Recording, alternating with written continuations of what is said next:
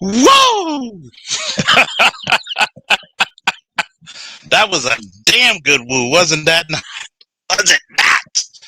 What's up, Ayongo Savage? I'm listening. Was it K-Ron S? Can King Wage, T Riddler, everybody's favorite mother trucker, A.L. Evans, Judge Dre, Vita D. Mia. Today's conversation stems because I just got off a live stream with Shannon Rawls. Shout out to Shannon Rawls. Go subscribe. He has really good content. It's in my community tab that I shared his content that he had today. And I was had a little back and forth with Anton Daniels. And Anton, I really have something to say. Because Anton said something that was a little undermining and insulting to a lot of fathers out there. When he said, "Do you feel like you're going to be married?" And I told him, if I get married, I'm married. If I don't, I don't. Well, not to talk about you, bro, but see, you were the problem of creating broken homes. Because I'm not married to my son's mother, I'm creating broken homes. But I made sure my son lives with me. I'm telling him to create a broken home. Why? So I should stay with her, get married to her. We argue, get a domestic. Is that something that a child needs to see? If you try to make it work and it does not work, why keep trying to beat a dead horse? Regardless if I marry that woman or not, do I still have the responsibility of raising that child? I'll wait. And don't kick that Christian shit to me, because I can dissect your religion within a matter of minutes. Okay? Don't give me them Christian baths. Then he asked me, what makes you an expert about women out there? Sir, like I told you, when I asked you the question, you said you were married 17 years. So for nearly 2 decades, you have not had to deal with the women of the modern day. And guess what? I wish many success and many decades of long life and marriage to you and your wife. But unfortunately, bro, we got to live in reality, and not too many of us are going to get wives. I even told you on Shannon's program that the marriage rate is getting lower and lower and lower each year and each... What it do? What's up, people? Hernandez? Sir, out of Bayou?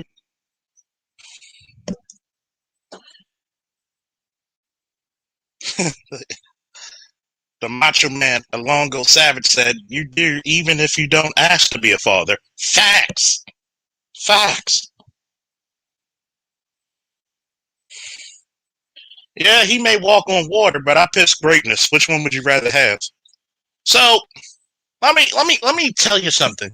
Before I started this program, I was talking to Chaos Rain about it. And my son came in telling me he just completed this project. Because I instill certain values within my son, that you can always strive for better. Even if you did it, strive for better. He stayed for coach class, not only to get help in his science, but also his reading. He brought his grade up because of this consistency of his work and his diligence from a C- to an A-. But wait a minute. I'm creating a broken home because I'm not married to his mother.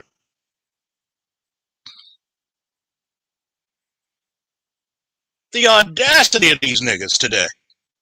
These holier-than-thou, Bible-thumping motherfuckers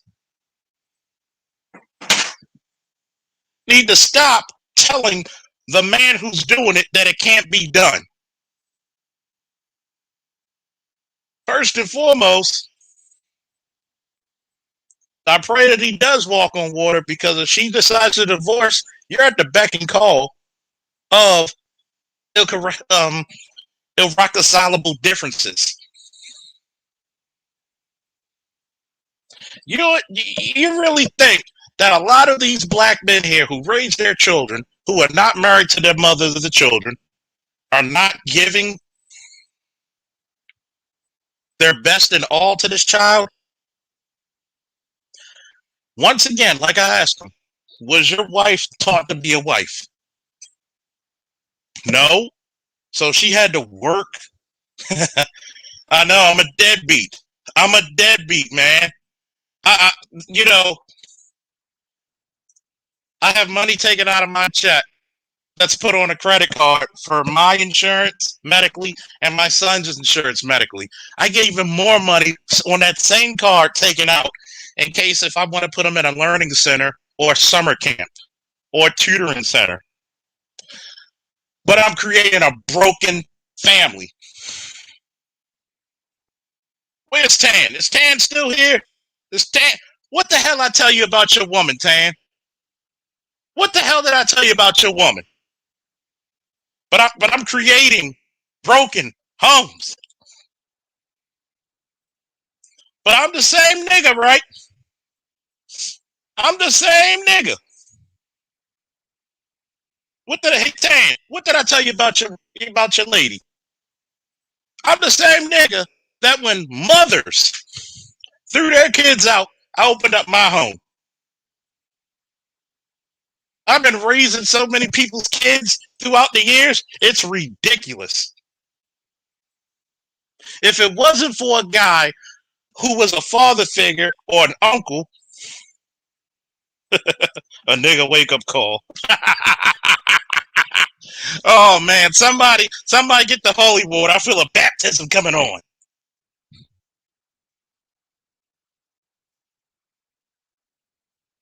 Thank you, Tan. Do y'all see that? But I'm proposing. No,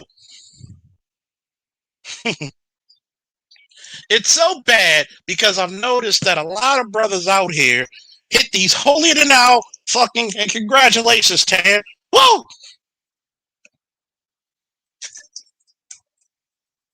But we get a lot of brothers out here who try to get this holier than thou shit. My son and my son's mother and I didn't work out. Whoop the fucking do. Guess what? I still have to raise him. I still have to teach him to be a proper man.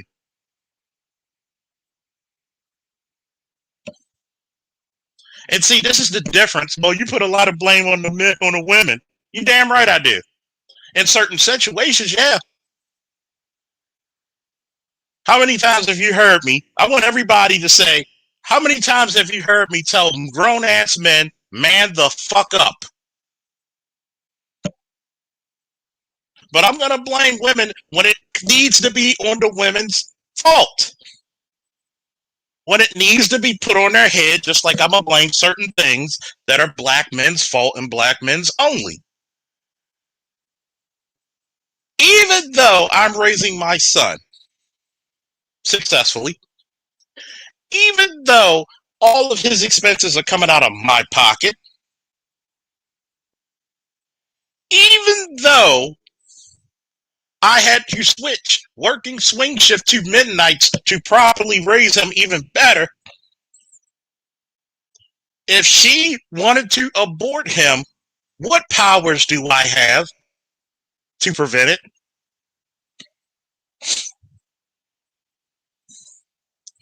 Everybody talk about, well, you need to get your money up for these women to do. Guess what?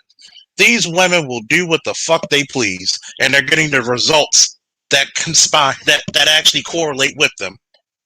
They will conspire against you for the sake of their own benefit. They will conspire against you in child support court, child custody, just to spite you. And it's not about the money. It's just to fuck with you. Well, you know, if you get your money up and show these women that you're this type of man. I literally have been in careers where I kick down doors, capture insurgents, rescue Marines, rescue citizens, deal with domestic violence, deal with armed drug dealers, deal with armed insurgents for 22 years. How much more manlier do you have to be than that? Oh, Kim. Oh, beautiful Kim. Tell the champ your husband. Tell your champ. Tell your husband the champ said hello. That's a beautiful picture. Wait a minute. Kim, do I promote and love the fact that you have your picture with your husband? How many times have I actually complimented you for doing that? So all that bullshit I'm hearing about get your money up and be a man doesn't matter a hill of beans if that woman doesn't want to listen to it. See, last time I checked, Kim said her husband is her superhero, her Superman to be exact.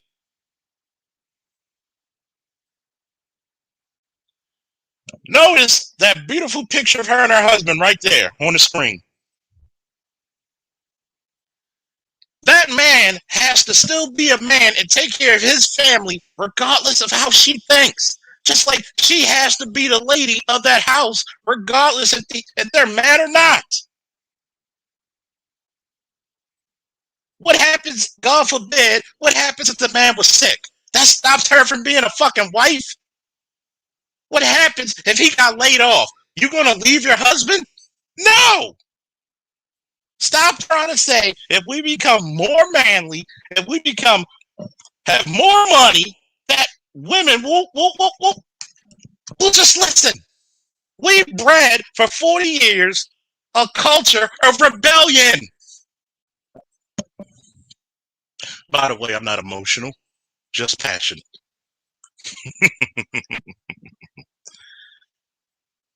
Remember Lieutenant Hall, Josh's brother, who former lieutenant in my department? He put his wife and his brother's girlfriend and got them a job through his connections. You know the thanks he got? Was she messing around with one of her coworkers. So he divorced her and got custody of his kids. Guess what? Does that stop him from being a man? No. You know what he did? When he left the department, he made a business, three businesses actually, and makes 4 times as much as he does as a lieutenant. Whoa! That's a fucking man. A man does what he needs to do.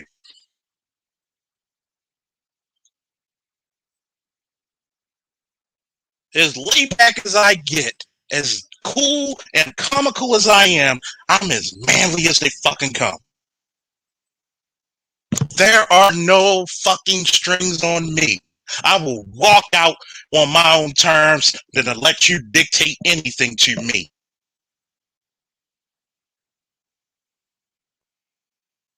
K-Ron says, so he wants men not to break the family and marry a toxic woman, even though that chaos from that unholy union would break the child's mind.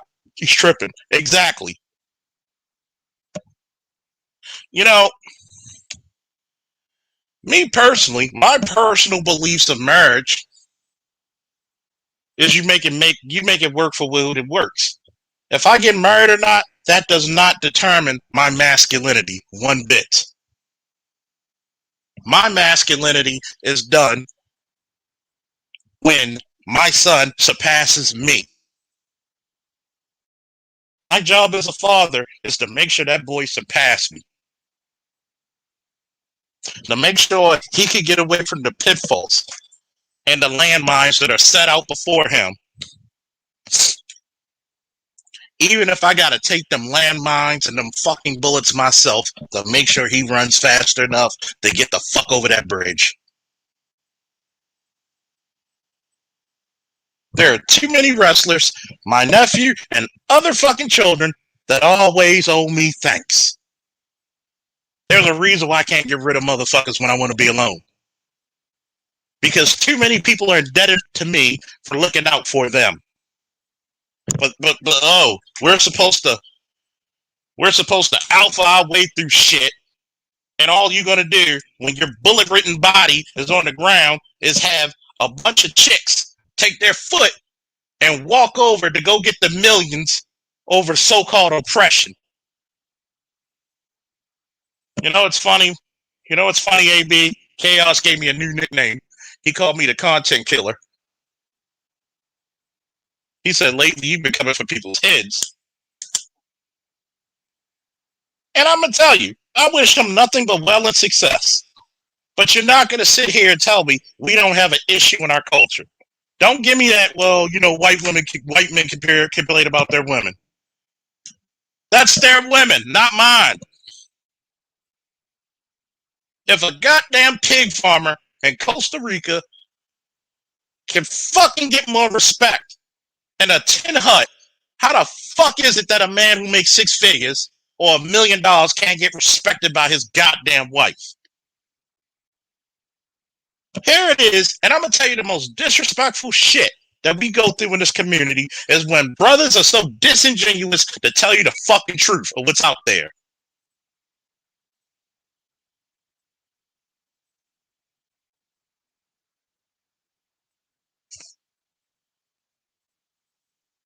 Do you know how many fucking, you right, AB? Do you know how many fucking broken families are in church? Do you know the reason why black men did a mass exodus away from the church? Because you're promoting these single mothers, these bad decision makers over the goddamn men. And then you expect good single men with no children to marry somebody with children and issues. And you know what those men did? Walk the fuck out.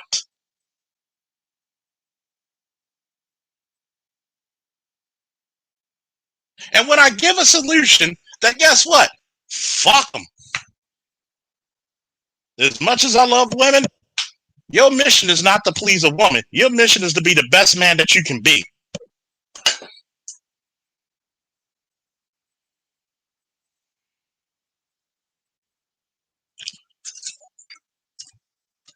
I'm sick and tired. And goddamn it, I'm sick and tired of all this disingenuous bullshit that's coming about with some niggas who see this shit on a daily. Goddamn, there's a reason why Kevin's at fucking over 1 million subscribers right now, and literally record time.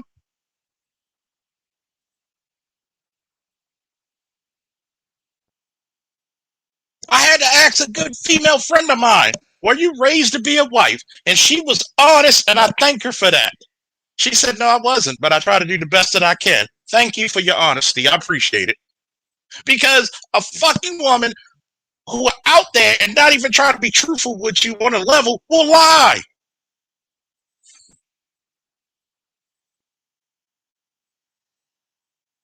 Just like when I asked them, he said, well, she wasn't a wife when I met her, but she learned on the fly.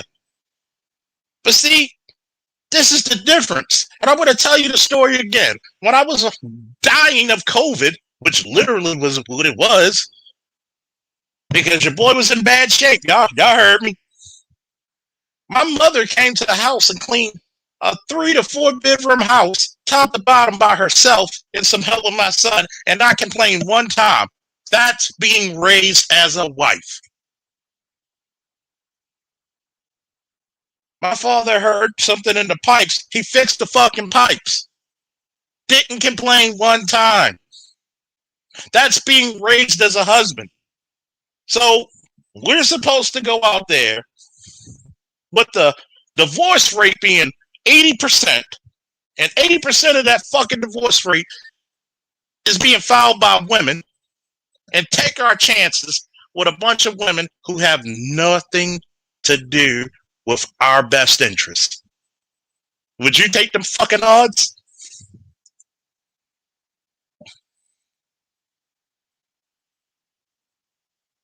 But yet, the worst thing than a secular simp is a church simp. Just like I asked him, What does your religious belief got to do with me raising my child?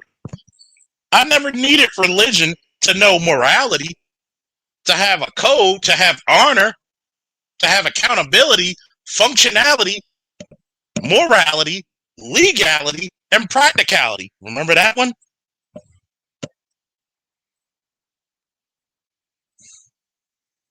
Maybe I should be like this. Father, forgive him, because he know not what he say or do. See, I was going to a lot of these Christian and Catholic schools, so I know this religion very well. And you know what the problem was? It's not the religion, it's the fucking people.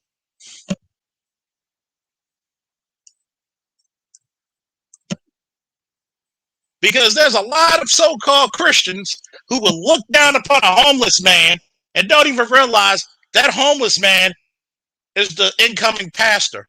And he just wanted to see how you would treat him. And everybody in that church scoffed at him, wanted him to leave. But this holier than thou religion bullshit that he tried to pull, when you said, well, I'm creating broken homes, there's a lot of brothers that said, you know what, if my home's broken, I'm going to go to the firmament and rebuild the foundation, and it's sturdy than a motherfucker here. Can I get a woo on that shit? Whoa!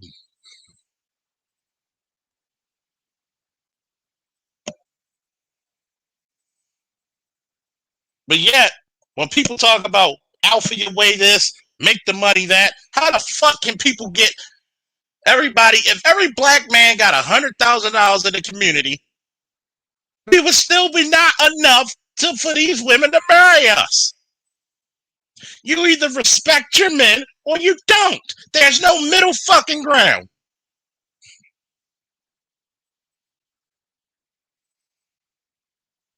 It's like I said in my past live stream. Either I lead or I leave. Fuck this motherfucker. I don't need any religion to tell me I gotta take care of that goddamn 14-year-old. Where the fuck were any of you? Where were you? Well, you're creating a broken home. Guess what? When he had to fucking eat, did it matter if it was a broken home or not? When he had to go get his shots, when he was a baby, a newborn, did it matter? For some odd reason, all of a sudden, when you're in a Christian home with a wife, it's a lot different than feeding a child. No, it isn't. See, I'm going to tell a very nasty truth, okay? Tell a very nasty truth.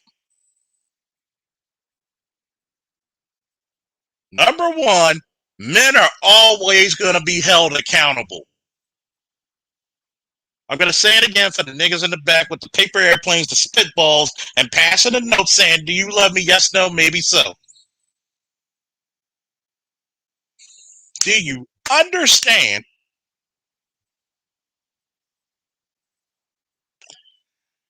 I'm going to tell you this once again. A mother can be a goddamn demon to her children. A goddamn demon. Kill them, beat them, mutilate them, do whatever she wants. Some idiot is always going to say, where was their father? Why did their father do this? No blame to that woman. No shame on her. Even though you were a crack fiend, mama, you were always going to be a black queen, mama.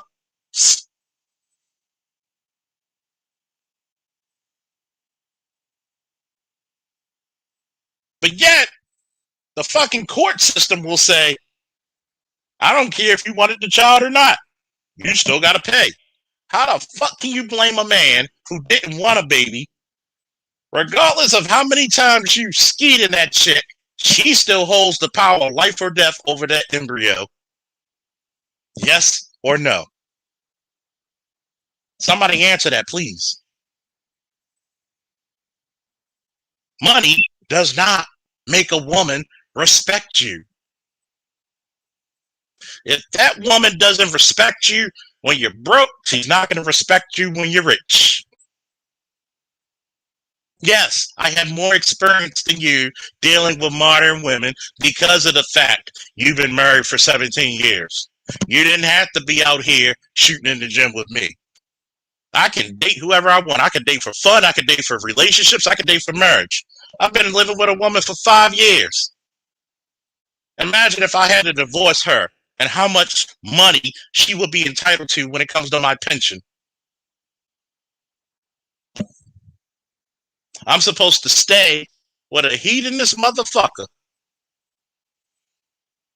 just to make it look good. Even Jesus Christ said, get behind me, Satan. Even Jesus Christ said, get behind me, Satan.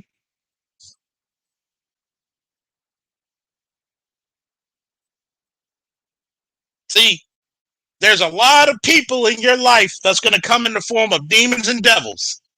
And you got to tell them, get the fuck away from me. It may be a woman, it may be a man, it may be a family member. But at some point, you got to get them the fuck away from you. So it's proper to stay with somebody who's going to stress you out and send you to an early grave for what? Too many of you Negroes trying to fight a fucking fight that's going to send you to looking at Jesus a lot earlier than suspected.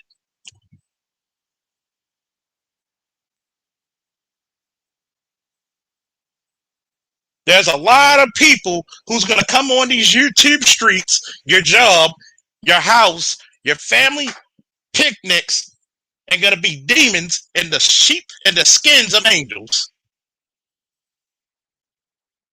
Last time I checked, did the Bible not say, judge not lest thou be judged?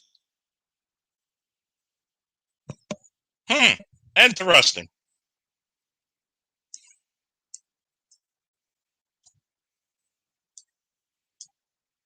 Even Ecclesiastes said, for all things there's a season.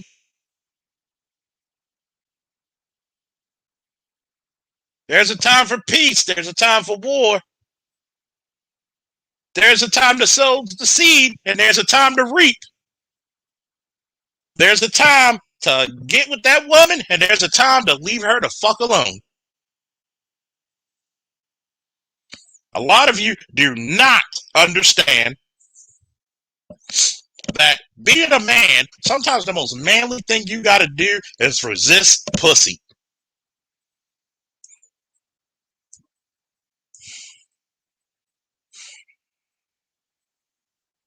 And we're going to go by, well, a lot of brothers weren't in the home. Don't give me that bullshit. Don't give me that bullshit that a lot of brothers weren't in the home when I've been raised in the same black fucking families that you've been raised in. And a lot of these men were pushed away. A lot of these women went somewhere else and moved with them fucking kids. I just showed a video of a woman for 25 years saying that he molested his daughters, and she lied. So stop.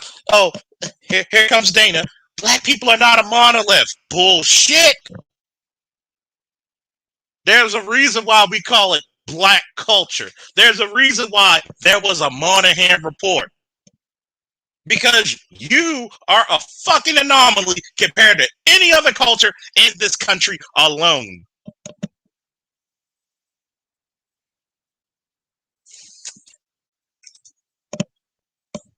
Anytime.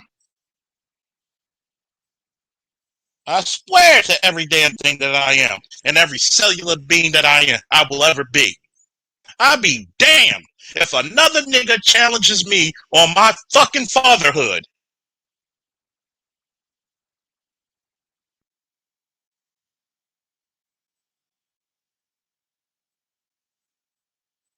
Now, one motherfucker was there when I found out my son's mother was pregnant, and I was being let go off a job 2 days before Christmas to tell me that they were going to let me go 2 days after Christmas. And I had to take a $15,000 to $20,000 pay cut for a security job transporting prisoners. Until I got hired by Baltimore Police Department. Don't you fucking challenge what the fuck I am.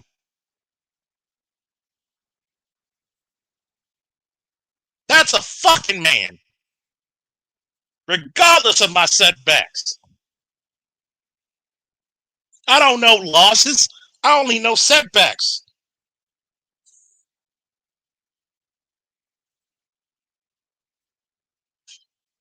Don't you ever tell me about the struggles of being a father when there's people out there I personally know who the mother of their children are purposely keeping their children away from them. Lying on the fathers, lying on the uncles. A lot of you motherfuckers are not good representatives of any of these Abrahamic religions.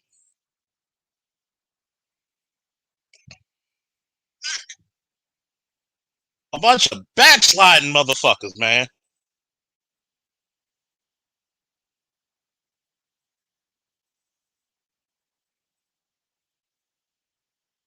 A bunch of them. Guess what? God said be fruitful and multiply. As long as you can take care of your seed.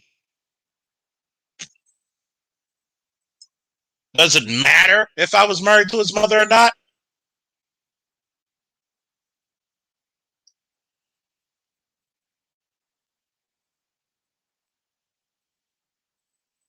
Does it matter?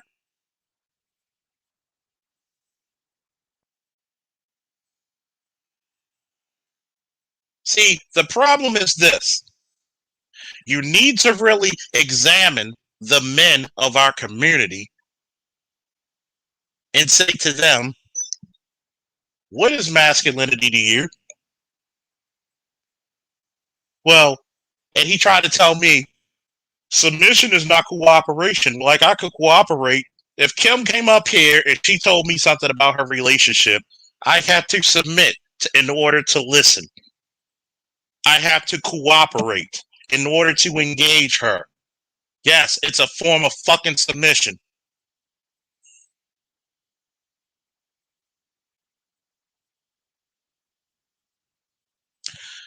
Do you know that even after I worked overtime in uniform, I sat in one of my son's classes. This was pre-COVID.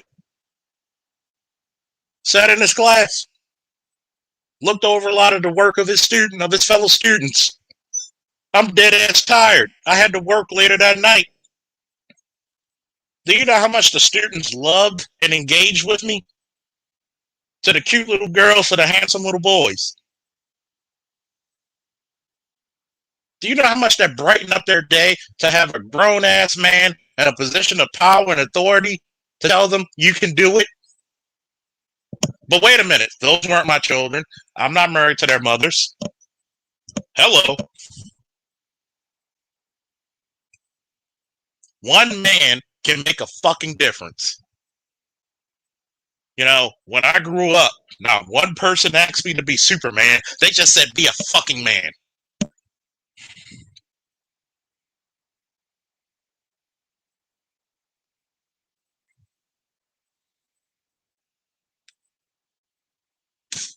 I don't give a damn if I made $1,000,000 to $2 tomorrow.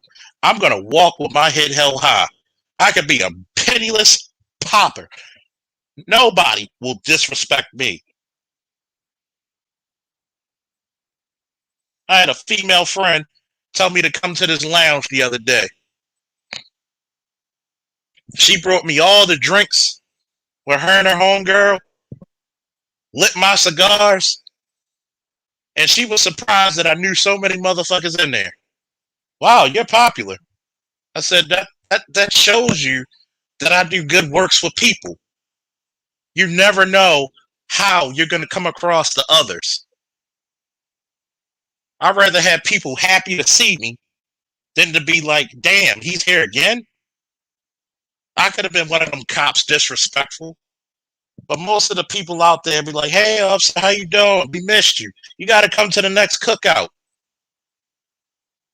There's times I've coached kids from other schools.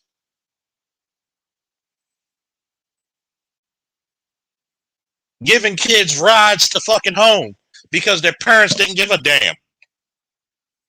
But we're going to talk about masculinity because a man takes care of the entire community, not just his fucking family. Somebody put that in the chat. A man takes care of his entire community, not just his family. And Anton, you know you were being real phony and disingenuous when I asked you, do we have a problem with male leadership being respected in this community? Well, white people, no, motherfucker. Answer the question.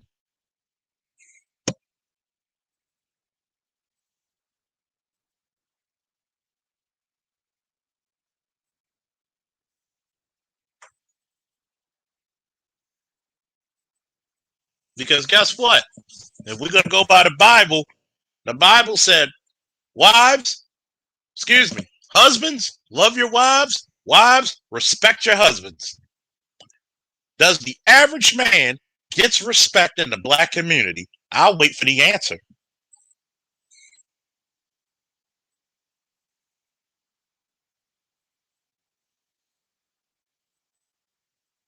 Because the only fucking reason to go back to that community comment that the black community is held by the fucking few strings of fucking Homer Simpson's hair that it's still connected to is because of the fucking men that gives back.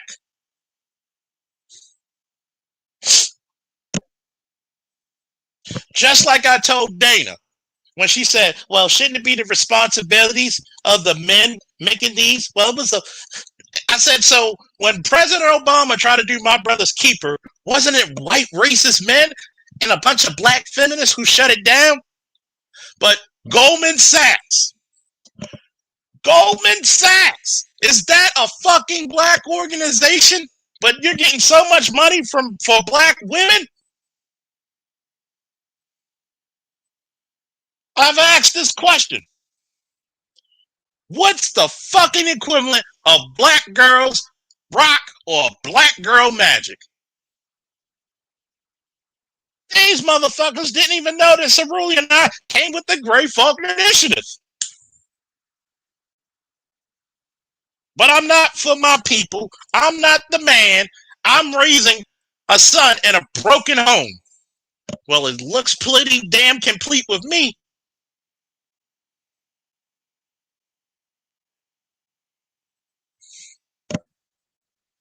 It looks plenty damn well to me.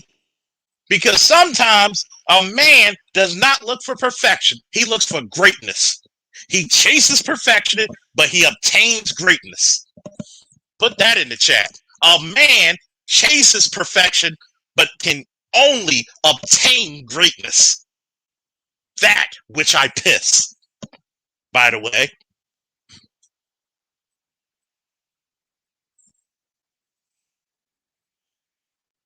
Damn. Can I get a woo for that one? Whoa!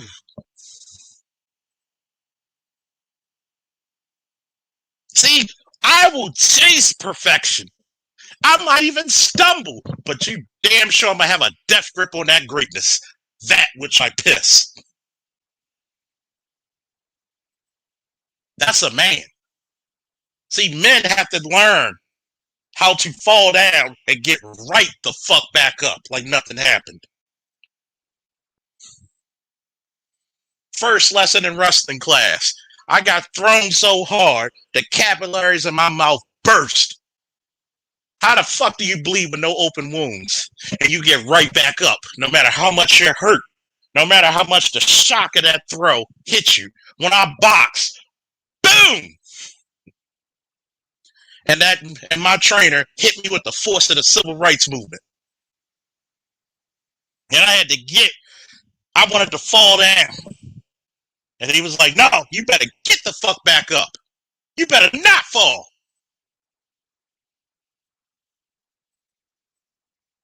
But yet, I'm the cause of the black community. No, motherfucker, I'm not the cause of the fall of the black community. I'm still the one maintaining its greatness. That which I piss.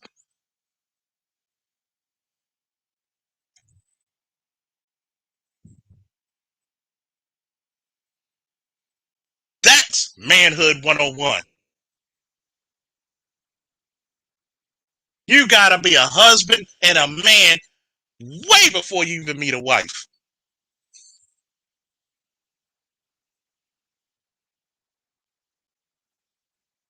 Way before.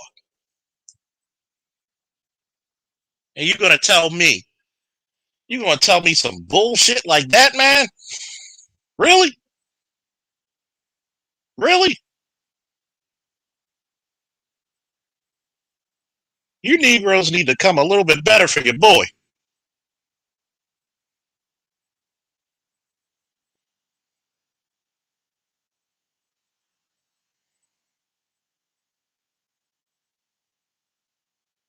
I'm getting sick and tired of a bunch of holier than thou motherfuckers looking down on the average black man because you got a couple of ducats. Easy come? Actually, I'm gonna say it better. Difficulty come when it comes to money, and even easier it goes.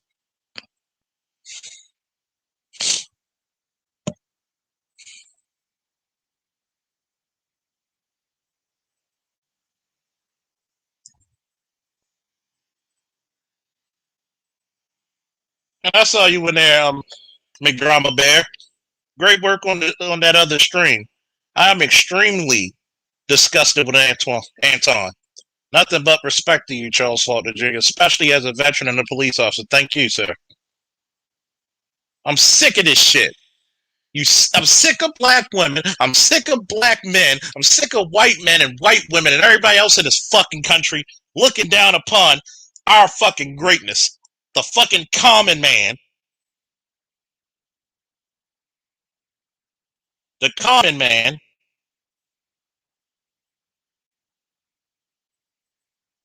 who been putting this fucking thing together. But yet, where's your initiatives? Where's your body of work of helping young black men? Where's your sweat equity?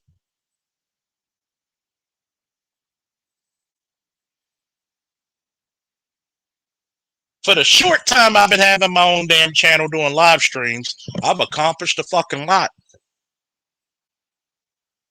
I'll tell you that damn much. Not too many motherfuckers can hold a candle. I don't do shit to get likes. I don't do this shit to be favored. I do it because I want somebody to learn. I want somebody, when I'm Eric Dickerson this ball and running with it, I want somebody to go even further than I did.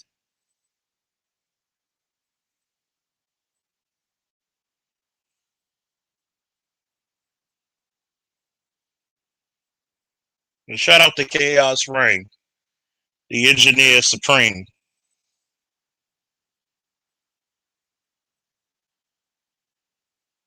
See, instead of saying that black men are holding this fucking thing down, you're going to try to shit on the man who's been raising his son and other people's kids? Who the only male figure a lot of these motherfuckers in the streets of Baltimore will ever see is me? How fucking dare you?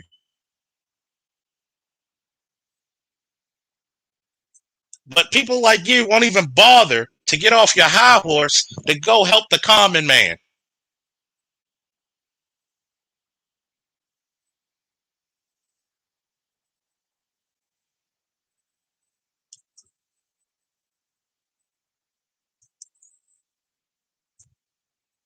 Around the time, around the Floyd time, B1 types was hating police officers defending the Pookies, even though those who murked police, even those who murked police, it was really heartless to them to attack these bros who get killed. Exactly. See, I've noticed people have been trying to come for my head lately, but unlike but I'm like my man here, Duncan McLeod of the Clan McLeod. You know, people forget that I'm the original motherfucking Highlander. Okay, I'm the one coming here. You know, insert here we are. Born to be kings, we're the princes of the universe. Shout out to Queen. But I'm the one taking heads. See, I'm going to tell you what's going to be my mission. Because very soon I'm going to be doing this shit full time. And I'm going to be pumping out fucking content like a goddamn sub pump. And I'm going to expose the people who are for us than against us. Even people I had on my stream who are diametrically opposed to me, I gave them nothing but chance to speak their piece. Even as ridiculous as it may have sounded. So you're going to go and you had 90 people in that man's chat. Shout out to Shannon Rawls. And you don't know how many men you insulted because they weren't married to their child's mother, to their child's mother. Yeah.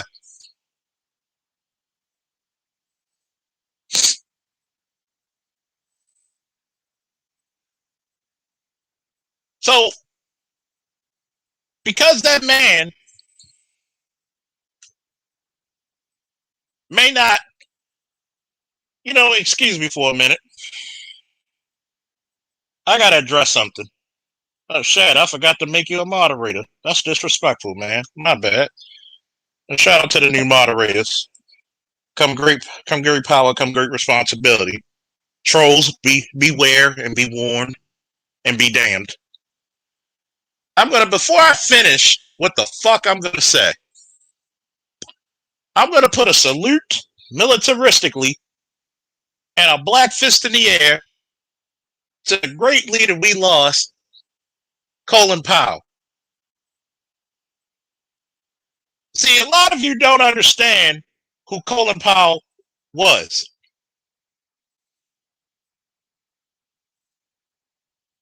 Okay? Colin Powell, regardless of what you think of his association with the Bush administration or not, was a man's man. Was a leader among men. There you go. Order arms. I want everybody to put SOS, RIP, General Colin Powell, and a salute and a black fist in that for General Powell. Did you know, prior to Barack Obama being elected, he was the highest ranking black man in the country. He was fourth in succession to the presidency. If he would have ran for president, he would have won by landslide records. This man, at one point, was the highest ranking military officer in the free goddamn world, and we have people in my fucking community tab disrespecting him? Can we not celebrate our heroes without muddying them the fuck up? No man, no woman will ever come out this world perfect, but they will damn sure be great.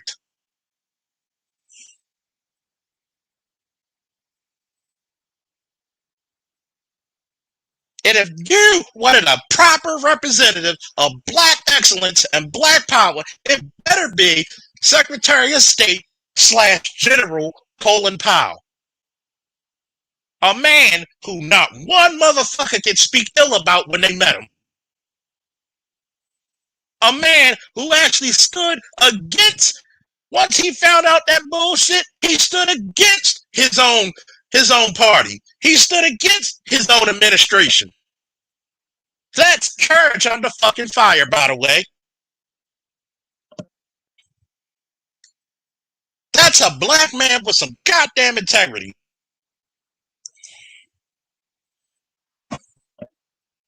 But we got people who want to fucking disrespect our heroes.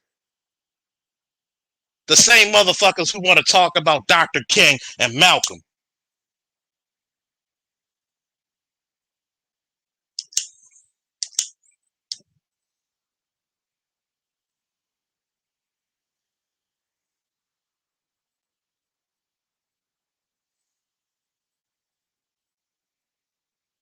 Right here.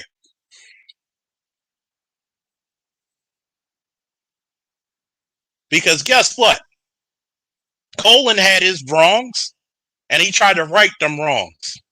Because a lot of shit that came out was because of him. Because when he got the wrong intel, he fessed up.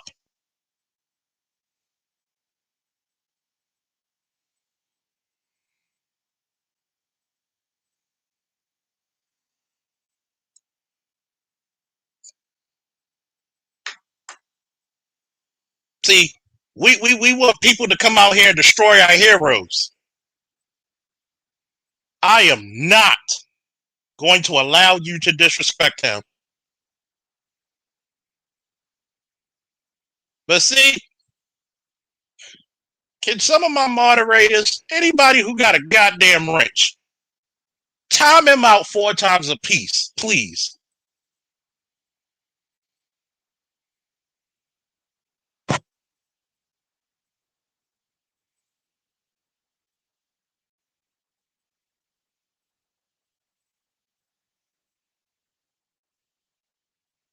Because last time I checked, a man of power and a man of integrity was he.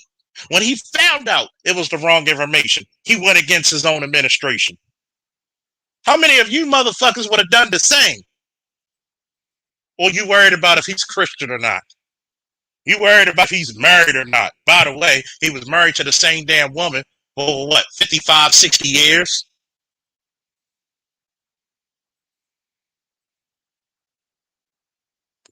By the way, he raised a son that's worth millions, if not billions of dollars. Has a famous writer for a daughter. Does it matter if he was married or not?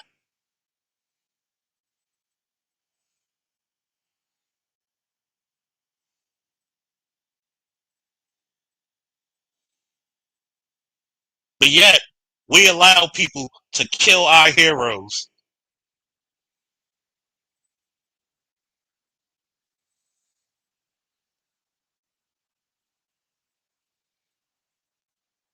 Kareem said, who disrespected him so I could blast him? R.I.P. Colin, thank you for your service. New York loves you. The Jamaican community adores you as well. Do you know they named schools around the world to this man? Military college wings to this man.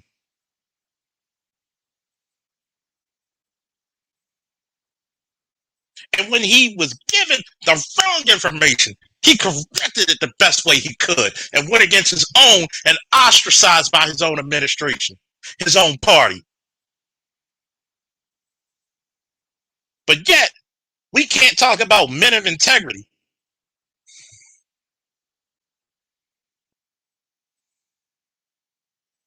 How many people did he mentor while he was a fucking officer? When he was a general, a 4-star general, and they decided this black man is going to serve as the highest ranking officer in the free world.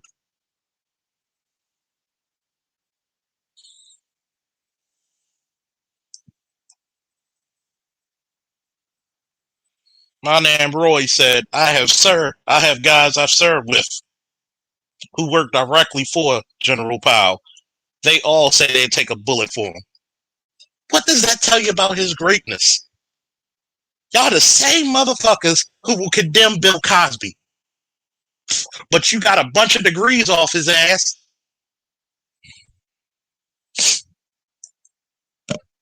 But we want to talk about leaderships in the community. He was the leader. Not only of his community, but others.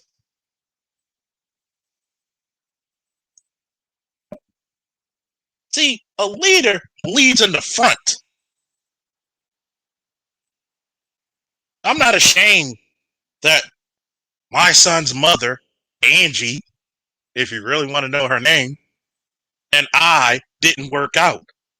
But Angie and I worked perfectly with my son. See, this tells you the greatness of two adults growing up.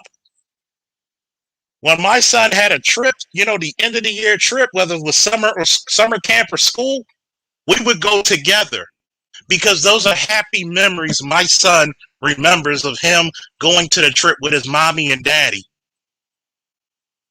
Oh, but I got a broken home.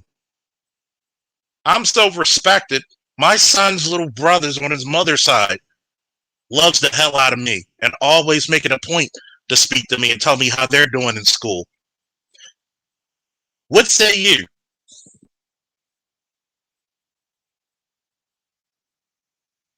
Because you can't pull that, hey, well, did you get your options with women? Dude, I have more women than Solomon had wives, dude. Okay? But even I will tell you that there's something going on with the community when it comes to respect from our women. Even I will tell you about the self-respect and the self-loathing our men have. I'd rather be honest and only have 10 people listening to me than have 20,000 people listen to me tell a lie. Fuck all that shit. There's times my son's mother asked me, hey, my car's broke down, and I know it's Peanut's birthday, and he wants his little brothers to go. Okay, get their car seats, pack their little asses in the back. When my son graduated elementary school, it was him, his mother, his maternal grandmother, his uncle, and my car alone, and my truck alone, actually. See, we need to actually respect fatherhood, not only when it's married. So you're going to tell me, example, BGS was not married, but he has 3 kids. You're going to say the master teacher didn't raise great children? You're going to tell me the master teacher who consistently sticks with his grandsons when it comes to schoolwork isn't raising proper grandchildren? You're going to talk to my boy Art Newstyle, who's remarried, but his son is off to college?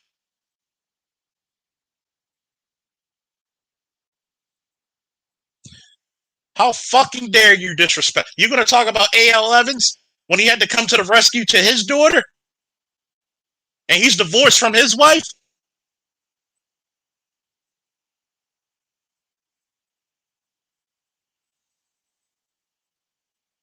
You're going to talk about Judge Dre, who works long and hard taking care of his kids?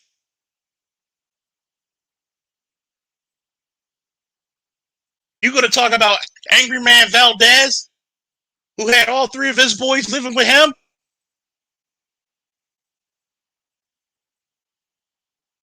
You're going to talk about Cerulean Gray, who had all his nephews under his wing? You're going to talk about Artisan, MC, and his children and his grandchild? How fucking dare you?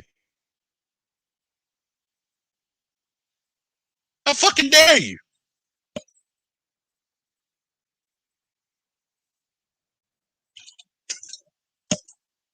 You're going to talk about thousands upon thousands of men in this goddamn manosphere who are fighting to even see their children, if not millions,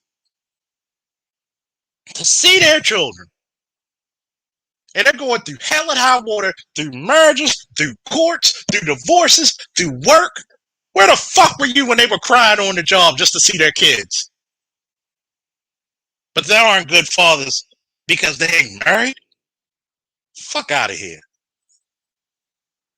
And fuck you and anybody else who think they're not. And I can say that because I don't have anything personally against you. I'm the guy who says I wish you nothing but happiness and a long marriage. But if you really think that we are causing the rift in black community, I would say constantly encourage and encouragably, fuck you.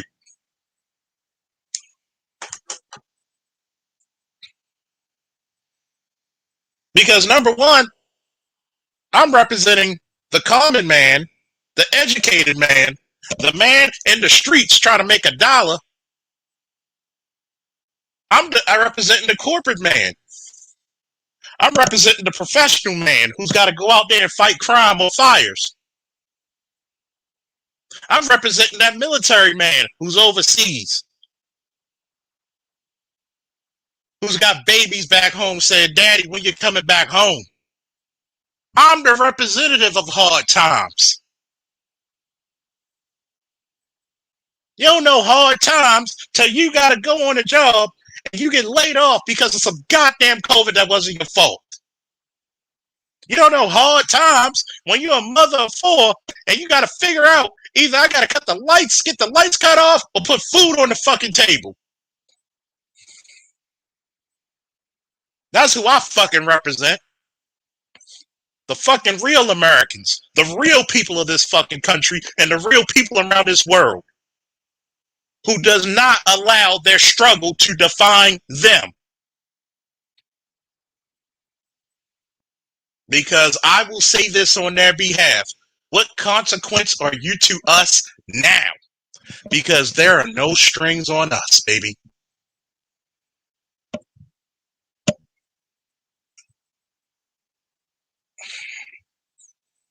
There are no strings.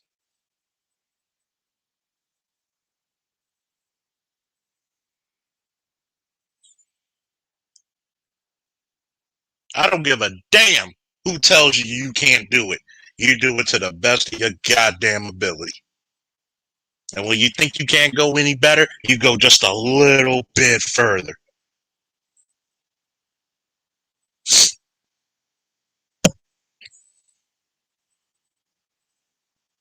I'd be damned if I'm going to allow some trolling Nifnons to talk about black men, black women who are struggling to keep their families together by hook or by damn crook.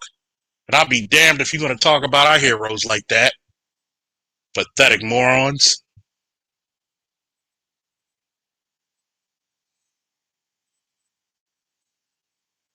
Sick and tired of being fucking sick and tired, ladies and gentlemen. Anytime we hear some foolishness, call it the fuck out, please. Please never be afraid to call out stupidity and villainy. You will not shame our black men who are trying to be the great fathers, regardless if they're married or not. You will not shame our black men who are trying to be fathers if they're married or not. You will not shame our black women who are going to be submissive, cooperative, fit, inspirational, loving, caring, the goddamn best damn woman she can be. A mother to not only her children, but the community. The original teacher and nurturer. You will not disrespect them as long as I'm breathing air.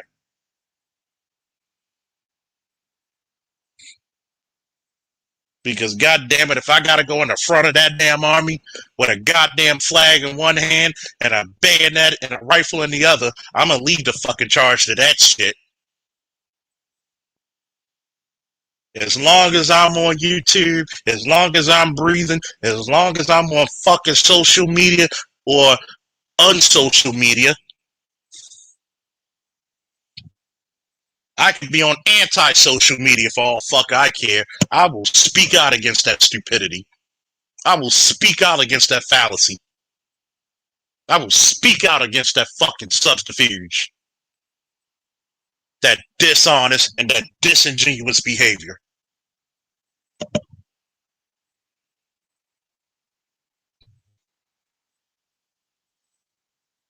Oh yeah, it's recent. So recent that it's still, the ink hasn't dried off that shit yet.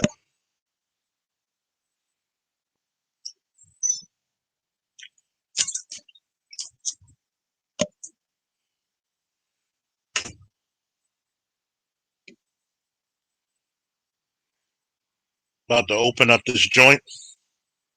Like, share, subscribe. Salute to the Cash App. Don't you ever let anybody disrespect your people, even if it's our people. Y'all remember when that white dude came up on here and I had to dig in his ass? You ain't gonna do no passive aggressive shit. You know, I know about black women. Who the fuck are you to talk about black women?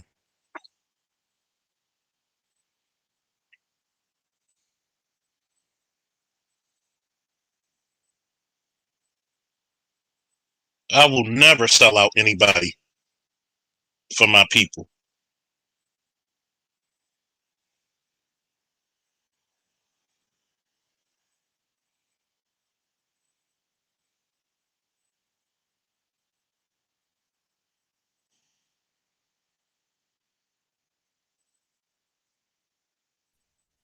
You got fathers out struggling to take care of their kids, got to pay child support and pay for fucking school and clothes and spend time.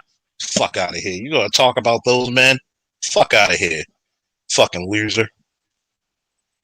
I don't care what's in your wallet. It's what's in your fucking brain and your heart. Gutless cowards, man. What's up, Namer?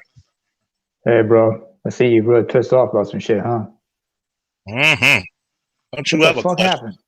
You got that guy, Anton Daniels, gonna try to say, well, I'm not talking about you, but see, your behavior is continuing the downfall of our community.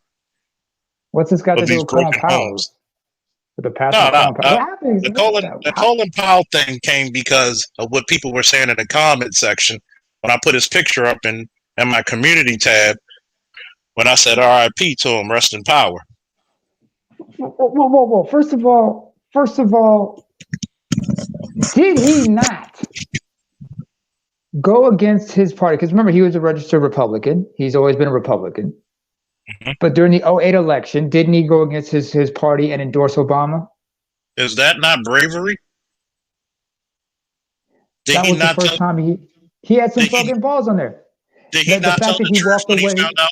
Did he not tell the truth when he found out the CIA gave him the wrong information and told the truth? Mm-hmm.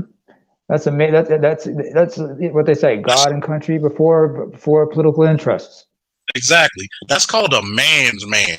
That's called he got balls the size of grapefruits. Also, let's not forget, he had to redeem himself in a sense. Every man who fucks up has to redeem himself. If you remember, he walked away from his position after 43's after 43's first term in office. He stepped down, and then they brought in Condoleezza Rice because he said, I can't deal with this shit no more. Mm-hmm.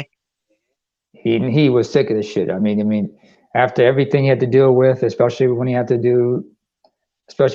the UN with the slam dunk information, quote unquote slam dunk, he was just sick of this shit. But then again, can you fault Harry Belafonte for calling him a house slave for that shit? Mm-hmm. Yeah. Hey, Pop, what's good? Hey, Josh, what's up? What's good? Oh, is that Josh? Yeah, Sue, is that you, man? Okay.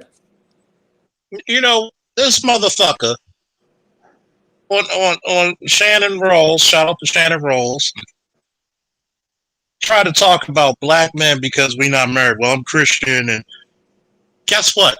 Your beliefs do not outweigh reality. Oh, really? Sorry. Really? Are you? See, a lot of y'all, I don't know if Josh want to tell you the story about how he's fighting to get his daughter. Oh, I can tell it. Josh, how old is, like 2 seconds. Josh, how old is your daughter, first of all? I'll be right back. No, yeah, Charles, you know my background. You know, I'm not the most devout. In fact, I make a terrible Christian. I'm just glad I didn't convert to Islam because I admit to my Muslim partners, I'd make a terrible Muslim. But anytime I hear somebody saying that they're Christian, and even in the back of my mind, I'm just going to go like, really? Are you? Because I've met Jehovah's Witnesses. I've met people of other denominations, and they know without their bullshit and everything. So anybody claims they're Christian, I'm just looking at you like, oh, so only God can judge you? I'm sorry, but in the holy scriptures, it does say I have the right to call you out when you backsliding on some bullshit. Gospel of Matthew, chapter 7, Jesus explains to his disciples the whole thing about hypocrisy and self-righteousness, why you should be avoiding it. So I'm not supposed to be the guy who's supposed to take representatives and beliefs. I'm gonna tell you. Do you know what Psalms 140 verse 7 says? O God the Lord, the strength of my salvation, thou hast covered my head in the day of battle. Somebody write that in the chat, please. Psalms 140 verse 7. O God the Lord, the strength of my salvation, thou hast covered my head in the day of battle. That sounds like a battle cry to me if it doesn't. Absolutely. But yet, he didn't say, be married and not take care of your... Because you're not married, you're not going to properly take care of your kid because you still have responsibilities, my dear. Shit. I know people who've had children out of wedlock, but they married the mothers. Just to let you know, the Book of Psalms is based off the Book of the Aten. Well, thanks to you, Charles, I got Psalms 110 tattooed on my arm. And what does it say? And the Lord said to my... Go ahead. Go ahead. Oh, I was about to say Psalms 110. And the Lord said to my Lord, sit at my right hand until I make your enemy your footstool. And It's perfect. That's a perfect saying for what I'm going through in my life right now, like fighting to see my daughter and everything.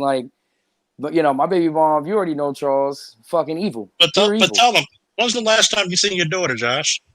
Son, I ain't seen my daughter since March 13th of 2020. All because I want to be in my daughter's life. You know what I'm saying? Like my baby mother, she's gonna be 6 in January. So shit. Yeah, I know, right? You know you got to be in her life at this. You have to be here. This is a crucial time for her.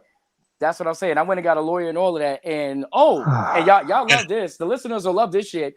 So my baby mother, she's keeping my daughter from me, but she. Go ahead, Josh. He Borgen. Hey, Josh, you bored out. He'll be back.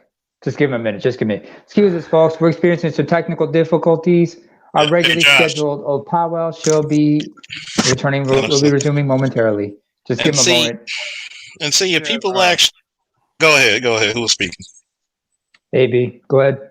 Yeah, you mentioned Matthew 7. It actually says below that part about not judging people, you don't cast your pearls among swine. Mm-hmm. You just don't give your good stuff to anybody. Damn right. You don't. No virtual signaling. Don't try to fake the phone. My bad. My cousin called me and that. Yeah, my bad. My cousin called me and it threw off my feed or whatever. But did y'all hear the gist of what I said though? But continue. You said you got a lawyer. You said you had to get a lawyer, and you said. Yeah. So basically, I got a lawyer, whatever, because she basically went to the military. Been keeping my daughter from me for almost 2 years, right? But then this bitch runs to the military, and then and basically she signed over the custody rights without my consent. So which means either A, she told them I was dead, or B, that I'm just not in my daughter's life, and they let it happen. So now I'm having a fight with the military as to where she is, you know what I'm saying, where she's stationed at, because she could get kicked out for doing the shit that she did, you know what I'm saying? That's illegal. She neglected your rights as a parent. Yeah. And then on top of that, here's the worst part that she did. They ain't gonna do shit to her. I hate to say that's actually quite common. I've seen my son's mother did that with her other baby daddy.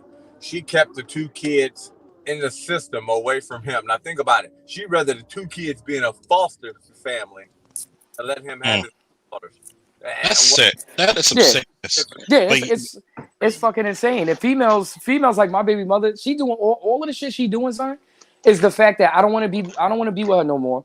Yep. And I actually, you know what I'm saying? I'm currently in a relationship, and just so happened that, you know, I haven't seen my daughter in almost 2 years, and I've been with my girl for almost 2 years. So y'all do the math. Yo, on that. Josh. This Yo, is the Josh. problem. Let me Yeah. tell you this, as a person with Martha, the worst thing you can do as a man if you have a child with a woman is to ever have a smile on your face. Exactly. Realize this. Like literally, think about the time, like you said, with your baby mama there. Think about the bullshit you put up with where you be like, well, goddamn, where's this attitude or all this shit coming from? Like, you could go out somewhere and one of her friends see you. Oh, I saw him so and so. Looked like he was having a good time. Within a week or so, you gonna get some bullshit. I mean, like literally, Exactly. you better not. Like, she could be in a relationship with a millionaire.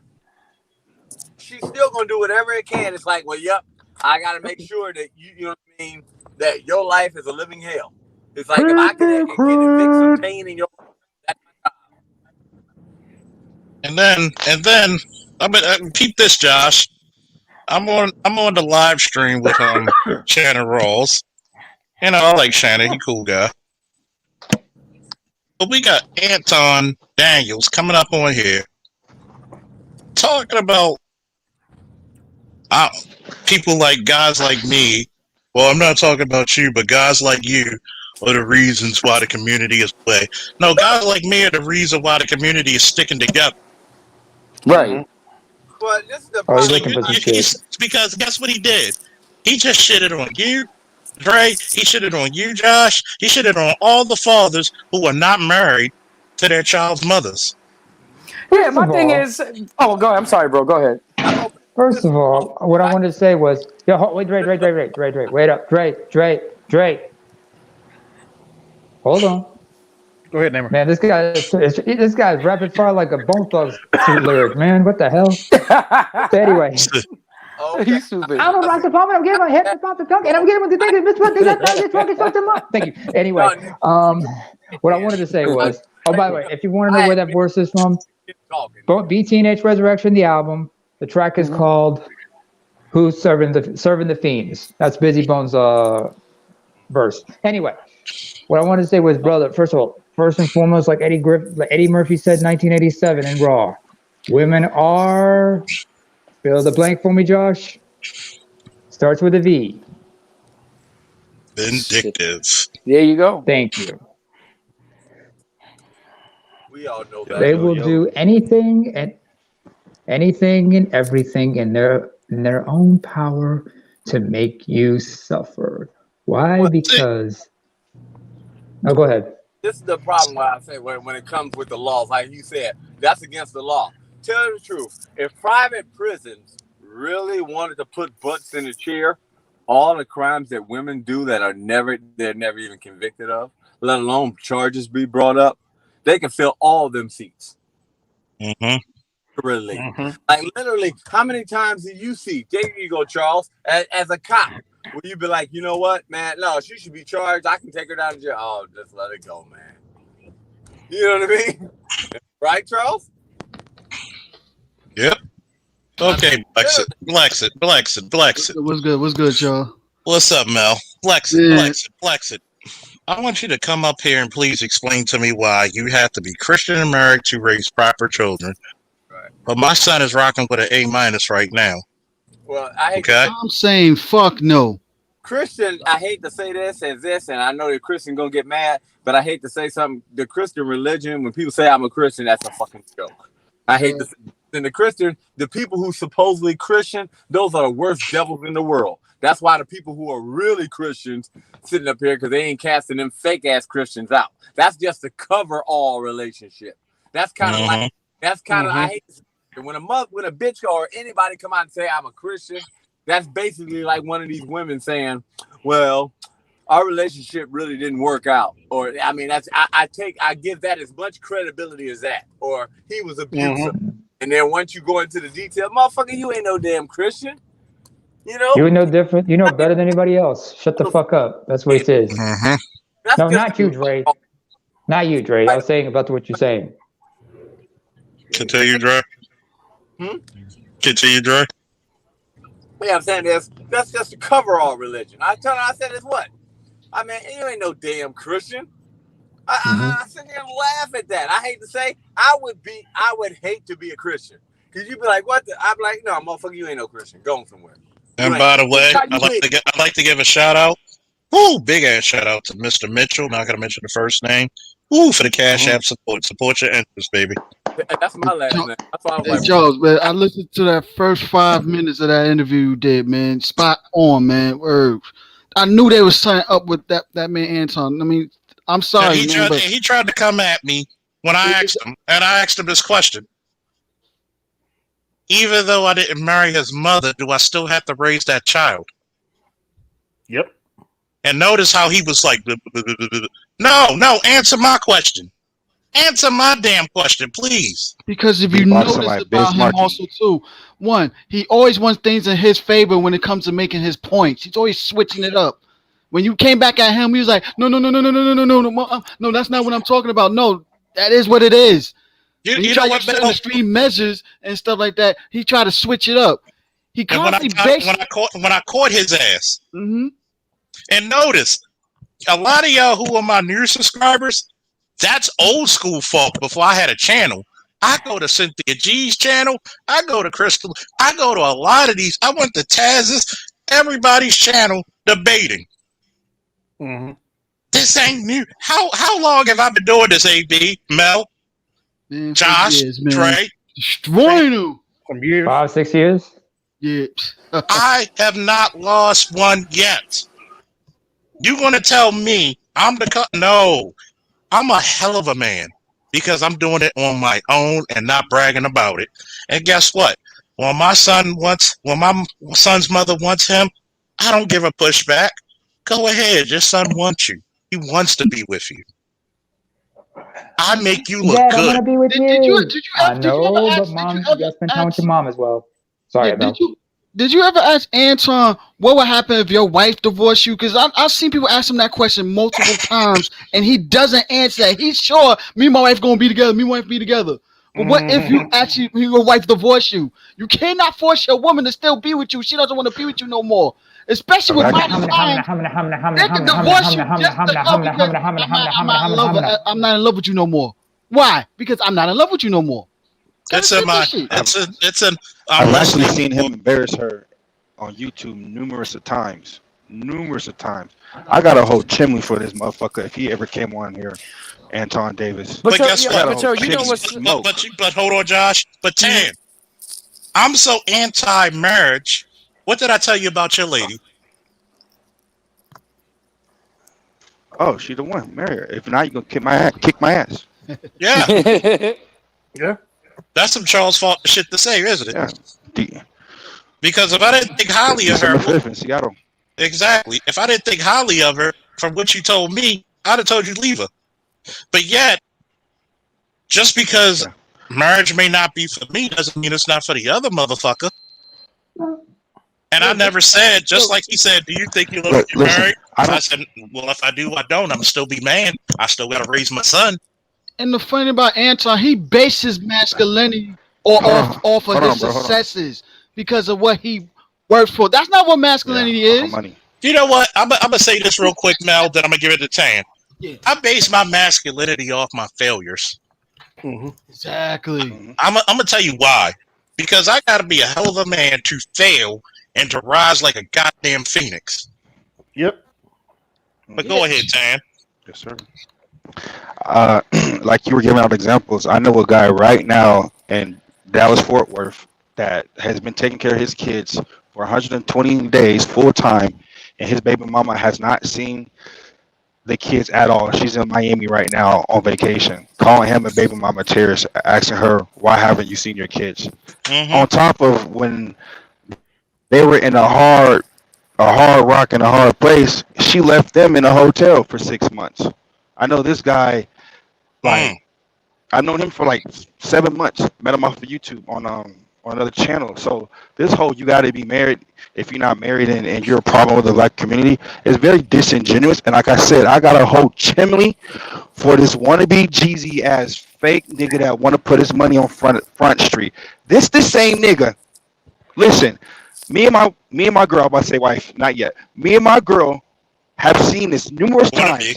This is the same nigga that calls every girl that he has on his channel bae, hun, or my wife. The fuck? He embarrasses his wife all the time on the Lapeef show and on his own show. Do you He know this one thing about him panders also to too? women. He bases submission off of cooperation. That is totally two different things. Yeah. He tried America, to tell for me. example, He tried I'm to telling you, tell bro. me submission is cooperation. and it's not. Because Nah, it actually bro. it actually is in many ways. Because in order to, if I'm your commander, you have to submit to my authority to cooperate. Just like when I have to like Ted speak, even though it's my channel, I have to submit to him for a minute to let him speak. See, people don't want to go through basis because submission is not just about you do as I say. No, I've proven to be a leader. I've been proven to look out for your best interests. Go ahead, Ted. I want to say this before I go through these. Yo, I want to say this before. Let him talk. No, you got next. I go next. I'm on- Sorry, Tim. I'm on 70 right now, about to go through these hills in Denver. I just want to let you guys know this dude is a freaking fraud, and if you don't agree with him, he always says you're broke. So when it comes to this whole black community shit, just last week, the black church is not even whole like it used to be, and he wants to make everything so anecdotal to this is how it should be. Just like my brother told me growing up, you can either be a big fish in a small pond or a small fish in a big pond. So just like King had asked him on the Lapeef show, what options did your girl have? Because in Detroit, and I'm sorry if I did offend anybody in Detroit, your girl ain't got a lot of options in Detroit. So stop trying to front like you in Atlanta, Georgia, or LA or Texas. He just thinks he's so high mighty, and it's very weak. It's very weak when you want to put money as a forefront. Wait, I listened to this. Hold on, wait a minute. He's in Detroit? Hold on, let's do that first. Detroit. Yes, Now, and he thinks he's a big fish in a big pond. I listened to him get Hold on, this. Listen to how arrogant he is. You better hope a random chick don't put a baby on him. no, but listen, no, he in Detroit. They was No, hold on. He joked about, hold on. My girl told me one show he joked about coming to Dallas and having a baby mama because our rules when it comes to separation. He's a clown. He's a clown. That sounds like a stuck-up ass nigga, yo. And it's funny because you notice that a lot of these married dudes out here, they think just because that they're married, that everybody else should be too. And they think that just because that they're married, that relationship it's is irritating because theirs is perfect to them. You know what I'm saying? Like, cut the bullshit. Cut the bullshit. Like Kim, and I'm sorry. I'm gonna ask Kim this Sorry, question. Charles, that he got on you like that. No, he's mad because I got on him like that. Because I asked him a question. Yeah. Number one, I could be a broke nigga with no money because it happens. Does that make me any less of a man? Let me put it to you this way. not at all. When my neighbor, even when my foot fucked up as the way it was, my neighbor across the street has a totally disabled daughter. She can't walk. I carried her 3 flights of stairs on a fucked up foot. Was that some manly shit to do? Well, I mean, this is the problem, Charles Faulkner. This nigga's from Detroit. I remember when they were selling 3-bedroom homes in Detroit for $2,000, and they still rid all of them. Yeah. Like, no offense. I mean, come on now. I mean, what type of business is he in? And I'm gonna tell you, I'm gonna just say this: it don't take if your money equates you to being a man, then you're a clown. Exactly. Right. Because I'm gonna say it again. If your money is your masculinity, then you're a clown. Because I'm gonna tell you what. You wouldn't compare your manhood to your riches when I had to go save Marines in Fallujah. Ooh. You wouldn't compare your fucking manhood with your money when I had to go in there and save children from being abused, and I had to fight the father who abused them. Like, I'm gonna put it to you this way: how respected I am, because sooner or later I'm leaving this department, and I'm gonna have my flowers where I'm still above ground. I am so respected. My boy Ali, Josh knows Ali, was working the marathon, and he was working with an old sergeant of mine, and he said, "Oh, he like you probably know my boy Falk. Oh, Faulkner. Oh, Faulkner would just knock you the fuck out. Just call a medic." They don't call you Black Dynamite for nothing. See, Dre can work with his hands and rebuild a house just like my father can and make it brand new. Correct, Dre? Mm-hmm. Guess what? When Katrina happened, did motherfuckers care about how much fucking money you had? But I seen plenty of black men. I seen plenty of fucking black men carry their whole fucking family on their shoulders. You know, all that independent woman bullshit go out the way when black men weren't even related to women were rescuing them motherfuckers. But that's the problem with Charles Faulkner. I ain't even gonna lie.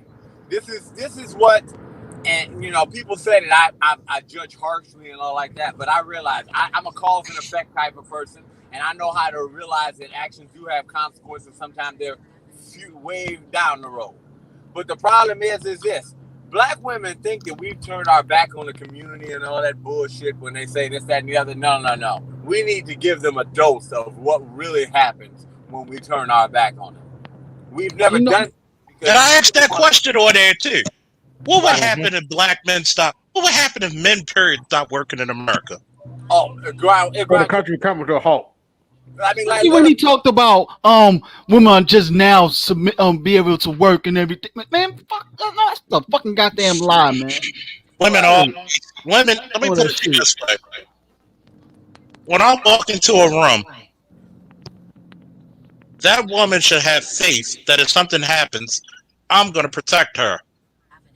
But at the same time, a part of the agreement, which is submission, a part of the cooperation, which is submission, she's supposed to protect my image and my glory no matter what. Whether if I'm married to her, whether if I just met her 5 minutes ago. That's a good man, officer. Leave him alone. And you know what's funny, Charles, though? He talked about, women shouldn't have to settle and everything, men should be on this purpose, blah, blah, blah, and all that stuff. The show last night with Kevin Samuels with that damn masculine lawyer just proving all that got masculine females working hard and everything, and yet they still can't get the men that they want. But that's the point that I tell you. You might have heard about this guy, fellas and ladies. This guy's called Will Smith. You might have heard of him. Nope, never heard of him. No, never heard of him. Never heard of him. I heard the friend. His net worth is $400 million. Really? But his wife doesn't even know how to properly love him. Ooh. Really? I'm just learning how to now. Over a dead guy. Think about it. She fantasizing over a dead thug. I got a theory behind that. When Pac was alive, that's probably a reason why he didn't wife her up and just smash and dance on her the way he did and shit, because he know how she is. Baltimore bitches do Baltimore things. Let me tell you why, Mel. Baltimore bitches do Baltimore things. Mm-hmm. Yep. Where you think Jada's from? Damn. I ain't surprised. So you can take the bitch out of Baltimore, but you can't take the Baltimore out the bitch. Baltimore. Let me. I'm sorry. Not even just Baltimore, man. I'm speaking properly. I'm pronouncing it with the T. So I'm speaking Baltimore.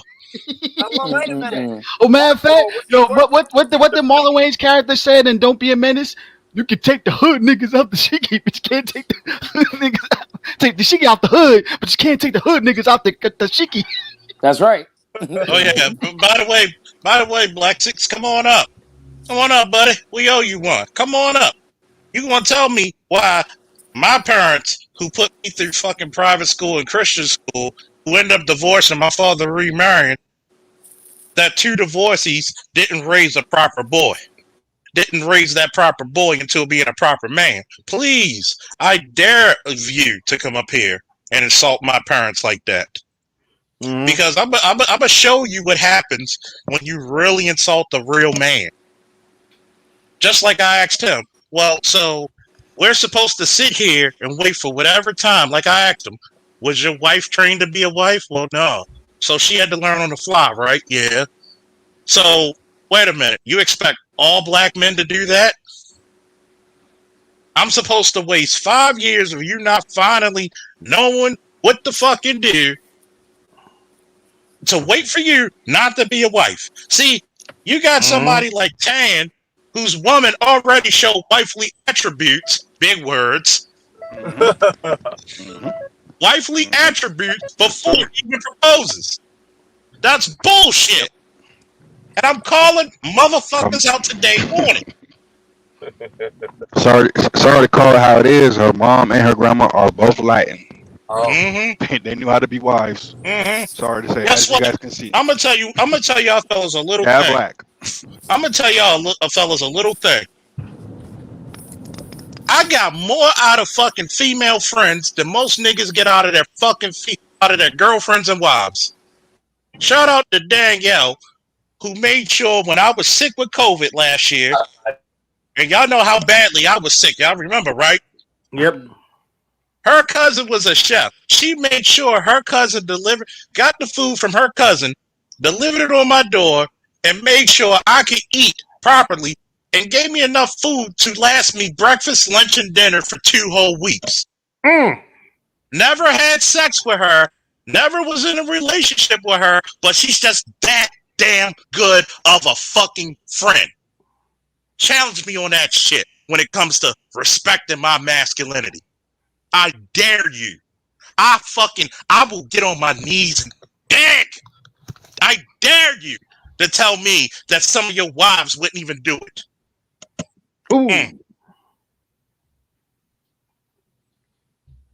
And that was just a friend. You can imagine what girlfriends did. Next, because somebody take this mic and speaking. It's too hot. Somebody call the fire department. It's smoking. That's what I noticed about men like Anton, man. Like when I first heard of him and everything, he perceives himself like this Jesus Christ figure, and he even admits to himself, like, "Yeah, I'm perfect. My world's open. Everybody know my business." I'm like, "Yo, your integrity is not the same as mine and stuff." Like, very cringeworthy. Like, yo, a person that I will feel I have side-eyed when a person want to make themselves too much of an open book. Like, yo, there's some things you could keep. You have the right to keep in private. You have to show the whole world the open book, and that's what he does. Show everybody that he's an open book and his weird sense of integrity. But yet, when Miss Lucario was on that show, you judged the hell out of him and his marriage. You might not agree what type of marriage he has, but yo, Miss Lucario does not have no oops babies out there. His wife been married for years and stuff. And whether they get into their sexual lifestyle, they're still responsible about it because they ain't got no, like I said, no babies and no diseases. So he's doing something right. Yep. Yours, and he got way more experience than you in the dating scene. Well, to let you know, Camera, that's somebody else's lady, but she had enough love for me as a friend to look out for me. And her dude dropped the food off to me. That's love. That's true love. Yeah. Don't love me in the daytime. Love me when I'm down in the darkness of dirt. Okay? Don't make me come up here and run a fucking WWF promo on this motherfucker. Because I will run one so good that Ric Flair will cry and say, "Whoa, you the man." Oh, matter of fact, speaking of Ric Flair, I said the magic word. All together now, folks. Just get it. Everybody in the chat. God damn it, I'm so excited. I just went past it.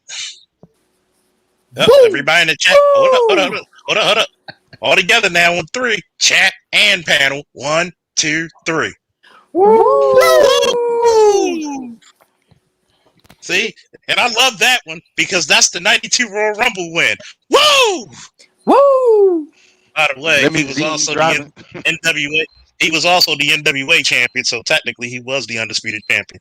Whoa! And the WWF champion. But the Yeah, point that that I was make, the Rumble too. oh, that was the Rumble. That See, was the best Royal Rumble. that was the greatest of all time, baby. We got 101 listening. Salute. Salute. Thank you for listening to your boy today. We're going to get it real cooking today because we're going to show you true black masculinity.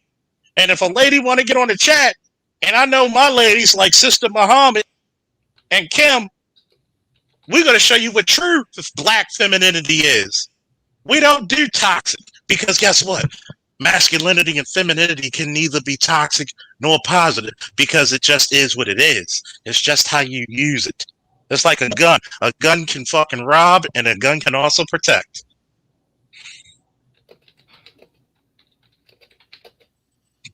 Woo! Woo! Look at this dude. LOL, look at this dude. He doesn't even have the range to engage a real debate, so he has to hype himself up. Probably hasn't even had a real bell hook or Tommy Curry. Now, he ain't ready for no Tommy Curry. He wasn't even ready for a Charles fucking Faulkner. Okay? Because when I asked him this question, I said, wait a minute. Even though I raised my son and he lives with me permanently, what if she wanted? How much of a right would I have if she wanted to abort my son? None. So yes, there are some things that are only women are going to have to carry that cross to bear. Just like when I talk about black men, and y'all know, how deep do I dig in black men's asses? Shovel 6 feet deep. When you a sorry ass man, you are no respecter or person of mine. When you a sorry ass man who's not trying to take care of your children. When you a sorry ass man who didn't even put up an effort. When you're a sorry ass man who wants to give up. No, I can't respect that. Even when you want to end everything and destroy everything, no. There are people who for 15 years as a police officer, 10 as a goddamn soldier, I had to prevent grown ass men from doing destructive ass shit to the communities from here across the pond and other places. See, if you're a masculine man here, you're supposed to be a masculine man everywhere. I call out shit, well, if it's the black community, well, if it's the white community. Y'all been here when that white guy came up on here. I don't give a fuck. I don't respect your person. You say something stupid, I'm going to catch you with it. Go ahead. Who wants next? Oh, yeah, Shatterstar. You didn't say nothing. Hey, Shatter, you there? Anybody hear me? Yeah, I can hear you. Yeah, I hear you. Okay. I thought Shatter was there, but see, we need to actually see what's this whole thing about money and masculinity. Because you're supposed to be a man whether you're dirt poor or not. What if money disappeared automatically? Aren't you still going to supposed to protect your family and your wife? What if we were in The Walking Dead? You can have millions of dollars. What is that millions of dollars is worth in a fucking apocalyptic fucking future? Nothing. Your money does not make you the man. The man makes the money.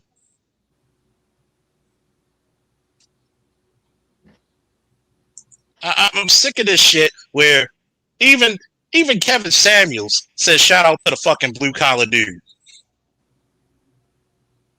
Even Kevin Samuels said if it wasn't for the blue collar dude, white collar dudes like me wouldn't even have a job. What kind of fuck shit is that? Go ahead, fellas. Yo, can you hear me now, bro? Oh, we can hear you now, Shadow. Yeah, Woo! Woo! Man, my bad. My mic was messed up, bro. No, Oh, I'm you with good. you on that. Totally, brother. And like I say, we all lay down the foundation for the brothers that's in front of us, and we don't uphold weakness over here. And thank you for the cash app, chatter.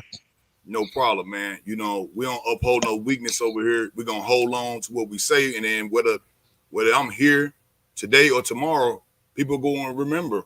You know what I'm saying? Where the sand, you know, the line in the sand was. You know what I'm saying? Like you were saying earlier, you stand on that. My daughter, I'm not with her mother. You know what I'm saying? But I challenge you to any family member that would ask her, well, how's your father doing and what does he do for you?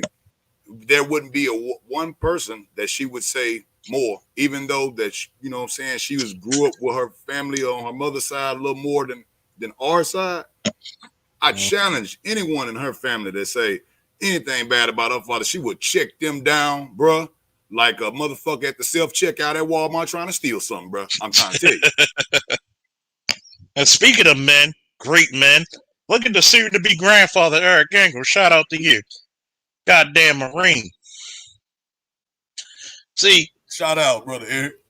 see, you got to understand something.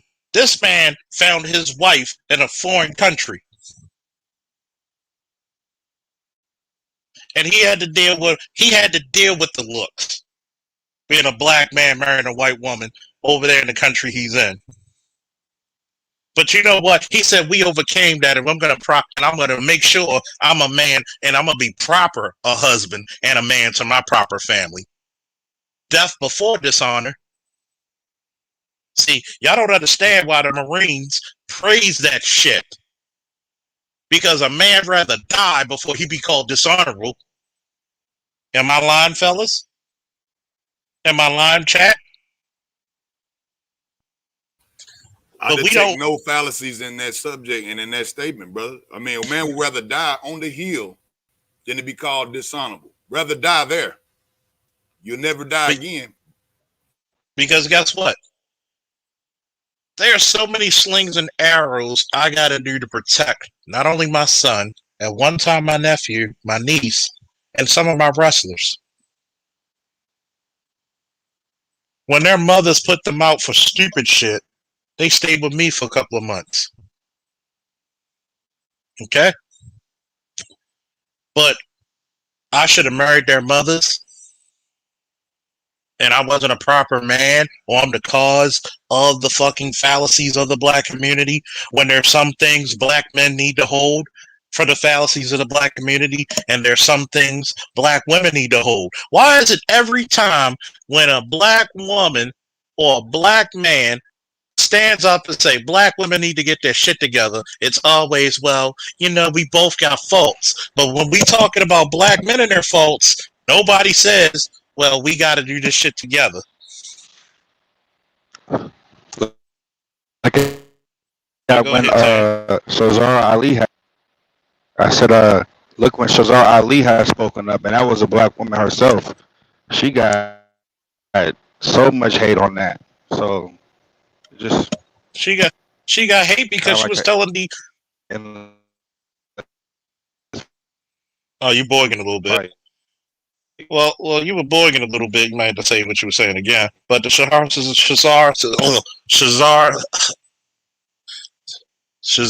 Ali. Guess what? She said what she said because she was unapologetic about the truth.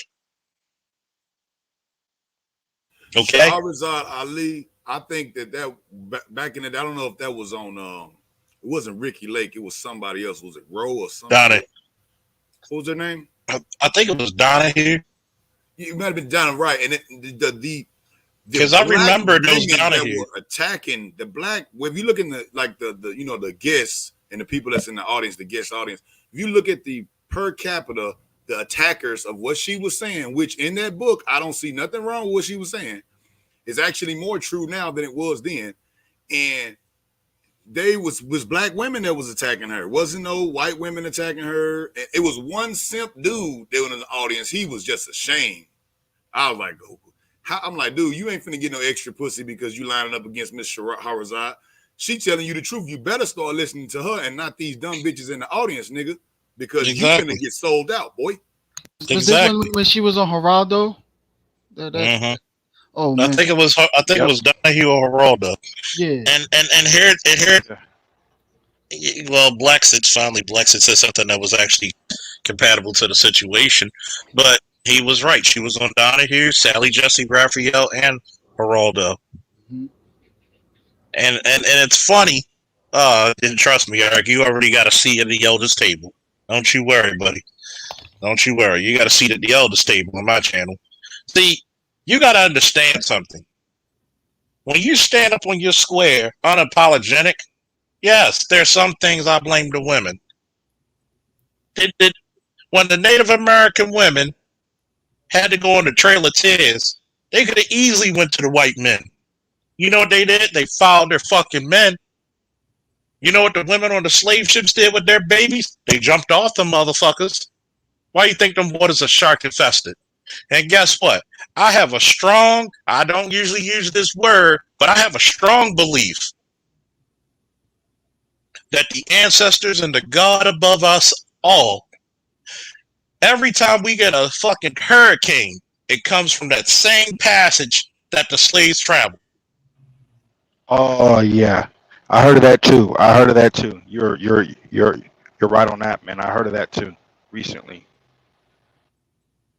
Well, if you And just look at the spiritual, the lost souls, and what they always say about, what do you believe in, but the lost souls, if you look at the amount in the transatlantic slave trade, there were lost souls. They couldn't get back to their country. They couldn't get back to their soil to be buried properly. All those souls that was thrown off of the ship, some were still alive, tortured to death, rebellions thrown off, people throwing their cheering over, unresolved souls. I don't doubt it. If you believe in any spirits, I don't doubt it. Them souls is unrested. I would break a hurricane too. And they come, and for those of you who challenge my intellect, a hurricane has the equivalency of energy as 100 nuclear warheads going off at the same time. They said a hurricane or a tornado is so powerful that if you detonate a nuclear bomb inside of it, nothing would happen because it's so powerful. It would just cancel it out. That type of entity, that type of power, the type of jewels and the power that's spinning all around with mighty vengeance, divine vengeance, and retribution comes right to these United States and fuck up every goddamn thing going across the slave coast. And there's a reason for that. And I'm going to say this because I'm going to go back to the dear general we lost. I get sick and I get fucking tired of motherfuckers trying to swing our fucking heroes through the fucking mud. This shit's so old, bro. I don't even see how. If I were to say fuck Martin or fuck Malcolm, regardless of a person, when I was coming up, period, whether it was official or just in the hood, bro, you wouldn't have to wait to get that feedback, homie. You wouldn't have to wait. You might get your ass whooped. Oh, it's coming, partner. Say it loud enough. That is gonna Say happen. it loud enough, partner. Say it. Yeah. Oh, you're gonna get your ass whooped. You don't on the street gonna whoop your ass, man. I'm talking about motherfucker just on the street, just drinking him up. Wild Irish Rose gonna turn that ball around and crack you upside your head, partner. See, people think because I'm not black, because I'm a police officer, I'm gonna be black before I was always black before I was blue. I was black during blue, and when I come out of being blue, I'm gonna still be black. Okay? Mm-hmm. So when people ask me, do black police officers protect the community? Who the fuck else does? See, I have a vested interest in my community being protected. I should not have to worry for my son to go down the street and go to the corner store. I shouldn't have to worry about my son with his buddies going to the basketball court or going to the track, working out or playing ball. That's right. Because that's right. Because I put my sweat, blood, and tears into this goddamn community. Not just my fucking money. I don't give a fuck if I gotta stand on my wallet or stand on my principles. Because a man who stands on his wallet can be swayed, but a man who stands on his principles is rock solid. Mm-hmm. On 2020. When Charles, let me ask you something. Would you give a young man some advice? You know, he has a passion for something. You know, he might have took a trade in something, but he has a passion for something else, and he wants to get into it. And you can tell in his voice he still wants to get into it so bad because you can tell the passion in his voice. Would you ever tell that man, fuck your passion, just get the bag? No, I've told my wrestlers. Matter of fact, one of my Ooh. wrestlers, I said, "Nigga, you owe me a championship." Because You know what I told Robert, who lives with me? Mhm. I told him the first day I met him. I said, "I could get you to the championship finals if you listen to me. It's up to you if you want to stand on the podium." I'm so glad you said that, Charles, because there was a video I seen with Anton. This young dude, he had a passion. He wanted to be a fitness instructor. Despite he went to the army and Do you know how much everything, money you can fucking get for being a fitness instructor these days? exactly. But he was telling some of you guys say, "Fuck your passion. It's all about getting the bag, getting the bag, getting the bag." I'm like, so I'm gonna say this, Mel. If I'm not happy making the money, then I'm gonna feel so unfulfilled. exactly. I made 21 years. Actually, what is this? 21 years. I have not gotten paid a red cent, but I was so passionate about the sport of wrestling. I've coached several men to championships. I've coached several men to the states. I've coached several men to the regionals. Mm. Their happiness was my reward when they were standing up. Do you know how pleasurable when a kid who was adopted, who everybody said you can't do it, one kid actually did the moves that I called because he practiced. He wasn't the most athletic kid, gifted kid, but he was determined. He went for a head heel ankle pick. Bam, took the kid down. I said, break him down. He chopped the arm and pushed him, got him flat. I said, run it, run the half, run it. He ran the half, locked the kid in. Referee hit the boom, pin. And you know what he said? It worked. It worked. He was in tears. Oh my God, I had to walk out the room because I started crying. Do you know how much do you know how much joy that brought me? That money cannot bring you such joy. Mm. Impossible. So I'm saying, you never tell a person. I'm gonna show something right here. For all my anime heads, you might know who this guy is. My man Rock Lee. He was not gifted in being a ninja. He was not gifted. He was not gifted. He was not gifted at being with ninjutsu and having all them secret techniques that everybody else has. Hold on, folks. I'm going to get back into that. Hold that second.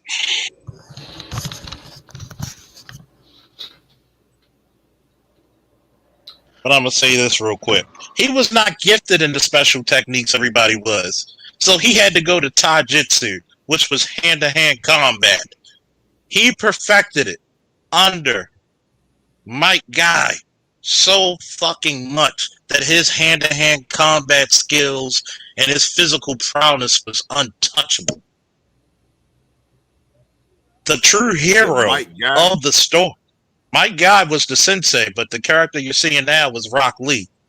Mike Guy was just like him. He said I couldn't use ninjutsu, so I used taijutsu, which is hand-to-hand combat. The dude was so brutal with hand-to-hand combat, just using his own physical prowess, that if he wasn't injured severely at the end of the fucking show, he would have been the Hokage over Kakashi. And he taught his student that you see it with the ninjutsu now, how to be a splendid ninja. The reason why you should defend something is because you need to find your ninja way. And what I would tell that young man, find your ninja way. Yes, you're right, Mac. Because guess what? He was so nasty with hand-to-hand combat. He actually was fighting and whooping ass unconscious. Damn. Why would I kill your passion when your passion is what fuels you and what fuels me. Somebody take that mic. It's hot. That's what I was saying. When I heard that video, watched it, I was like, why Anton telling this man this dumbass advice? Like, this is something I know Gary Vee would never say to this dude. Period. He would tell him, yo, you need to feed your passion and stuff like that and everything. And there was another dude that was on the show with Anton, but he was in the field that he was trying to get into, and he actually gave him some proper advice. But the shit Anton gave him, that was some dumbass advice he gave him. I'm dead serious on that shit. You never tell a dude, yo, fuck your passion, all about getting the bag. So it's like that's technically a slave mindset because Right. I go get the bag just working a 95 at McDonald's. Well, I always liken it, analogy. Mel. I always liken it, Mel. I tell this story all the time. I don't know if I may have told it on Charles' show once or twice, but it's the three people that work at FedEx, right? Mm-hmm. There's the one guy that works at FedEx. You go and you interview him like, hey, how you like working for FedEx, man? He like, man, you know what? I like working for FedEx. They give me 8 hours a day, 40 hours a week. Sometimes I can work 50. I get overtime, and sometimes it's mandatory, and I just fucking like it. And then you got number two guy. He like, man, how you like work for FedEx? Man, you know what, dog? I don't even really like working for this motherfucker. You know what? Fuck these motherfuckers. Don't tell the manager, but yeah, fuck these motherfuckers, man. I'm just getting my check, man. Give me my damn check, man. And I'm gonna go smoke a cigarette. Watch for me. Then the third one is this. Like, hey, man, how you like working for FedEx? He done took his FedEx head off. He like, hey, man, actually, I don't even work here. I'm doing a YouTube video channel show about whatever, XYZ. I'm doing something. I'm selling some shit, whatever the fuck. I'm building some shit. I don't work here. They call his name over the intercom like, hey, get back to work. He like, oh, shit. They saying your name like, oh, man, shit, fuck it. You know what I'm saying? Like, and that's the guy who's probably going to come up with the next FedEx. He like, fuck this shit. I'm working here, but I'm chasing my fucking passion, bro. Don't let me working at this job, getting this little bullshit bag fool you, motherfucker. I'm trying to get the fuck up out of here. Exactly. Hold up. I gotta do this. It's gonna make them laugh. Sergeant on deck. Parade rest. What's up, Eric? Eddie. Oh, Charles, did you see that this is offside, but you see that preview trailer for the Animaniacs season 2? It's hilarious. The Thundercats. That shit was funny. Exactly. I was like, yo, wait till I see Charles. He did the Thundercats spoof over that shit. I've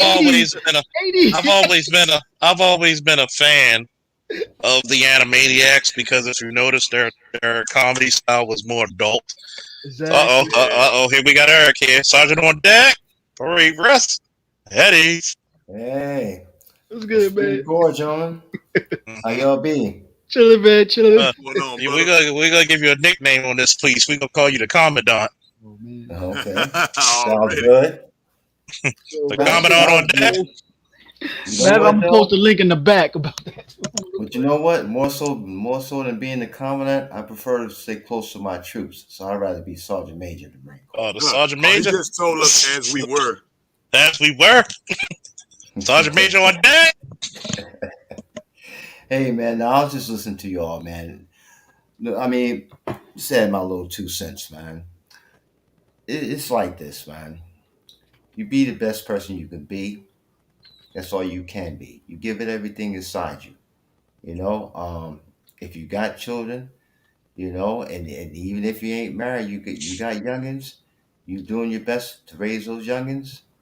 Listen, you raise those youngins to be wiser and make better decisions than you do.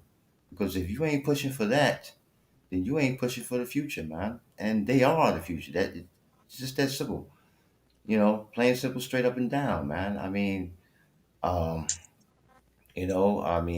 so far God's given me 58 years and I've learned a thing or two over that time, and listen, man, I remember my pops telling me as a teenager, he said to me, you know what, Eric, you're pretty smart.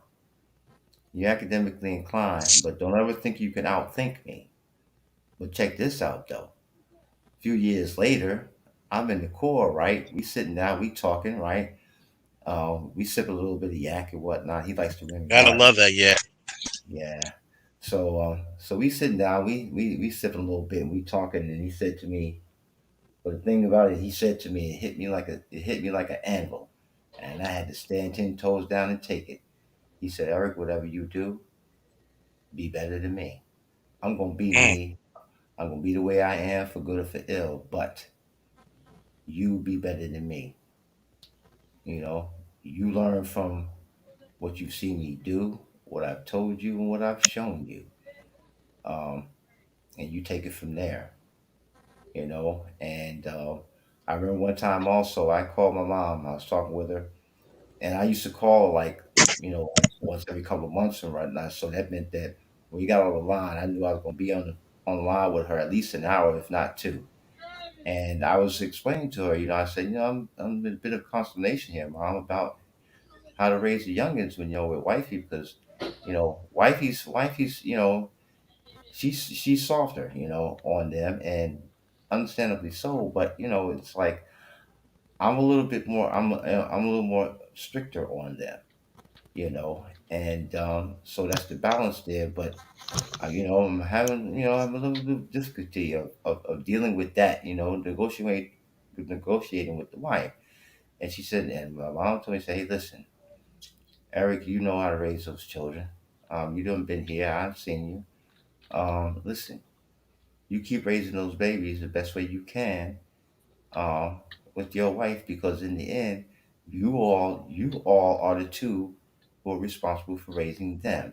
They're gonna look to you, so you got to do it and get on with it. I mean, it is what it is. I mean,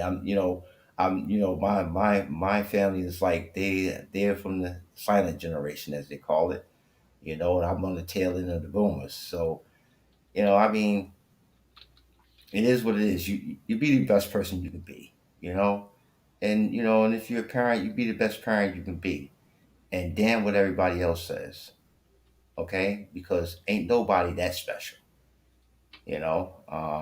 We're all fallible, and we work, like you said earlier, Officer Faulkner. You work towards perfection, but we know we'll never attain it. That's a hell of a challenge, but that's what you do, because if you don't have that motivation to do that, to strive for that, then you don't build character. You don't get any stronger. You don't get any wiser. You know, you don't become any more admirable till you're put to the test, till your character is put to the test. Then you know what your resolve is, and you know what you got to work on. Everybody's got strengths and weaknesses. You push the strengths to the max, and those weaknesses you have, when you look back at them, you say, okay, well, I know not to do this again. I know not to make this same mistake twice. And get on with living life and keep it moving. That's my spiel, man. Always appreciate it. I'm just looking at it how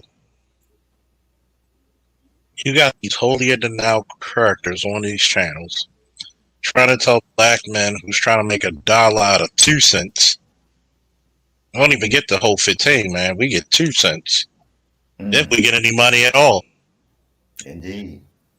And this guy's going to tell me, well, were you married? Are you married? Well, you got to understand, I'm not talking about you, but see, you're the cause of what's going on, and I'm making babies and unbroken homes. I said, wait a minute, bruh.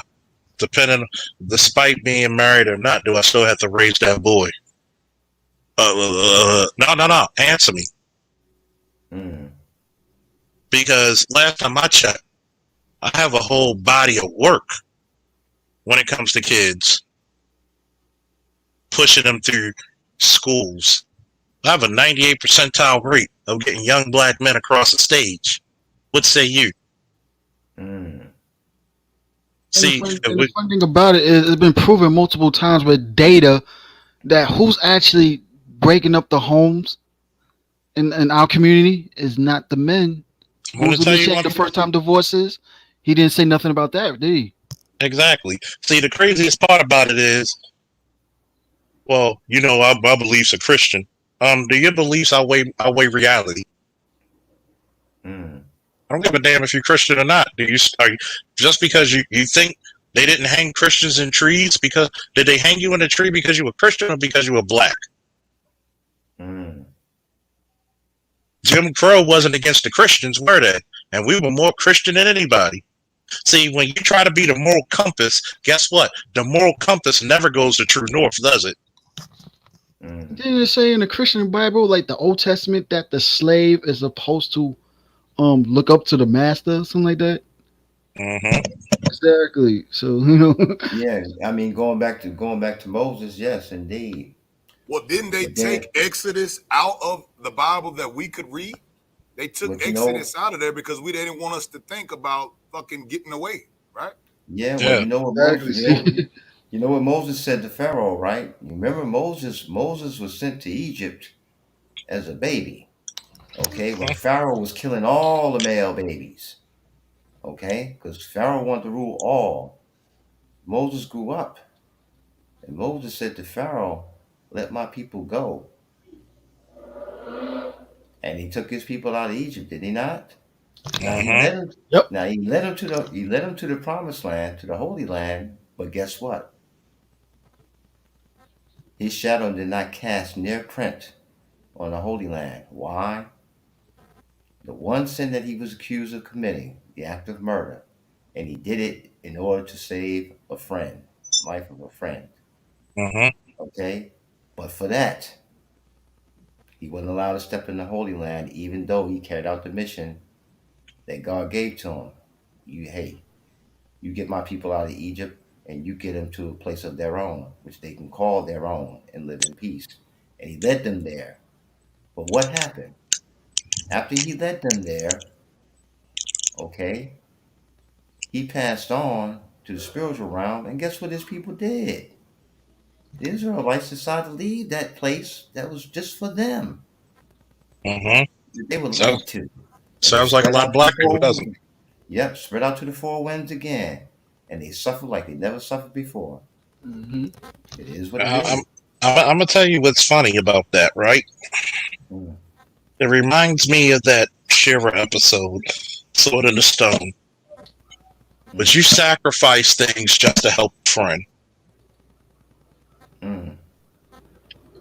And remember, that's the only time in the Bible God and the angels themselves came to bury him. Mm. Remember that? Yeah, indeed. Even though he didn't go to the promised land, how would you feel if God came to your funeral? Indeed. God loved Moses so much that Moses just begged, "Can I see your face?" He said, "Anything that sees my face will surely die." Yeah.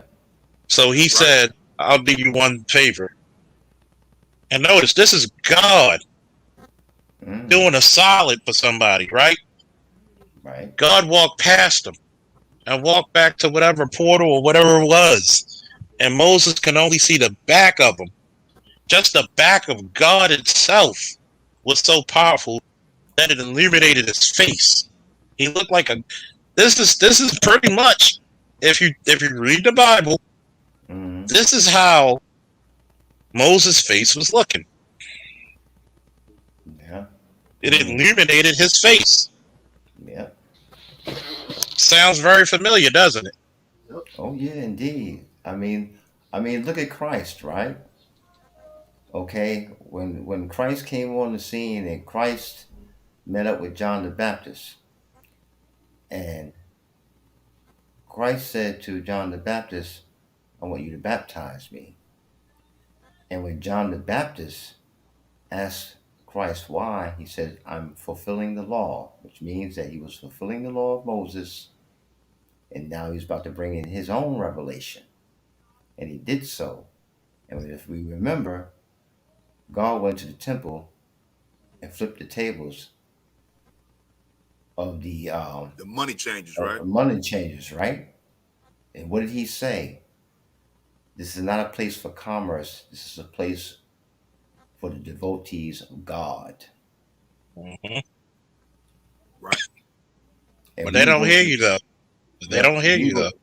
And beyond that, we can go to the Prophet Muhammad, peace be upon him. What did he do? 13 straight years in the first holy land of Islam, Mecca. At that time it was called the Arabian Peninsula, the area where he lived in. right? He finally left. He took flight from Mecca and he went to Medina. Who did he meet up with? The poorest and most desolate people in the Arabian Peninsula, the Bedouins. The Bedouins believed in his revelation. They stood shoulder to shoulder with him. What did they do? They went back to Mecca. They went to the Kaaba and cleaned it out. Mhm. All those statues and whatnot that the pagan Arabs are worshiping, coming here to clean my God's house. Mm? Mm. And he Thank you, didn't Miss. spare and he didn't spare the pagans either. Mm-mm. So I mean, hey, Because listen, That's the good name, with the yep, see, a the lot of name, people don't understand. If you read your history books, mm, Muhammad was actually a friend of the Christians. indeed, right. the Jews too. He told them, hey, listen, Mhm. every man and woman of faith have the right to follow their prophet, and you have Hmm. nothing to say about it. And he Because God, protected those rights. that's right. He said, because God says so. And see, we get into this bastardization of religion, Right. where Mm-hmm. back in the day it wasn't a holier than thou. And to creation muse, yes, a generation had to die off or be so old they couldn't affect anything before they could properly settle in their holy. They were in the Holy Land, but Mm-hmm. God made them wander for 40 years. Mm-hmm. I don't mind if I preach a little bit for a second, do y'all? Go ahead. Go ahead, You Alex. know, Well, Wait, I, I want to share something real quick uh, before you start. mhm. I always say this passage from the Dalai Lama. All religions have the potential to create better human beings, but no one religion can claim supremacy over the other. That's some deep shit. Yep. Woo! That's what he Woo! said. Dalai Lama. Woo! I'm gonna preach a little bit for y'all. I gotta go after. I gotta take John Hagee, Pastor John Hagee's you know, his promise, problems, revision. How you look at a problem determines how you go through it and then what happens afterwards. Children of Israel went through the wilderness for 40 years. mm-hmm. 40 years.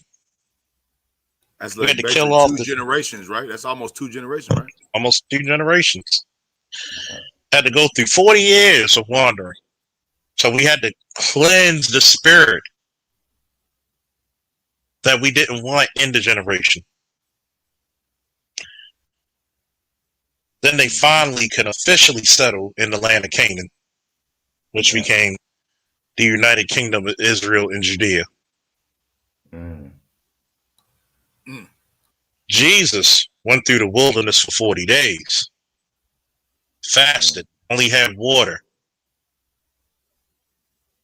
And when he was tempted, make the rocks worship you. Mm. If all you got to do is bow down to me, you don't got to do nothing else. Get thee behind me, Satan. Mm. How he looked. What would you rather spend? 40 days in a problem or 40 years in a problem? Mm. How long have black people been in their wilderness?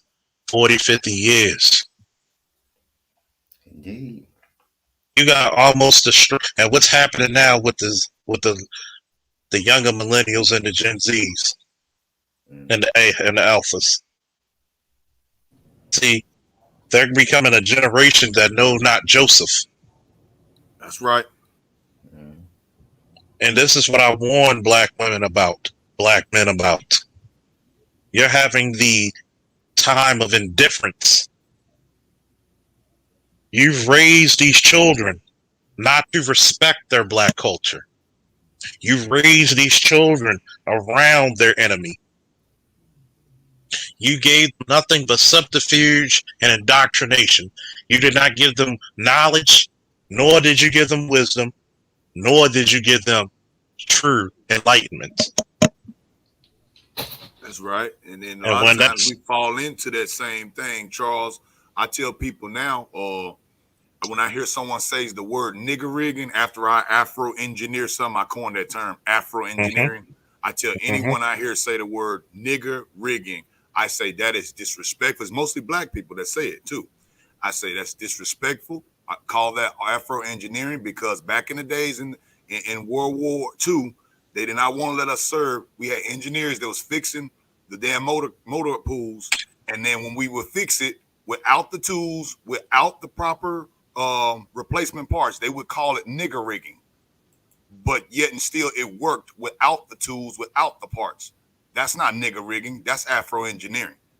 I defer. And then you got to remember one thing. During this time of indifference, a man is going to seek a woman not like himself. Once I started there, and has over 500,000 followers on Instagram. Not out of hatred, not out of malice, but out of indifference. If you are at a 24 to 25% of your women will ever see the light of marriage, the burden of proof and responsibility lays not in the lap of your men, but now it lays into your women. If 64% of black men are in the middle class, okay, you can't say, I can't find a man on my level. You just don't want to find a man that can tell you to get on your level. You don't want a man, you want a figurehead. And the problem with it is, with people like Anton, is that he disingenuously speaks to a crowd against the blue pill philosophy, against the red pill philosophy, definitely against the black pill. Because I will ask him one more time, does your belief outweighs reality? If a woman cannot see you as a man, why deal with that woman in the first place? But here's the problem. How many of our women see us as men in the first place? Period. You can't out-Christian your way out of an issue because we sure didn't in civil rights. You can't Christian your way to better families because we were Christian more than white people. Look what happened to our families. Indeed. You have to be realistic. You have to be open to say, this is a problem. Sometimes this is the issue right here. A general has to tell his troops or has to tell the president, look, this is a no-win situation. If black women don't get their shit together with their men and make up with their men, the black community's lost. Oh, indeed. What community's left? Go ahead, Eric. You've heard me say this before, and I'll say it again, because I really believe it to be true. All those in unity are right. All those in disunity are wrong. And you can look at life on the ground and tell me if it's a fair statement or not. And I'm tired of these $5 Christians. And Tan, we're lucky to get to 2035. We're lucky to get to 2035. Think about it. Tan's 10 years, almost 10 years younger than me. Okay? 10 years is a big difference, isn't it, Eric? Oh, indeed. Indeed it is. Because the way he looks at the community is going to differ the way I look at the community. Just like you with nearly 60 years. How you look at it differently than I do.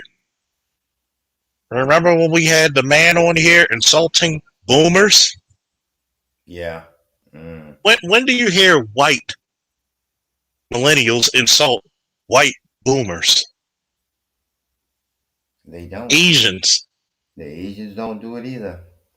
Arabs, The Arabs don't do it, and the Jews definitely don't do it.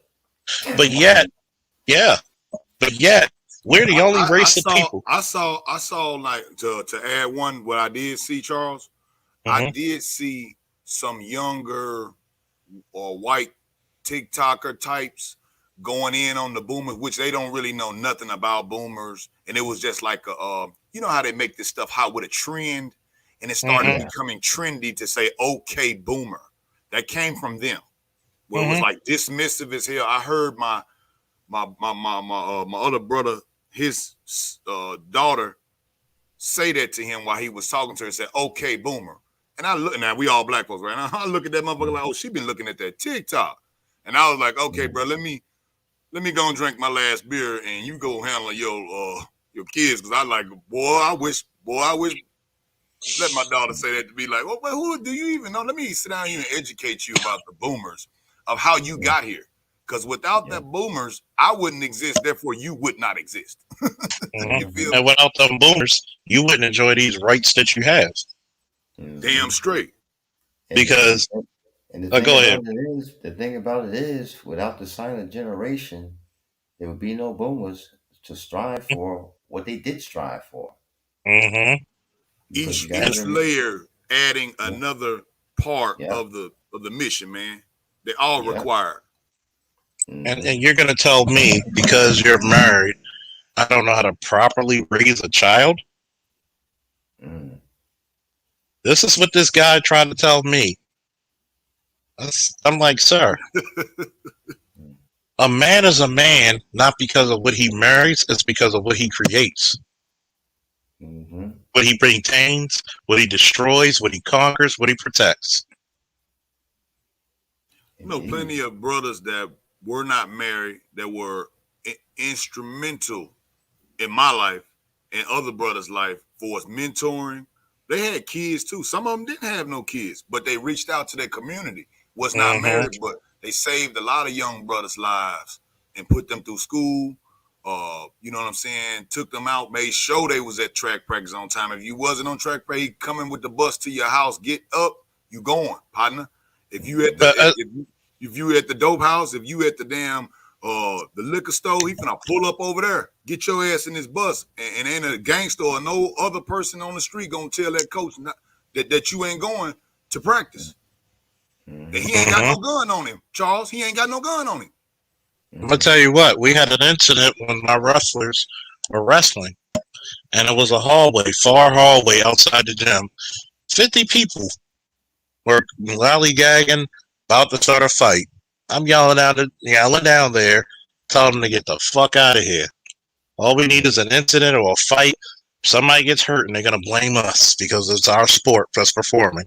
Of course. And I said, you got 5 seconds before I walk down this hall and I'll be knee deep in 50 asses. And you know what? They fucking skedaddled. You thought the Speed Force was behind their ass.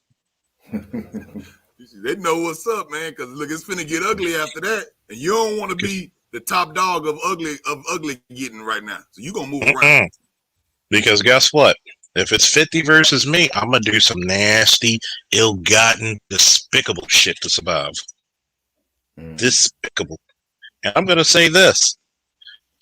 And I'm going to say this. And I'm speaking directly to you, Anton, Mr. Married Christian. Would you have said that to Joseph when he was guiding Mary and unborn Jesus? Remember, judge not, lest thou be judged. Joseph was not Jesus' biological father, was he? No. That's a negative. But was he still respected as a father? Indeed. 1,000. So these Christians really need to get their shit together and read that book precisely again. It's on my community tab, Ray. You need to read that book. Well, see, the problem is this. That's the problem right there. people are more literate throughout the world than they've ever been. And it's been this way over the last couple of centuries. Mhm. And yet and still, the problem is this. It's never the scripture itself. It's how the people read it or don't read it.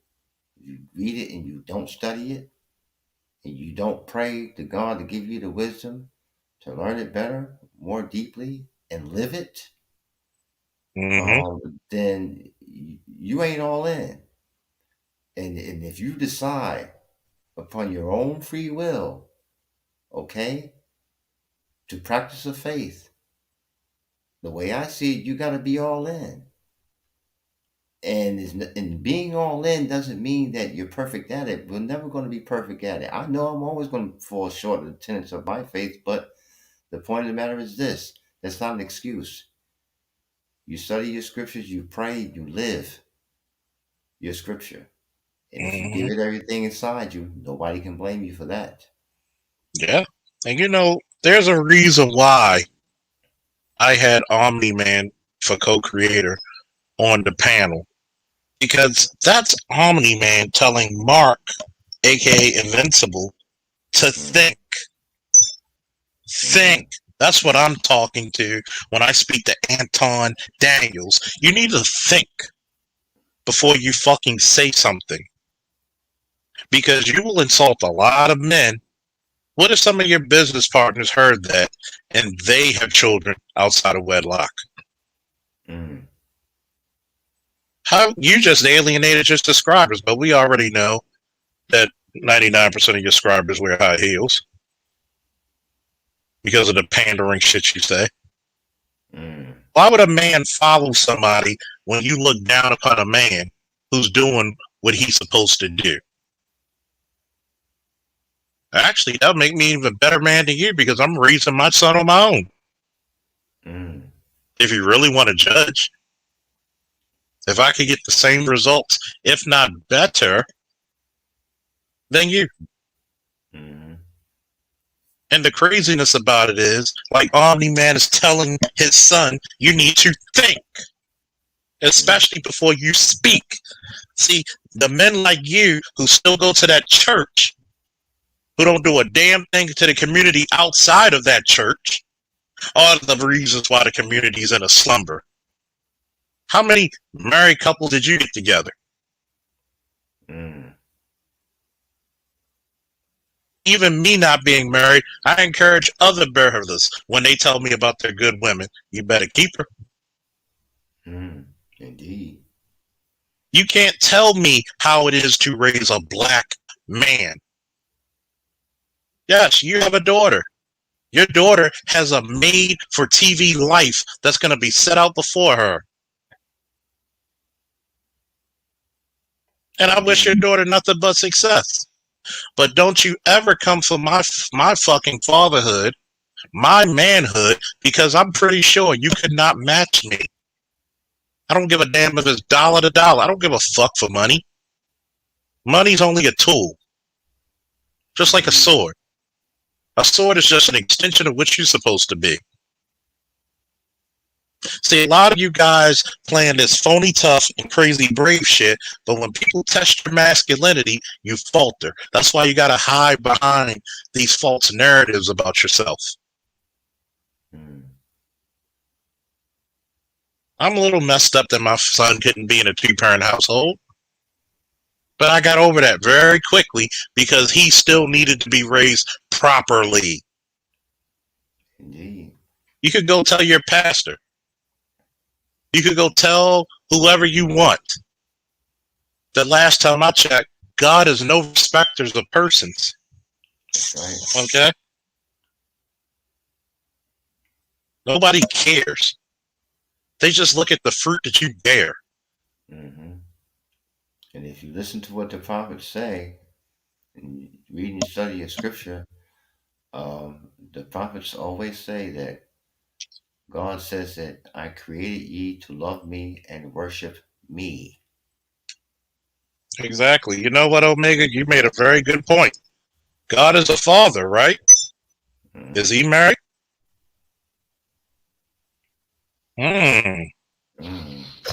Matter of fact, was Adam and Eve married when God created them?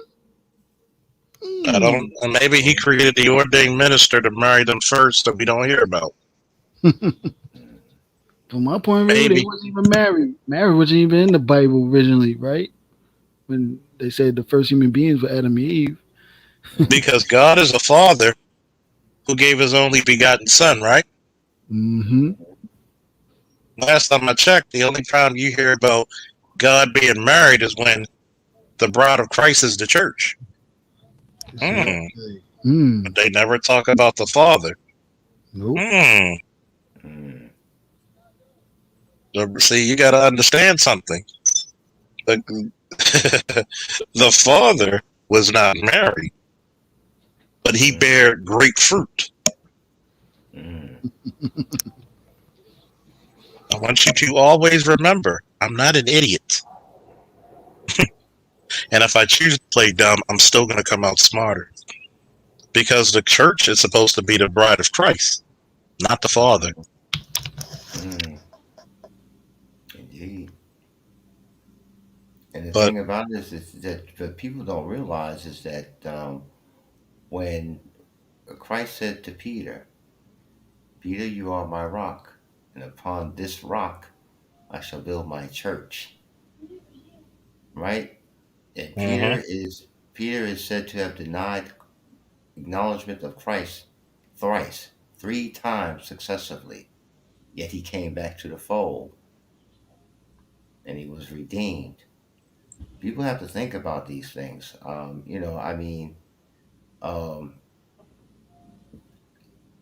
Being a Christian is only relative to those people who believe in Christ, they believe in his 4 gospels, and try their best to live by that to the best of their ability.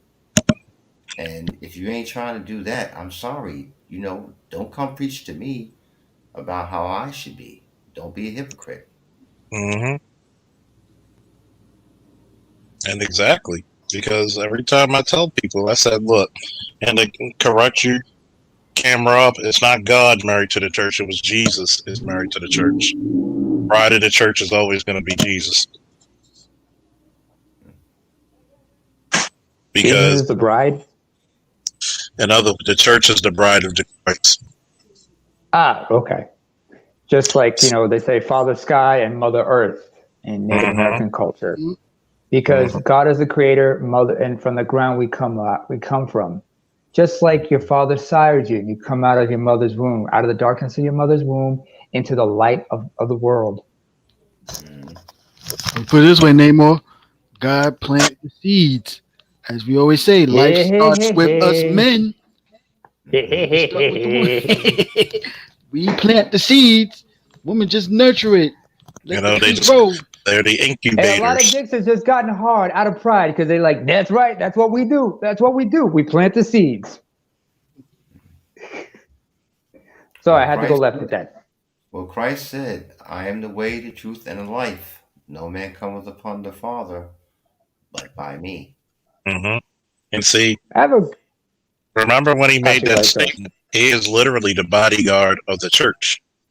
He is the protector of the church. The church is supposed to be Christ-like, hence the word Christian.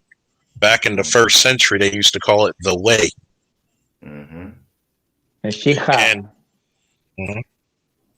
Mashiach is Hebrew for Messiah, and in Arabic they call it Christian Masih, which means the follower of the Masih or the Messiah, which was Isa ben Maryam, as they call him. However, let's talk about fathers, if I may. We can talk about fathers since we're bringing this up. How about Joseph? Joseph of Nazareth. We talked about that, but go ahead. I want to hear your take. Because a lot of people, I'm pretty sure some people will say, like, first of all, he was a cuckold. I've said, no, maybe, but he was instructed by God to raise this boy. And let's not forget, he was the boy's father on earth. Remember. And I made jokes about Jesus getting his ass whooped every time he got out of line. Because who was it whooping his ass? It was Joseph. When God sent the angel to tell all the family that had to flee to Egypt. Did he go to tell Miriam? No, he said, go tell Joseph to take the mother and child and take them to Egypt. So you Because got to remember. Father is the head of the household. And then when it's time to go back, the angel was instructed to send the message back to Joseph. Not Miriam, but to Joseph. Remember, in Abrahamic religions, who is the head of the household? The father, the man.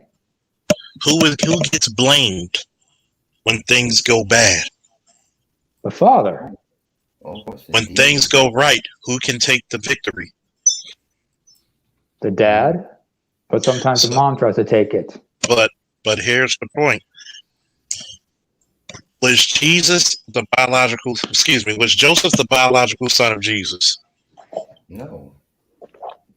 But was Jesus the biological son of Joseph, you mean? Yeah. No, he was not. So he was immaculate conception. So in other words, what do we still consider Joseph? A stepfather? His father. No step. His father. And here's the crazy thing. Joseph was given divine mission to protect that child and that baby. And and what was Joseph's trade? He was a carpenter. What was Jesus' trade? A carpenter. Like this what? Like father, like son. His father, like son. So, not only that, let's not forget, in accordance with Jewish tradition, it was Joseph who had to make sure that Jesus attend yeshiva. He was there when it was his time for his bar mitzvah. We had to read from the Talmud. And all those traditions. It is the father who has to watch over his son or daughter in that case is when it came to such practices, the bar mitzvah and everything, when the boy has to go through rites of passage. It is the father who teaches the son how this is. And remember when it came to Mary Magdalene, when everybody wanted to stone her, right? As a prostitute. What did Christ say? Christ said, who is without no sin, cast the first stone. Cast the first stone. And what did he tell Mary Magdalene? Go and sin no more. Who was the one in authority? It was Jesus. So, if anything, regardless if it's an immaculate conception, regardless if he was the stepfather, regardless if he was the biological father, he still was the what? Father. Did Jesus disrespect? Nope. Sorry, go ahead. Did Jesus disrespect? No.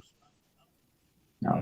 So when he's given that mission, according to Anton, I guess men like him wouldn't be considered great, right?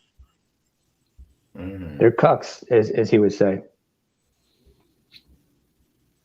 But yet, if I'm smart enough to see a situation that would not be fruitful for my son, his mother, and myself, and we have to separate to live in peace, I'd rather separate and live in peace than we're beating the hell out of each other and he goes to the foster care. But then you'll be talking about me then, right? Not every relationship is going to be in matrimony, will it? No. Majority of your children in this world, if we waited to get married, there will only be 6 motherfuckers on this planet.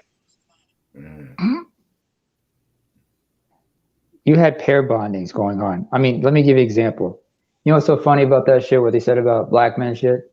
You ever notice you go to white communities, you got a lot of people who are gravitating and they're having children and it's working out okay for them. You got some who have their kids.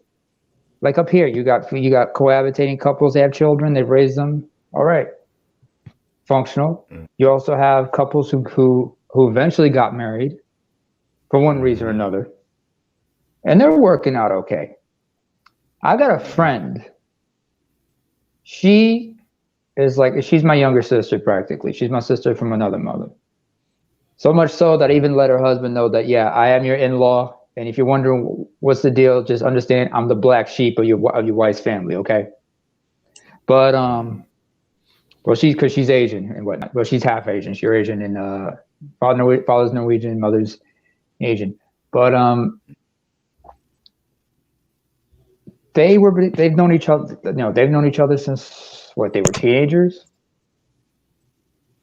They've been together for like 15 years. 10 years in a relationship, 5 years, at least 5 years married and shit now. Going on 6, 7 now. And they're still, together through thick and thin, despite some of the shit she has to endure, from the local community, because, I mean, Eric, you've had to deal with stares from people when you're with your wife, right? Oh yeah, indeed. And she's had to deal with stuff like that here. In fact, she and we go back and forth about who gets sexualized more, and we understand each other's shit, Mm-hmm. Oh, yeah. I want you to do me a favor and read what's on the screen, Eric. He still performed his duties as a father and husband. Facts. Indeed. Mm-hmm. That's a man. Mm-hmm. That's a man. And Who remembers Philip Harris? Who remembers Sergeant or Lieutenant Philip Harris? Does anybody know who that man is? That is Shaquille's father. That is Shaquille O'Neal's father. His father, no matter what. His actual father was a man named Anton O'Neal. No, Anton something. Shaquille took his mother's maiden name at birth. His father had to relinquish his parental rights when he had issues. So when his mother got with his drill sergeant, they had 3 children together. But this man, Sergeant Harris, I think it is, or Mr. Harris, I'll just call him because I got his rank. He raised Shaquille as his own. And Shaquille, in one of his songs, said, "Philip is my father, no matter what." Even when his father passed away, even when Sergeant Harris passed away, he says, "I harbor no ill will to my biological father, because at the end of the day, Philip is my dad. He's the one who raised me. He's the one who taught me. He's the one responsible for me getting drafted in the NBA. He's the one responsible for all my success. That's my father first and foremost." I can give you another example, like Charles, like MMA wise. Ken Shamrock. Bob Shamrock, Ken and Frank's father. But he wasn't just a father figure to those two. Remember Jens Pulver? Oh, yeah. Little Evil. Okay, Jens Pulver mentioned this in his book, Surviving Evil. He talked about how he started training with the Shamrocks. And he asked Bob, because his father was really abusive. His father was so fucking abusive. When Jens was like a little kid, his dad put a gun in his mouth and threatened to pull the trigger. And then he changed his mind, pulled out the trigger, and said, "That's a waste of a bullet." So he hated his father. He hated his last name growing up. So when he left, he started getting to martial MMA. He got with the Shamrocks, and they looked at Bob Shamrock and asked him, "Would it be okay for you if I changed my name to Shamrock in honor of you, because you've been the father I never had?" You know what shit Bob Shamrock said to him? He looked at him and said, "Now you listen to me and you listen clear. You want to honor me? This is what you do. I want you to go out in that cage and you make the Pulver last name mean something good for a change. That's how you honor me. I don't need you to change your name to Shamrock to honor me. These boys, I took them in my home and raised them. You can be you can say I'm your father, yeah, but you can do me one better by saying that you became there as yourself. You don't need to change anything.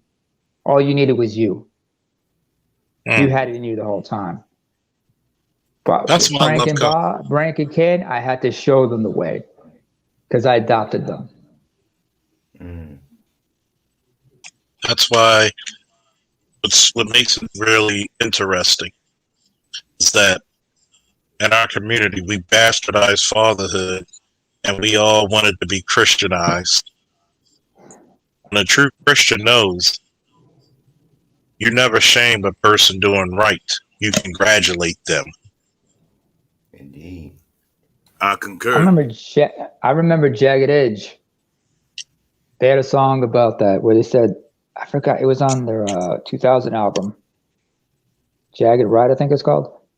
A song about respect, and they said, "I respect a man who raises kids on his own." That's how they started the song out.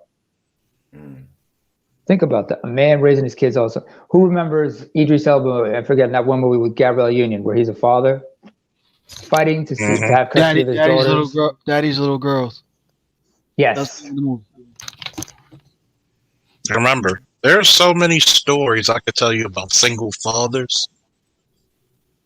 We made a pact with all my friends. If you don't fight for your children, we will whoop your ass and concurrently. Ow. And it's something that we not one time did we ever had to raise a hand in anger. But you still had to whoop the kid's ass every time they got out of line, right? No, we were talking about each other. If you're the father, we will whoop your ass for not being Yeah, a father. but y'all still be whooping each other's kids' asses every time they got out of line and shit, right? Oh yeah, there's times Oh, yeah. you know I had to grab up one of the kids, or they had to check my son. And you know what I would do when they check my son? I sit there and be quiet. That's right. And see, that's what the problem has become now, because if you look, a lot of the women nowadays, when they go to single parents, go up to the school, the teacher may be trying to give them some positive reinforcement for the child. And who do they attack? They attack the teacher. My mother would never attack the damn teacher for me. My mother's going to be like, oh, yeah, he did what? Because she already know I'm going to fuck up. She's like, yeah, he did it. Yep, he did it. Shit. Shattered. You should be good. Shattered. You should be thankful. Every time I fucked up, I remember when I was a kid, my mom would go to the PTA meetings, right? At the beginning of the school year. Right. I remember But but there were 2 times where I fucked up and they had to call the parents. Well, actually 3 times. First time my parents went there together. The other 2 times, my dad went there. And oh, was I scared. That's like the French Can you Inquisition imagine? up in this bitch. No. Imagine you 9 years old, and then when you were 11 years old, and they're talking because they didn't know what the fuck was wrong with me. I had some behavior shit with me, but my father showed up. He talked with the teacher, my 3rd grade teacher, Mrs. Lynch. And then that was 3rd grade. Then my 5th grade teacher. The only time I had a male teacher before I went into middle school and high school. My 5th grade teacher, Mr. Jenkinson. He and my dad had a heart-to-heart. They talked like men about this. They talked about me, but they didn't get upset about me. You know what they did? When they talked about because I was in there when they were talking together. Instead, they looked at me, and they understood I had problems, but they bigged me up. They boosted my ego. Because they were saying, son, you got potential. He's got potential. We just need to figure out how to help him, go in the right direction. Harness the potential. Yeah. Yes. Instead of criticizing me, they said, you love to read. Look, son, Neymar, you love to read. You like to do this and that. You're very creative. We just got to find a way to help you. But you have all that energy. We just got to find a creative way to get you to direct that energy in a more productive way. You know, it's funny. You're not a bad talk. kid. It's just a. I had to talk with my son. So this year we're not going to go through what we went through years past, are we? My son is breaking his neck. He will breaking his neck. He's breaking his neck. Oh, that was namer. He's breaking his neck to get better grades because he wants to go to a great high school. He went to do coach class, after school, extra credit, everything to bring his grade up. But that's something you have to instill upon your child. Yeah. Okay. Course, yeah. And I'm gonna tell you something. What's important? Mothers accept your mediocrity because they'll nurture you, but only fathers will accept your excellence because they see the best in you. Right, and they'll accept nothing less.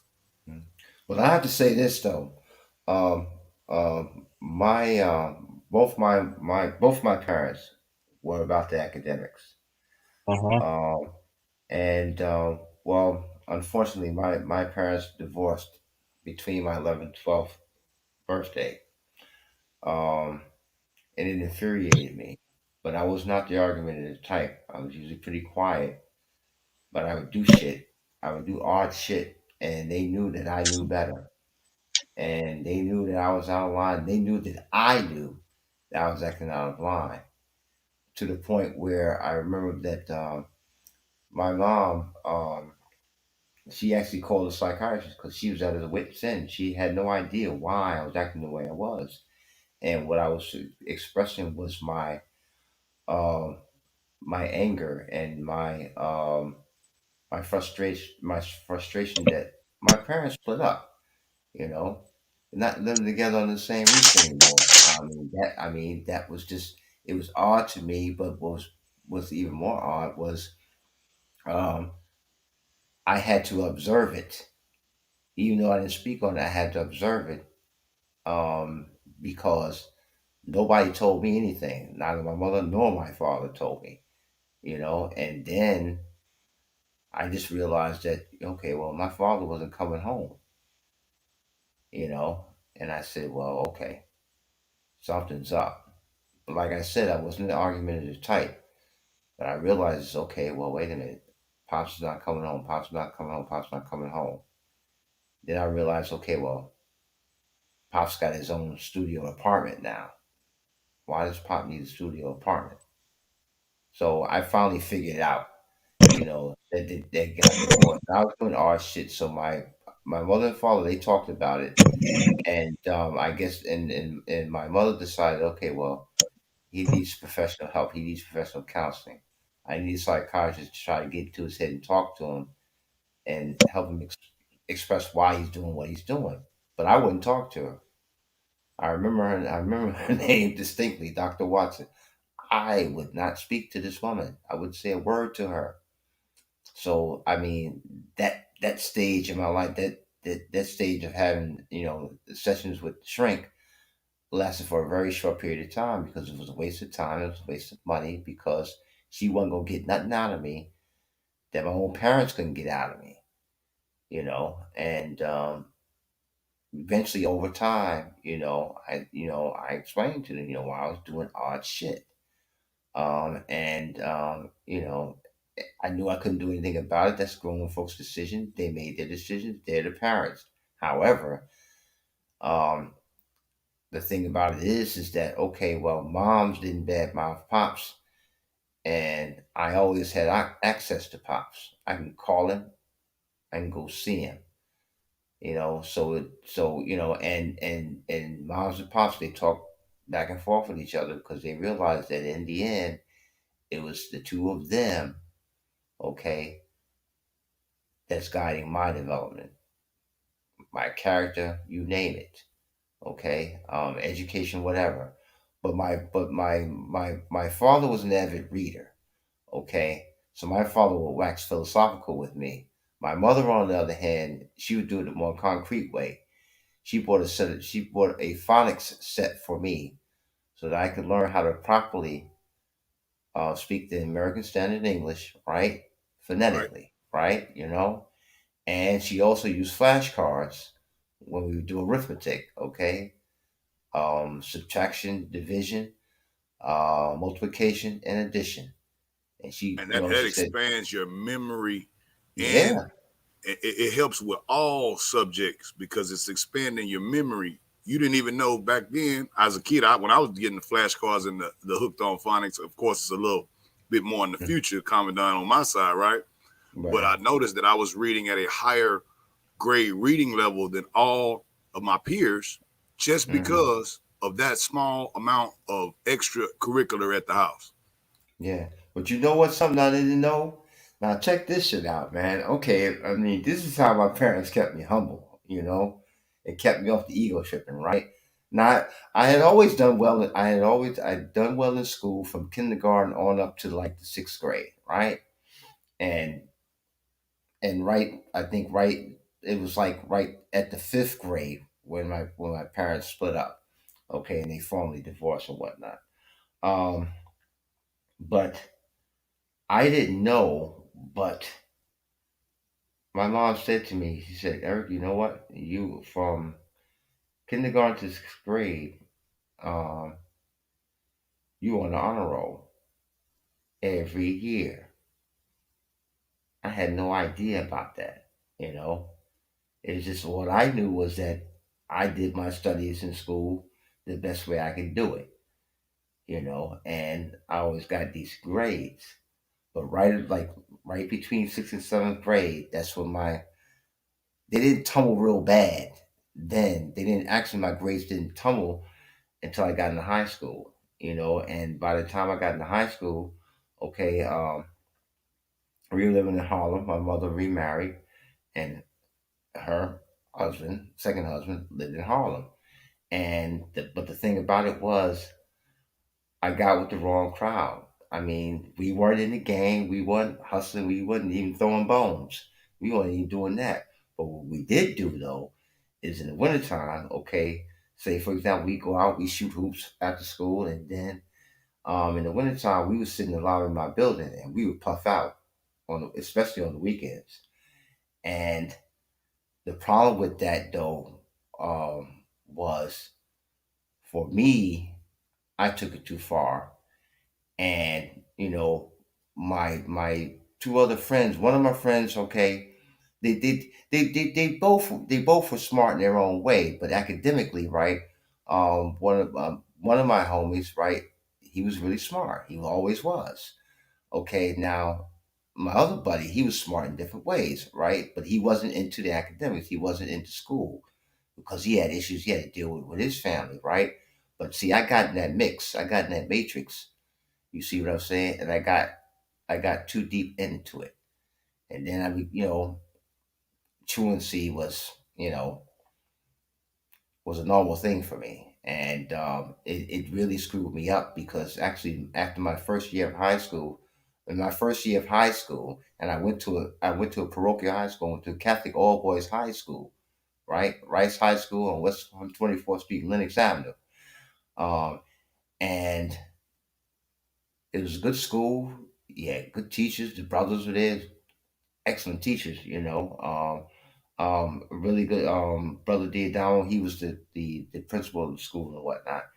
And I remember when I had to go in with my mother. My mother's is pleading with the principal please let me back to school because by that time I had been expelled. They said, hey, listen, he's out of school. He's not into his studies. We can't keep him because we can't help him because he's not motivated to be here. He's not learning. So it's a waste of your money. And it's a waste of our time and your son's time because your son's not learning. He's not into the school. Into the academics. And I remember when I sat there, I had never felt so small in my life. I had never felt so um I don't know. I mean, cognitive dissonance. Oh, I had it real bad then when I was sitting there because, you know, here it is, brother Diodon. He's trying to find out. Well, Eric, what is it? You didn't start out the school year like this, but you just started coming to school less and less and less. And I mean, my mother even had me talking with one of the preachers in the church, that she attended, and he told me, the brother told me straight up and down, hey man, you gotta leave that Chiba alone. I know what's happening. Okay. You gotta leave that weed alone. You gotta leave that OE alone. You gotta get back into school, and redeem yourself because without education you got no future, man. And you worry your mother to death. You know? I'm sure your father's really concerned about this too, but you gotta leave that shit alone. You gotta straighten up and fly right. I had people like that, back in the day, back in the 70s, you know, pushing this in my head, and but it seems like these days, um, you know, the pastors in the church, they're not pushing this like this, you know. And if you're in the church, the pastor is supposed to provide guidance, not only spiritual and moral guidance, but practical guidance, and it seems like it's not happening, man. That's why, a lot of times when I hear the stories that people tell, I know that's the reality to their life, but I can't relate because I know I had people on me, I had people sheltering me. You know what I'm saying? It is what it is. And that's called a true community. Mm. Hey, Jay Sean, if you want to come up, there's the link. Shout out to Jay Sean, ladies and gentlemen. Wu Tang. Oh, Wu Tang. salute. Wu Tang. Wait a minute. Jay Sean, come up for a second if you got a second. Because I'm gonna say what really pissed me off what Antoine said. Because he wasn't just coming after me. He came after so many people who's involved in this space. Mm. Whether if you have kids or not, and you played a pivotal role of playing father to a kid, wayward or flying straight. Mm. You're not going to tell me that Jay Sean, because he didn't marry his daughter's mother, that he's not a damn good father. Mm. He gloats. There's two people I know who gloats over their children.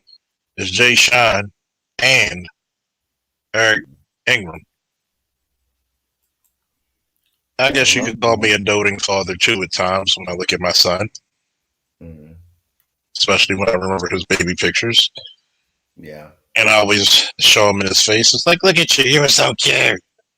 Mm. Right. I told my daughter that she was premature and she was so small and I was changing her diaper in the picture. And she was like, damn, Dad, I didn't know I was that small. I said, yeah, you was under 1,200 grams or something. It was like crazy, her underweight. And now you look at her now, say, you done came so far. I'm so proud of you. And it's like the doting, like, it's like, I love her. You know what I'm saying? That's you. How can you not love your child? And as a father, you love your child. So when people say stuff like that, I'm like, maybe they haven't been a father. Maybe that's why they don't have that. You know what I mean? And that's why I was insulted, because I'm like, I see all these fathers up here, father figures, who were not married. You're going to tell that we're breaking up the community? You're a dumbass. And I'm going to call you out on that shit, because I'll be damned if Eric was married or not, whether Shatter's married or not, whether Jay Sean's married or not. There are so many people I called their names today and gave them their flowers, regardless if they were married to those women or not. You don't disrespect people in their fatherhood, because that's a divine mission, man. Oh, indeed it is. Indeed it is. We carry along many different characteristics. And just because you go through this holier than thou bullshit does not give you the right to judge another man and his ability to father and to keep a community together. How long have black men been doing this in this country? And we get clowns like this to talk about shit because you don't agree with something? That's the reason why the community's in a shit show. Yeah. Not because if we have, marital homes. No. It's because you're keeping the fucking sons away from the fathers. And how many of these fathers got to manage working along with having a child? Charles? Yeah, I mean, every single one of them. Every single father has to do that. Period. I got to big up my dad on that. I'm glad I called him on Sunday. You have any idea, when you're away from your father for so long, you know how they light up when they hear your voice? Not as much as mom, but when they hear their son call them, say, "Hey, I love you, man." I mean, even now, I thank him for every whooping he gave me, because he had to discipline me. It's like Eddie Griffin said about his mom. Every beating she gave him kept him out of prison. I can say the same thing about my parents, but I'm gonna say this: if you talk about the whole shit about what they mock black fathers, everybody, if you can find on YouTube, SNL. This was like back in the 80s. Eddie Murphy and Lou Gossett Jr. when they did this one skit about the issue between a black son and his black father, and his father. And then at some point, Eddie just looked at him and said, "Man, what are we doing?" And he looks at the camera and says, "This scene bites." And then they call out the writer about this, and they said, first of all, what the did you get along with your father? Yeah.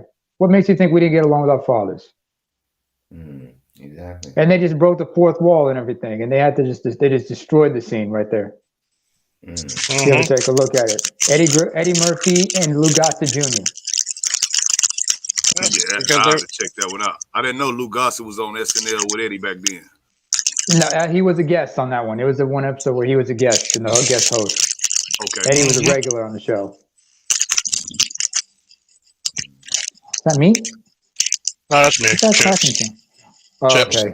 You know, I'm eating myself. That's a good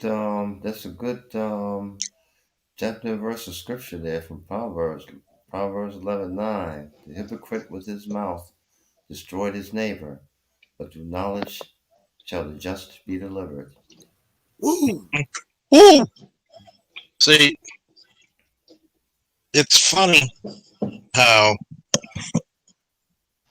we wasn't can it just Plato who said, sorry, Charles, but wasn't it Plato who once said, the wise have something to say, but the fools have to say something.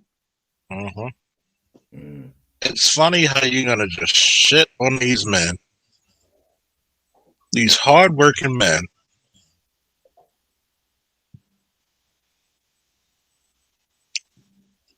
Hardworking men. You don't know their struggles. Remember when Jay Sean was on here telling you the struggles he had to go through for his daughter? Oh yeah. Shit. Right. Like when he had like family problems, he got evicted and shit. Yeah. Reached out to his baby's mama and she said, "No, that's your baby," and she didn't give a fuck. He had to handle that and all the other shit. And now look at Jay Sean taking trips to Egypt, Dubai. Salute, self-made man. Yeah, with his daughter and brought her friends. And took her out of there, and they're in Germany. But you're gonna shit on black men? Or not? Yeah, I'm gonna call you the fuck out. I'm gonna do it often. And Namer, you're right, brother. I called my father, man, and I'm gonna be real with you, man. Just speaking on what we speaking on. After my father was divorced. My mother got her a new boyfriend or whatever. My father was wanting to see me, so of course he pulled up at the school, and I go with him. You know what I'm saying? And we go. You know, it wasn't his time, as the court would say. So I guess that's illegal, right? So, you know, the next time he came, my mother, I told my mother, yeah, you know, she basically was like, "Don't go with your father no more. You know, go home with, you know, either walk home or, you know, since she wasn't there, she was sending her. Well, I was right down the street pretty much. So she was like, just go with, you know, my boyfriend. He's gonna take you home. So of course my father shows up and the boyfriend shows up. Now this is the shit that most people don't understand. Now, as a young child, now you're stuck in the midst of a court battle between your mother and your father and the new guy. Who do you as a child go with? So I'm like, I'm gonna go with my dad. The new guy, right, pulls a pistol on my dad at the school. Wait, what? What? Check this. Pulls a pistol on my father at the school. This is in Chicago. Pulls a pistol on my father at the school, basically tells him to back up. You get in the car, son. And the fuck? Right. Okay. In the meanwhile, you know what I'm saying? Fast forward, the court case comes because, of course, my father was like, hold on, I'm just trying to see my son. This dude pulled a pistol out on me in a school zone for me to see my son. He's not his father. I think that shit is wrong. And he made a case on it. You know what I'm saying? And don't you know, them damn judges convinced my mother to drag me in there and to testify. And who do you think they had me testify against? Your Testify father. against your daddy. And guess what them court people do? They sit you in the back. I was a kid, man. I don't know more about first grade. And they say, oh, yeah, play this little game, boy. Then they send a DA back there, and they coach you to what to say. Oh, Right. yeah. Okay, they coach you to what to say. They say, did you see a gun? I don't think you saw one. No, you know, you don't know what the hell you done seen at that point. Yeah. No, you just like, Mhm. okay, you know. I called my father years later. Mhm. It was about a year ago or so. And I called him and I apologized for what I had done unknowingly. I apologized. And for my mother's transgression against him, even though they had already got through it. And, you know, that would have been the perfect time was people would think, okay, yeah, you know, that's when I'm going to jump down on your mom and like, yeah, I told you she was bullshit. My father was such a respectful man. And just from his culture and what he is, you know, in Jamaica, he was like, you know what? Your mother felt like she had to do what she had to do. I don't put nothing against her. You know what I'm saying? I love you as my son, and I still love your mother. And it's over with, son. Thank you for calling me. I love you. I appreciate it. And that was it. Wasn't no, you know what I'm saying? No vindictiveness. No. He's you know not bitter. He's better than that. He's better than Right. that. And that showed me, I'm like, man, if he could get over that with that situation, just so he could have a relationship with his son, how dare me, you know what I'm saying, shoot slugs against him, even if my family and everybody else was shooting slugs against the man. I gotta respect where he was coming from. Because a lot of people don't know that struggle, because most brothers do not speak on shit like that when it comes down to it, because we'll hold our honor, man. We don't want to never speak on shit like, but that shit happens. It happens a lot more than what we would like to admit. Hey, I'll gentlemen, be honest with you about something. Hey, Oh, let me say something right quick because I got to be What's out up? because I got to do some things. And I got to do some things later on this morning, and it's already 4:30. But I'd like to say, man, hey, thanks for the discussion, man. As always, I learned something. You know, hopefully, maybe I pass on in my 2 cents something that you'll learn something. You learn something from me. At least you learn something more about me. Oh, we learned You plenty know, from you, man. We always Every appreciate time. you. Every We time, always brother. we always appreciate the Sergeant Major coming through and his sage knowledge. Ten up. but I'll You know say that's gonna be speedy you know that's gonna be a new nickname, right? Okay, cool. There's a That radio works. sergeant major we I know like of, actually. Okay. Sergeant Major. But I like it. Yeah, That's good. yeah, but But yeah. let me go ahead, Ben, so y'all can keep the flow of your discussion going. And Yes, sir. hey man, I'll see y'all next time. Simplify and Speedy Core. Simplify. Hey, Simplify, brother. hey, listen, man, keep it moving, keep living, get on with life, and be safe out there. Peace. Peace. Simplify to the old warhawk. Peace. Salute, brother. Good night. Man, what's up, Z? Thanks for coming and tuning in. Hey, Yeah, have Z, you can you ever come on in? Hey, Hey, Z. Paul, come on in. If Z wants to come, if he's available, hopefully he can come in. He's always invited. Hopefully, you know, when I get more time, me and Z can sit down and give y'all some really quality stuff.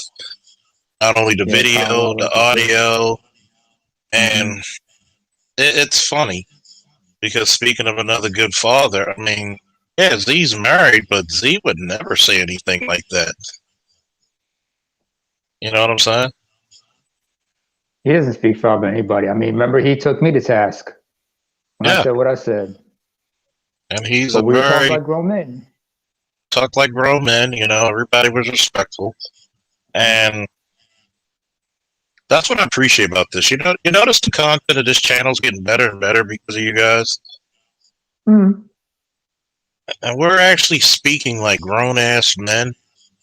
Absolutely. You notice a lot of the arguments are down, and we're bringing in more people, people who are just happy, people who just want to learn, mature. Content.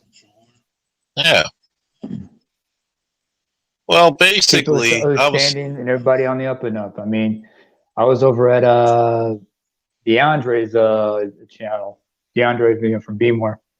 Your old boy from Hub Wrestling. He told me that you guys y'all grappled a few times in high school. Oh yeah, those were the fun times. Fun times, man. Yeah. Made a man of you. And Yeah. just to get Really you up, did. I was on a live stream, Z, and I had a guy who tried to lowbrow me by saying because I wasn't married, men like me are causing broken homes in the community, and I had to check him about my fatherhood and the fact that I raised my son, great distinction, being a great father. Some of us are not going to be married. I'm sorry, some of I us are made not. peace with that a long time ago. I made peace with that a long time ago. And it's not always the most official. Sometimes, mature people who try to make it work, it may not work. Well, it's not for everybody. Marriage is not for everybody. There's some people who want to be both parents and spouses, but there are those who want to be either or. Yeah, it is what it is. And he wanted to use his Christian values. Guess what? As a Christian, you're not supposed to judge. You're supposed to congratulate. You're supposed to guide. You're not supposed to. You're supposed to have people literally teach the next generation, okay, this guy may not be married, but he's a respectable man and father. He's going to put everything. Hey, you got your camera on, Z? Yo. Yo. All right. Let's do it. So you hear it in his voice, man. He in a good mood today. What's going on, man? Because how's the missus and the kids, man? Oh, everybody's great. Tell them to kiss the kids and the wife and tell them the champ said hello. Yes, Lord. Pop, heads up. See, Pop, a little heads up. I sometimes refer to everybody's kids as little monsters. Nothing serious. Lord. It's just hear me out. It's like father, like son. I picked that up from my father because my father was to refer to me and my three siblings as his little monster. So right. So I'd be like, how little monsters that? So I'm sure is cool with that, right? All right. Look. We good. We're good.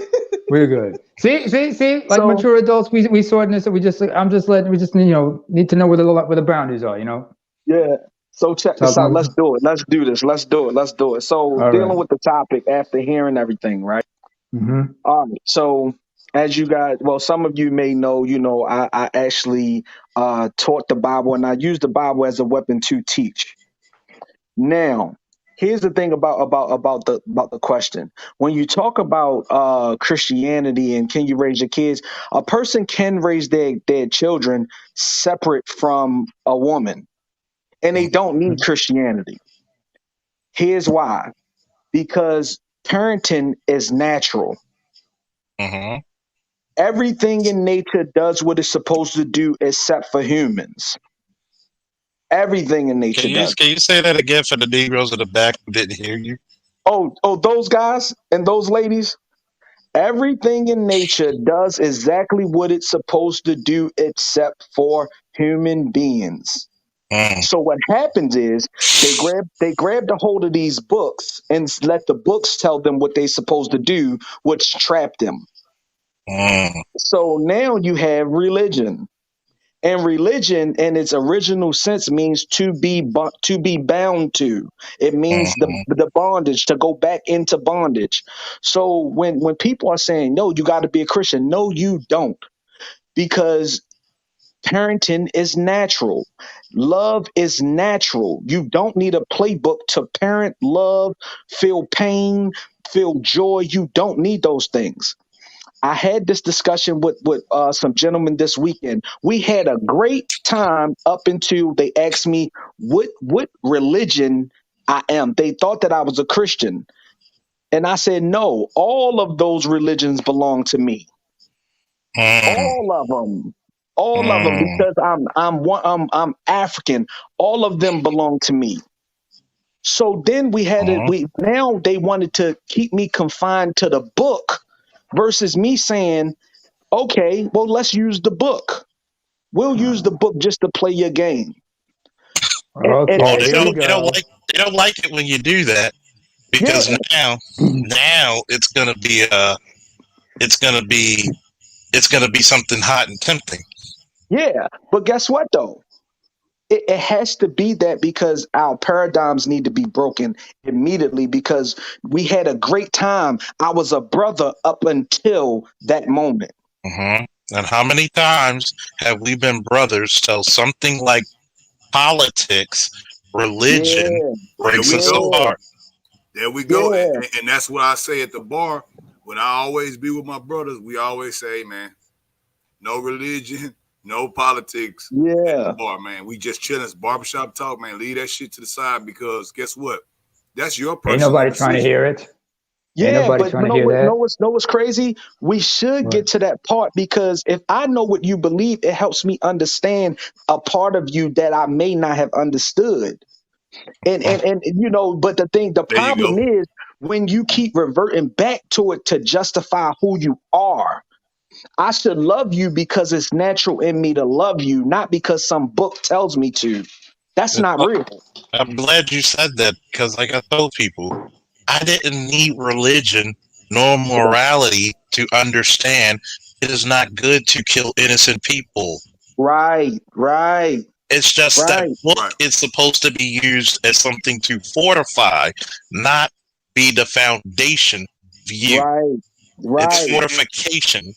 And I agree with what you said too, Z, because this is one of the reasons why we didn't want to discuss it because it became an argument, right?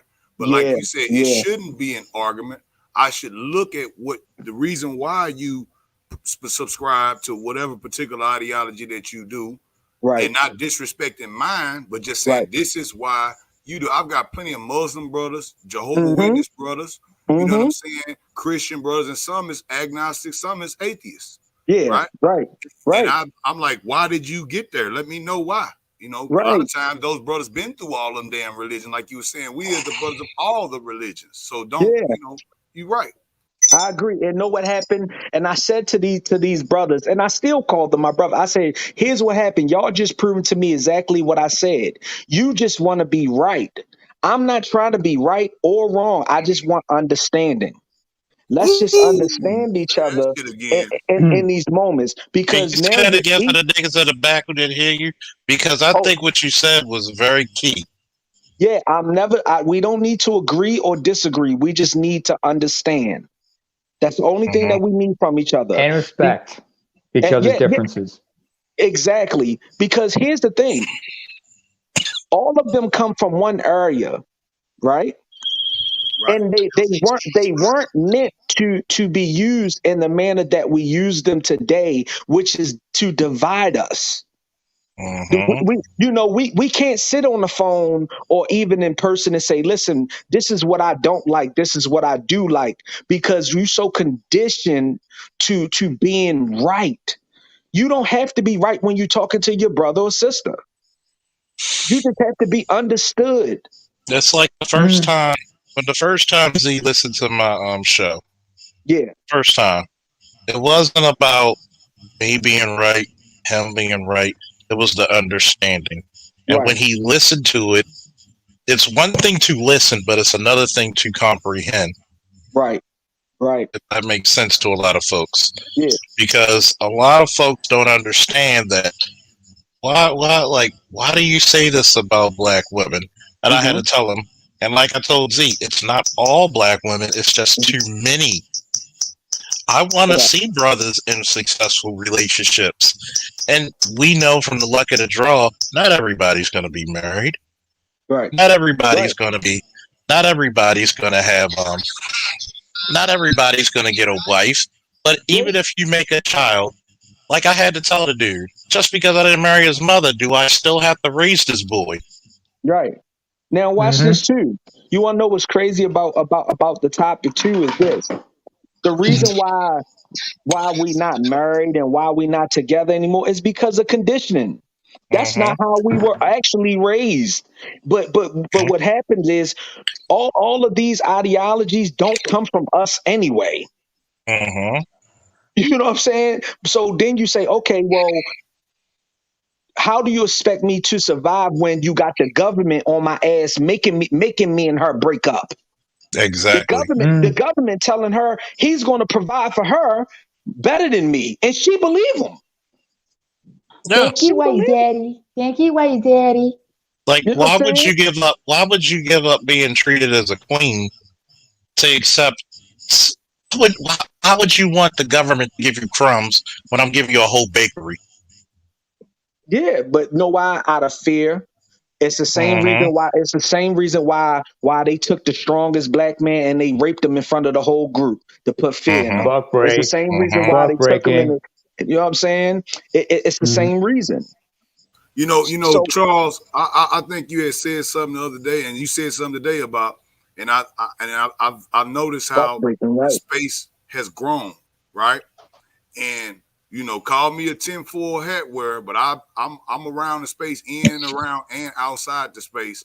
And brother, I've heard a lot of some of the talking points that we bring up, and a lot of the concentric points that we raise being brought up on outside of our sphere, so to speak.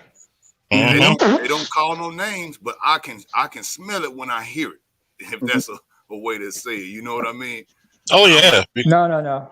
Your spidey senses be tingling and shit. Yeah. Oh yeah. Yeah, I'm like, whoa. You'd be like, wait. You'd be like, wait a minute. A light bulb will go up and like, wait a minute. I know I've heard this before somewhere. Yep.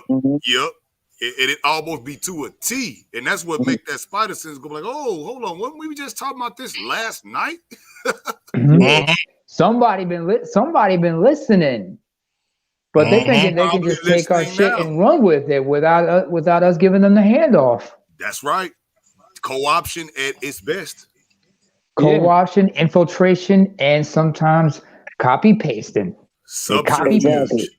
Yeah, because notice how mature the conversations have gotten. How shout out to the New England Patriots for the alleged camcorder scandals. First of all, and notice how all the conversations. And trust me, when I get even more time and more freedom, that's funny as shit. I get more time and more freedom. We're gonna have a round table sit down, and we're gonna have my man, doing the camera, the editing, and everything. Because if you really want to solve, people always say, what about solutions? What about solutions? Right. Yeah. I can't talk about solutions, and I'm going to go biblical for you. Jesus knew that he had to talk to the body before he could talk to the spirit. That's right. When he had the multitude and he had to feed them, he was like, hell no, these people are not going to listen to me. They're hungry. I got to feed their bodies before I can feed their souls. And you there with the fish and the bread. Come on over here. Lepers. Remember the lepers. No one wanted he to healed deal the lepers with the lepers. too. You feel and he he went healed over them. there and talked to them, and he healed them because they was part of the circle too. But they had been outcast. I gotta talk to the outcasts. I gotta talk. Me and Z What does it say on the Statue of Liberty? What does it say on the Statue of Liberty when the folks from back in the 19th and early 20th century? Give me your tired, give me your weak, give me your downtrodden, give me your poor. Something like that. Yeah. Think about that, because a lot of people don't even know the Statue of Liberty is really a black woman in chains. I never thought of it like that. That's what it originally was. The French knew. The French knew. That's why they gave the Statue of Liberty. Because number one, I hate it when I hear people use the Christian faith and judge. Well, you got to go and you don't even understand. No, you need to understand. Are you going to tell me Z's cousin Ali, one of my best friends, one of my brothers, like his brother, his cousin's basically like his brother too. You going to tell me this man who has not married his fiance yet, you going to tell me he's a bad father? No. And trust me, that motherfucker took fatherhood like a shark in water. Right. So you're gonna tell me that our friends like Dern, who's married to his wife, his first child is not by his wife, he's a bad father, but he had to fight like a goddamn UFC fighter in the cage for his son and to get custody? See, That's this right. is why I always tell these holier than thou motherfuckers, it's best to be thought of a fool than to open your mouth and reveal all and remove all doubt. Yeah. Let them underestimate them let them Yeah, underestimate you how they want. no, but let Because me as help. long as Let they me don't know help the out truth. too. Yeah, All right, go ahead, Z. Wait, Let let me give help the out handoff. Let too. me give the handoff. Hand it to me. All right, so all of these religions or belief systems, whatever you want to call them, it causes you to rely on God, so to say, to make it happen for you versus you making it happen for yourself, right? Mm-hmm. So when Mhm. you say, yo, I'm a good parent without the book or without the religion, they don't want to hear you talk about nothing that's natural. So now going to the scriptures, right? The scriptures say that God created you in his image and likeness, right? Mhm. So that means you have the ability to do exactly what he or she Whoa, does. Charles, mute up. Uh, you Sorry, have the something that ability. Charles in. Go ahead. Oh, it's all good. You have the ability to do what they do, how they do it, naturally. Mhm. Naturally. And the reason why is because you were created in the image and likeness. So when you say, yo, here go a book, the book will teach you how to be a parent. No, that's incorrect. That's incorrect. You know what I mean? Because being a parent is natural. It's a natural thing that you do. Fighting See, with your can I ask you a woman question? nowadays. Yes, sir. Would it be safe to say that some of these individuals use that scripture like a crutch, or maybe, whipping board or whipping board. or look at it this way. Look at it this way. They use scriptures as crutches. As crutches, or look at it this way. They feel that, or they feel, not think, but unfortunately they feel that without that religion, they're nothing. Yeah. Right. You know, I feel well, it's a sad moment because I always see that. I remember being like that. So I always approach those people with caution. And because with them, like I learned to teach is you cut a person and then you heal them. But they so used to being cut every Sunday and every Wednesday that it's harder for them to receive new information Yeah. that may help them. Right. And it's the That hits too. That dogmaticness of it analogy all. hits too close to me. That kind of hits too close to me because I've been involved with. I was once involved with a woman who was a bit of a cutter before she met me. See, you got to remember when me and you first talked, we had a brother defend me asking you for respect and you honoring it. I wasn't upset because I knew the conditioning. You understand what I'm saying? So a lot of You meant times when what you understood where I was coming from, but you just didn't you didn't appreciate my choice of words. No, and as a totally you had every right. understood You had to defend. You had to stand up and you had to make your stand clear and let me know where you drew the line and everything. So that I have to respect. Yeah, and know what else too? As brothers and sisters, we have to push each other to a higher level at all times. Because if we keep each other down, we're so trained and conditioned to keep each other down. It's just like if I'm up, right? If I'm on Instagram and I'm flashing money, I'm really flashing money to stun on people. Right. I'm not doing it like me. I don't like people in my business. So if I'm doing it to stunt. And that's the reason why most people are doing it to show that they up. That's why I'm glad I'm not on Instagram. That's temporary. I got a younger brother. I know. Yeah. I got a younger brother. He introduced me to Instagram. He told me what it was, and I was like, nah, because I knew in my gut there was, I knew, it was instinctually, I knew something was wrong, something was up with it. Right. And then and this was a time when he and I lived in the same building. We lived we lived in the same building. We lived across the hall from each other. So one night one day I went over to his apartment. I was sitting in his couch. He was cooking in the kitchen. I'm sitting on the couch watching CNN Business News, and they were talking about how Facebook had just purchased Instagram. Right. Mm-hmm. I knew, and I was vindicated by my decision. Why? Because when the CNN news report, when they're reporting the story, they said that Facebook would not recognize the user's intellectual property, so they could take whatever pictures you posted and they could use it whatever they want, any way they want, without compensating the users. And I said, That's yo, right. you see this? Saw that. I said, now you understand why I don't like this stuff? Yeah. I mean, I started using Twitter like at least a year before that. It was like, nah. But I've never tweeted because it was, and I remember being vindicated by that because I remember Patrice O'Neal said, people tweet frivolously. I only tweet whenever I think it's a good idea to tweet, and I rarely tweet. Right. I just check what's going on. Right. Yeah. And I was thinking about what you guys had said earlier about made in the image, right? Right. And then we were talking about the dogmaticness of some of the religious leaders and some of the religious zealots, right? Mm-hmm.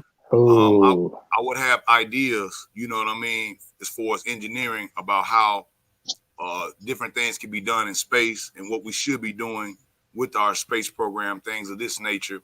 And I would have religious people say, you know, why would you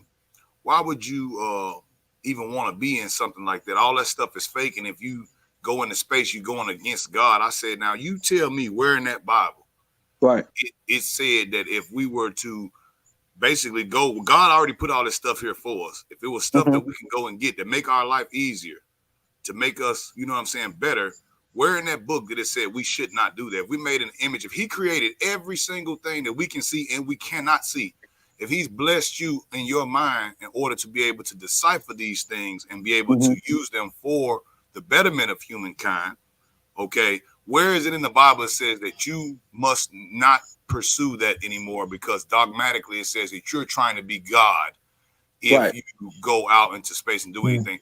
That I never once saw that in the book. Oh, if anything, God put Adam out there to name all of creation. Think about that. I created it. I'm giving you the pleasure to name it, and for you to explore it.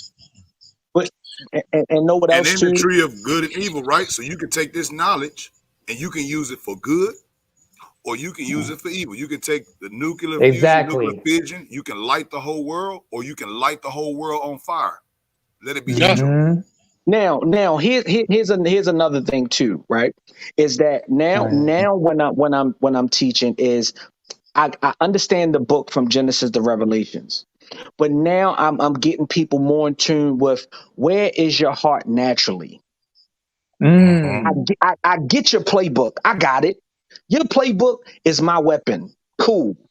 But you mean to tell me that in order for you to be righteous, you need a book to tell you that's you stepping away from your divine purpose. Think about this. Stepping away from your divine purpose. Think about this. I don't need. Hold on. I don't need a book to tell me if I see a child in the street, not to run over there and grab it and protect them. You know, it's something that it's natural. It's natural to want to protect women and children. It's natural for a woman to nurture. So when we bastardize all of this information, what's going to happen is that you're going to have an unnatural set of people. You're going to have what's called unruliness. When you start allowing other spirits into your home, you know what's going to happen?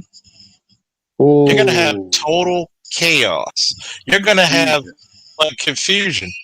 I'm going to tell you, a lot of people don't understand what demonic possession is. Demonic possession is not always the exorcist. Demonic possession, what did I say earlier? There may be a family member, there may be a pastor, there may be a police officer, a firefighter, a mother, a father. Sometimes you got to do like Jesus say, get thee behind me. Because sometimes the demons we fight are not someone else's. Sometimes the demons we fight are our own. Yeah, but you can't do. But people aren't they aren't trained to look at their self in the mirror. They aren't. Why is You that? gotta literally reprogram because of it. If you look at yourself in the mirror, it's some things you gotta correct. Yeah. There's some things you gotta accept, and people don't want to do that. And look and watch this. If the Bible taught people correctly, you would do that, because it's all about looking within yourself. It's all about looking within yourself and where you align up with God. It's not about other people. It's about your relationship and who you are. But what happens is you go on Wednesdays and Sundays, and sometimes for some different denominations on Saturday, and you hear so much, God gonna fix it, God gonna do it, God gonna do it, but nobody never telling you. But in order for God to do it, when you pray, you gotta mind your business after that. That's right. Ain't I'm gonna tell you nobody telling something you that about you got me. to do your part. I'm gonna tell you something about me. I had a counselor who was a Christian. I got to know him pretty well. And I once said to him something that he found really bizarre. I told him, dude, I might be a Christian, but the truth of the matter is I am not with, because, by the way, Z, I do have a personality disorder, which makes me think I'm always evil. So when I looked at him, my counselor, I told him, listen, man, I'm not a lamb. I'm not a sheep of the flock. He said, what are you? I'm a wolf. A wolf who has a mutual respect and sees eye to eye with the shepherd. In other words, he sees me for what I am. He understands my nature. I understand his nature. And I respect that as he respects me. But he still got to do what he has to do, just like I still got to do what I got to do. It doesn't make me evil. It doesn't make me good. It just is what it is. I realize I'm not what people think I should be. Some people want to be lambs being led to the promised land. Sometimes you got to be the fucking wolf and find your own fucking way. Or in some cases, you got to be a fucking Wolverine and just be fucking crazy and smart and strong in order to survive this shit. Because you ever seen a Wolverine? You ever seen Wolverine survive shit? You ever seen honey badgers in Africa? Okay. No, I haven't. And by the way, honey badgers? You don't know what a honey badger is? Okay, that's the African equivalent. I've never seen them operate. Those little motherfuckers are some of the nastiest Honey motherfuckers badger literally does not give a fuck about anything. Does not give a fuck. They will fuck up everything. Even lions stay the hell away from them. Ain't they related to Wolverine some type of way? Yeah. They're some mean little fucking bastards. Put it to you this way. You're the only thing in the... too. They will fight. They will stand toe-to-toe and square with the lion. Yeah, but now, Wolf. But Wolf, check this out. Now you see how you get you just explained that to us. Now here's what I hear. You like to be a part of the pack and you play your position. That's true. Now look at how I just heard you and say, oh, no, that's something simple. Because of the nature of the wolf, you're claiming that nature instead of something like a sheep who's literally being led anywhere that it need to be led, and it goes astray every now and again. You're telling me I don't get led astray. I stay with the pack and I play my position. You see what I'm saying? That's not something that I would say, Wolf, you're wrong for that. I would say, oh, no, that's dope. Go over there and lead some of these sheep for me, please. All right, and then I go on to the next wolf. You see what I'm saying? But I don't see wolves as a threat, but you have to understand the nature of whatever zoo type that a person chooses to describe themselves. Right. Because now I had a guy tell me that Egypt, I call it Kemet, but I'm gonna say Egypt for the sake of the listeners.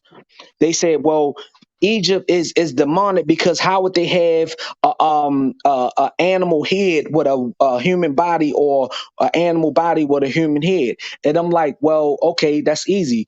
That's how they describe the zoomorphic type of the human being's nature.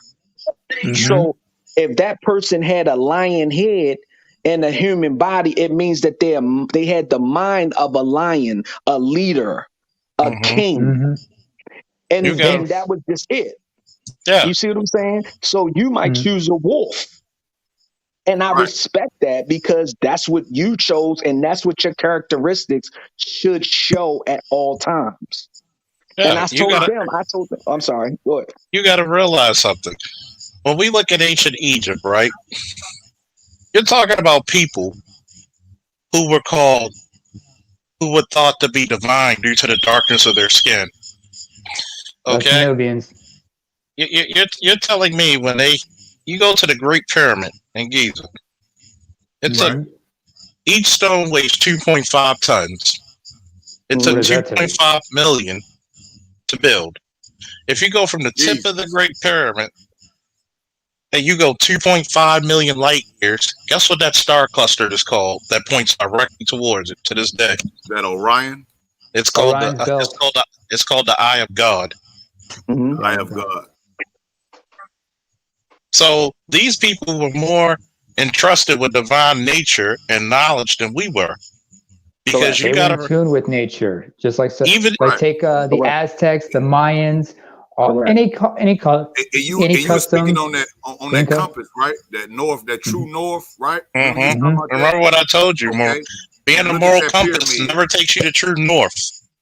And look at that pyramid. That pyramid is situated at true north at the cardinal directions without GPS, without computers, without any of that shit. And know what else too? Let me say this too. And you know why it aligned up with the stars the way that it did? Because they believed in what's done on earth as it should be in heaven. I mean, as it is in heaven, as it is on earth. Again for the Negroes who don't get it. You see what I'm saying? So as it is in earth, as it is in heaven. I mean, as it is on earth, as it is in heaven. And that's where the biblical principle comes from. Okay. That's where it comes from. But when you're trying to say, "Oh no, this was first," no, Kemet was first because they understood nature, and the colonizers came and said, "Oh no, they understand what we don't understand a little bit better than us. So let us make these things human." And not like only what they that, did with the Incas and the Mayan. Did they not send in people to mate with them at the end so that they can be able to receive all of the antiquities? Yes, because ancient Greeks and Romans. At first, the Egyptians wouldn't even let the colonizers in to be a part of their spiritual systems. But of course, like how we have everywhere else, we have traders, and there was traders inside the Kemetic culture that wind up baptizing those people into the Kemetic systems. That's how you get Alexander being he wanted to be the first pharaoh, but he wasn't able to be the first pharaoh to the Ptolemy was. Right. Think about it. Think about this real quick. See, they even know we knew history, Charles. They ain't know we knew history. No, they didn't know. People don't know that. Remember, they tried to conquer Egypt, and then Egypt kicked their asses out when they were fighting. Right. And they said, hey, if we can't beat them, what? Join them. And then beat them from within. Join them and then co-opt. And listen. Now let me sit down the Charles. Everybody who's listening, those people those hieroglyphs that you see on the wall were not Hebrews being kicked out. They were Europeans. Yeah. The Hebrews never were in Egypt. Just a little paradigm shift for you guys. They were never in Egypt. Because I'm going to tell you this one. Think about this. In order for Moses to live within the palace of the Pharaoh for 20, 30 years, and nobody suspects him of anything, guess what? What did Moses have to be? Same color as the Egyptians. Family. Flying at first. He had to be one of them. He had to be the same color as all of them. So the Canaanites weren't the Hebrews' word life. Man, I wish we. Man, I'm getting ready to go and somebody say As a something matter of real fact, good. the land of Canaan was conquered by the Hebrews. Yeah. Marquise Kidd, you are absolutely right. Moses was Remember, not historical. remember, I'm going to tell you. Guess where we get the term Moses from? Tutmosis. Yeah. But look, I gotta O'Shea. go. I don't want to start. I don't want to start teaching motherfuckers shit Yeah. that they're not ready Alright. for. I'm telling you. Yeah. I just these want to say people- something though. I just want to say something before Z has to leave. Yeah. Charles, can you bring up Kim Coleman for a minute? Bring up Kim Coleman's quote. Say Kim Coleman. We It's always not the love our. quote that I think she said now. There's a probably for reason the I want to fall. bring up Kim. There's a reason I want to bring up Kim Coleman here because I want to see her pick for a minute. I want you to see her. Look at that pic. Who is that? Is that first of all? If she's in the chat, could she please explain who that gentleman is with her? That's her I think husband. she said She'll tell you. probably for the fall. She said That's probably her- for the Okay. fall. That's her No, husband. it's not the quote, Z. It's not the quote I'm looking at. Okay. Look at the Okay. picture, man. You Does see the that look picture? like a woman who's in love, who looks up, who is infatuated almost? If Like she, Patrice you know what she O'Neal said, a happy man is a happy everybody because the reason she's smiling, she's in tune with his happiness. His Yeah. happiness comes first. Z, I'm sure you would understand this one I'm about to say as well. What Patrice once said. He talked about he said, my girl is like the fourth most important thing in my life. It's me, my career, my mother, and then her. But if she gets out of line, my fish will come before her, and now she makes her fifth. In other words, because remember, you got to put your happiness first, or they won't. Because if Right. you're not happy, you can't handle your business. You can't handle your business. You can't take care of your family. If you ain't taking care of your family, she ain't gonna be looking at you in such a positive light, now will she? Oh my goodness, man. We gonna go on and on. I gotta let y'all go. My best of I'll wife see you on and the next the go. little you know what. And it's always a pleasure, Z. All right, folks, we about to shut this thing down in 4 good hours. This was getting good. It's always good. It's always great. See, y'all didn't. No, man, and y'all don't think that old Falk can be doing deep shit, can y'all?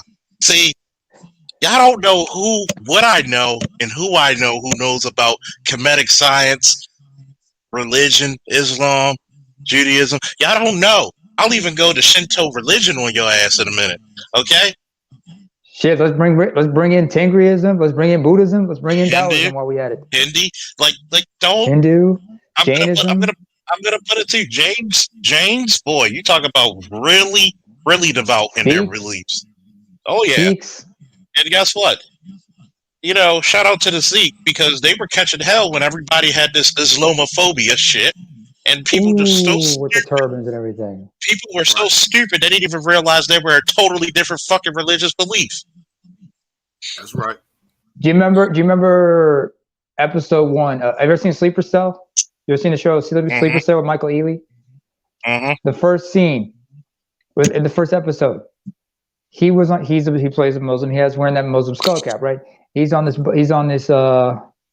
subway train, and then he knows a bunch of white boys harassing a Sikh, and they're calling him Bin Laden, whatnot. He goes up to there, he fucks all 3 white boys up, and he says, "This man's a Sikh.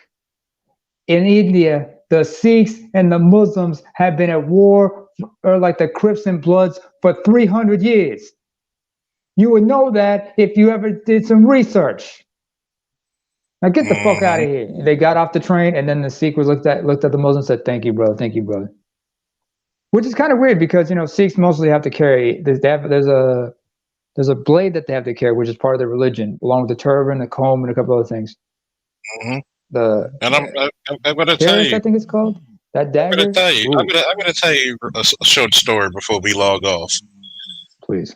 You got love in your heart because you got love in your heart for your humanity. I'll be damned if I have another Negro challenge mine. I remember going to this university deli with these Muslim brothers. Okay. And they were Arab. And it was this drunken black guy, bigger than me. And he's bullying one of the guys because the guy's always cordial. He sees me in my uniform sometimes. and my nephew went in the store, Ramsey. And Ramsey's on point because he sees me get out the car and I see the guy about to hit him. So it looks like something out of a fucking comic book. So I catch the guy fist and I catch him by his throat. And I'm like, yo, leave him the fuck alone. And he's like, what you gonna do? I said, I'm gonna put you on your ass if you're lucky. That's the most I'm gonna do. That's the least I'll do. Hell yeah. So he's like, what you gonna do? I said, dude, I'm gonna fuck you up before them two cops come down the street and block your ass up. Oh, you think you tough? Yeah. You wanna try me? Try a motherfucker who's capable of fighting you. Don't fight the small guy, fight the big one. So he started backing off, and the cops see his drunk ass and lock him up. And I said, oh yeah, by the way, and I showed him my badge. Ooh. Damn. That was smooth little motherfucker, Shaft. God He's like, damn. oh, as long as he didn't put his hands on you. Otherwise, you could have booked his ass for assault on an officer. Trust me, he would have put his hands. If he would have touched that guy, I'd have broke my foot in his ass. No, touch you. I mean, touch you, Charles. Even still, but guess what? That's the point of being. That's the point when these people talk about do black cops protect the community? Yes, we protect everybody, you dummy. God damn it, Charles. You trying to recruit me and shit. I know. Shit. Any last words, fellas? Well, Bruce Almighty, in the words of Isaiah Whitlock Jr., shit. Speaking of which, I just want to say to all our Muslim brothers out there, whether or not you observe or celebrated Maulid Nabi Sharif, folks, that's the Prophet's birthday. Oh, yeah. Right on. We got to get the enforcer in. Yeah, man. My bad for coming up so late. That's cool. Hey, we can chop it up in there afterwards when we go off. I know. I did that last time. Charles was like, y'all niggas still here? What the hell? You know, he was out and about. And he came I was like, damn, must be a good conversation. What? I like having conversations. That's nothing wrong. You gotta love the conversations. Yeah, I think it was me, Namor, and Rael, and someone else. Like, we was just chopping it up, hard body. Like, yeah, hey, man, this nigga here. Hard body.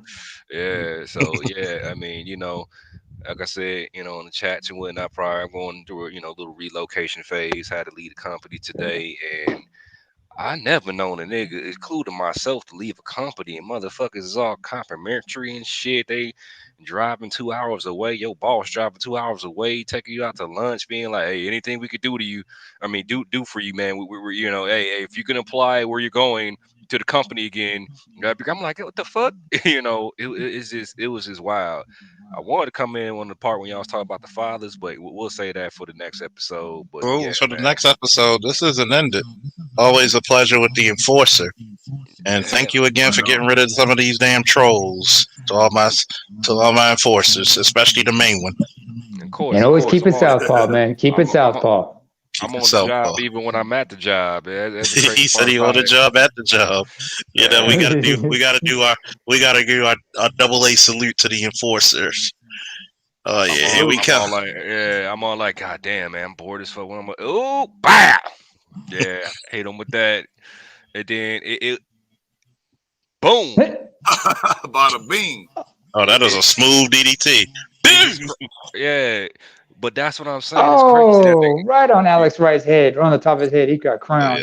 Long before the company. That's Wunderkind. That's Wunderkind. Man, that shit is crazy because I see where The Rock get his DDT from now. Like, and I was a huge fan of his DDT. I was like, God damn, tornado DDT ass nigga. Like, he's just smooth. Oh, I'm sorry. To me, Art Addison had a better DDT than Jake the Snake. Don't kill me. Sorry. I mean, but I'm just saying I can see what the Rock got his inspiration from, like prior generations, because he's third generation. I'm like, oh, he just smooth took that. He was acting like he invented. I mean, not he didn't do, but that tornado DDT. And then I go back to Jake the Snake and Art Anderson. I'm like, oh, I see you, Rock. I see you.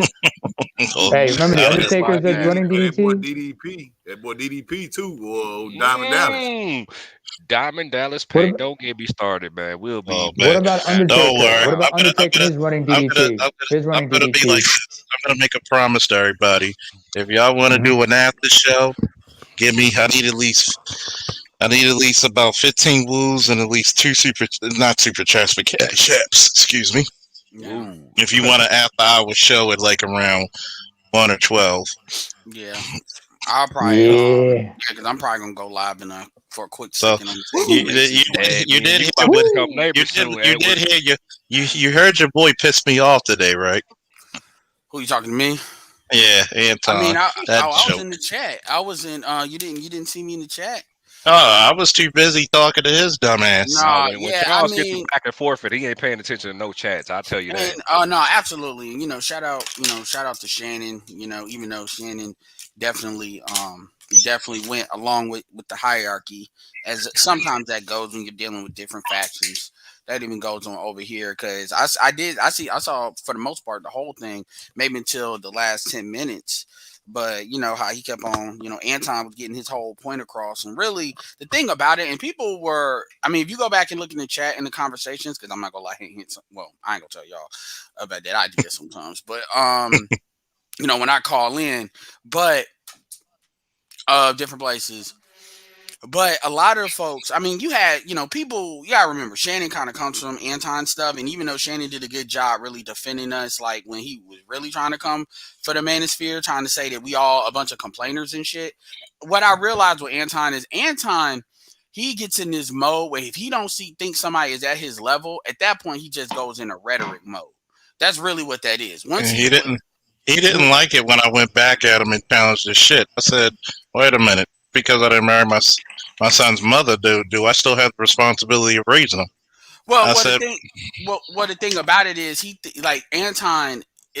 The way Anton pursues stuff is unless you got the same kind of money he does, or you represent the values that he thinks is ideal in its purest form, then he just wants to talk down to folks. So he really wanted. He was mad that you had anything to say, and then I'm like, dude, I mean. And even in like how he was like going back because the responsibility, because even what you were saying, you're about to say, Charles, I heard that part, and in that part he really didn't give a shit. He was saying that that's not valid because at the end he's making it seem like you just said fuck it, I had a baby by the mother of your child, and you said fuck it, I whatever. Like she has no choice in not wanting to cooperate or whatever happened to where y'all didn't work out. The shit we call life. You know what I'm saying? And then it didn't fucking matter that you were very involved. See, here's the thing. It doesn't matter that he knew you was involved with your kid as far as really actively raising them because you said so. I'll give him he doesn't know about the stuff you do as far as help mentoring other boys because he didn't know. I don't know if that came up. But even with what he did know, it didn't matter because as far as he's concerned, once he heard you weren't married, basically you're part of the problem, which is what he actually said verbally. But guess what? I told him, does your beliefs outweigh reality? What does your Christian beliefs have to do with me? Well, he can't think past that. What did he say to you? I didn't hear that. That's why I always say, I even had a show. Does your beliefs outweigh reality? I just had a show called that. And that's the part he couldn't say shit because he was being disingenuous. So I'm saying every time I asked him, I said, do we have a problem with respecting male masculinity in our community? Well, you hear white men. No, I didn't ask you about white men. I said in our community. Well, I only talk about my village. Stop being disingenuous, man. Yeah, I mean, no, and see, like I said before, he can't think past that. And this is not me. Look, I don't have this thing where I don't like Anton. I'm just calling a spade, just like how people say. Just like I call a dumbass doesn't mean I hate him. I wish him well, and I wish he could be married 1,000 years. But what you said was stupid. Yeah, because you don't know. If I don't know a person, that doesn't give you a right to actually just shit on a person to say, well, you're not worthy because you're not married. Guess what? Joseph was not the father of Jesus according to scriptures. Does he play an important part? Well, what they used to say in the army, Charles, have you ever deployed? Did you even deploy yet? And I'm not gonna bring nothing else into it, but there's a reason, even before like certain situations, there's a reason, like the virtue signaling. That's one thing that you got to give an appreciation for Kevin. Kevin is a Christian too, just as much as Anton. But Kevin understood how to separate the bullshit from like he also lived life, and you can tell he spoke on that, and that's what he leaned to. He didn't lean on this. And see, the shit that he was doing is a lot of the shit people try to act like people like it. It's like they can't think outside of their own stuff. Because I'm like, yo, even the it's like, oh, so according to you, because okay, what do you have to say about men that were divorced? Because if we're gonna play the game of okay, well, these men must not have been doing. Let me say it this way and make it plain. The biggest issue I have with Anton is that Anton, number one, he wants to use his wife as like this thing to validate him to other men. But at the same time, if you start to hit that shield, then he gets real sensitive. Because he's like, if you're gonna bring your wife, if your wife is gonna be, you're gonna use your wife as a fucking I'm just gonna be nerdy, but a Yu-Gi-Oh card. Don't get mad when I do a card to break that shit. Don't get mad because I was about. If he would have kept talking, if I would have stayed on, I was pulling out Exodia. Yeah, and the thing, and then Shannon, it's like Shannon, and the thing about it is, I get it. This is where the YouTube politics comes in, but it's like you got to kind of let this dude defend himself because when it comes to like man on man on certain stuff, it's either he wants to be on his platform and he wants to go to places. And to be fair, he got on fantastic stuff, so I'm not gonna say he only goes to places where it's safe, but this thing about because I'm married, I'm like, dude, you picked right and you got lucky. Let's call that what that is. Like because you never really know. Because women can change. Of today. As of today. That's why you heard me tell him. I said, was your wife trained to be one prior to you? No. So you got lucky. Well, so well, his answer was, well, my manhood was just so strong, she just had to. Guess what? Your manhood is not your money. Your manhood is not that, because I'm going to tell you, if I took you all out to the fucking woods of the desert, I'm going to show you how much of a man you are. For all of you who've been in the military, you see the hardest motherfuckers in the hood bitch up when they hear. We doing what now? But that's where it becomes a problem, because for people, they know Charles, whether it's in this space or in other spaces, if you know who he is, what he does, where he does what he does, how long he does what he does other than what he does, what he does as far as camels. Wrestling is one of the hardest sports conditioning wise. People forget that. Like, so when you understand then the mentoring of the boys, which a lot of folks, ain't actively, when you understand all of that, and then you then hear Anton, it's like, okay, you clearly don't really know who you're talking to. So at this point now, I can say a lot of the stuff you're saying is not really to a person. When he started saying like you're complaining, I'm like, okay, well, you're just talking to a box right now. This is not a real, and I'm not even trying to be an asshole because he doesn't know you. It's like, this is not an actual person. I'm sorry, that's the funny part about it, Ed. I'm sorry. You're not trying to be an asshole, man. Just be an asshole about it. All right, be an asshole about it. I'm not being an asshole. Let's be honest. Number one, when he tried to come with me, talking about being an asshole. Sometimes there's a time and place for it. That's all. I'm not being an asshole. I'm just trying to, what I'm saying, because I'm saying what I mean to say. What I mean to say, because I've observed that, and this is like analysis. What he dude, come on. Like what he does. I know, Edward. I understand. I'm just saying, if people perceive you being an asshole, that's just them being being up in the feelings. I get. I don't care, but I'm just that's a part of that. Just me in the flow of what I'm saying. Yeah, he's just. But what I'm saying is, I get it. As an observation, like I said, it's rhetoric. He's not really talking to people, because unless it's somebody that he looks up to, like Kevin, somebody that like he sees that has money, like that. That's what it's. Come on, man. It's all about money to him, and I'm not somebody that's against capitalism. That's not very Christian-like. Ooh, who said that?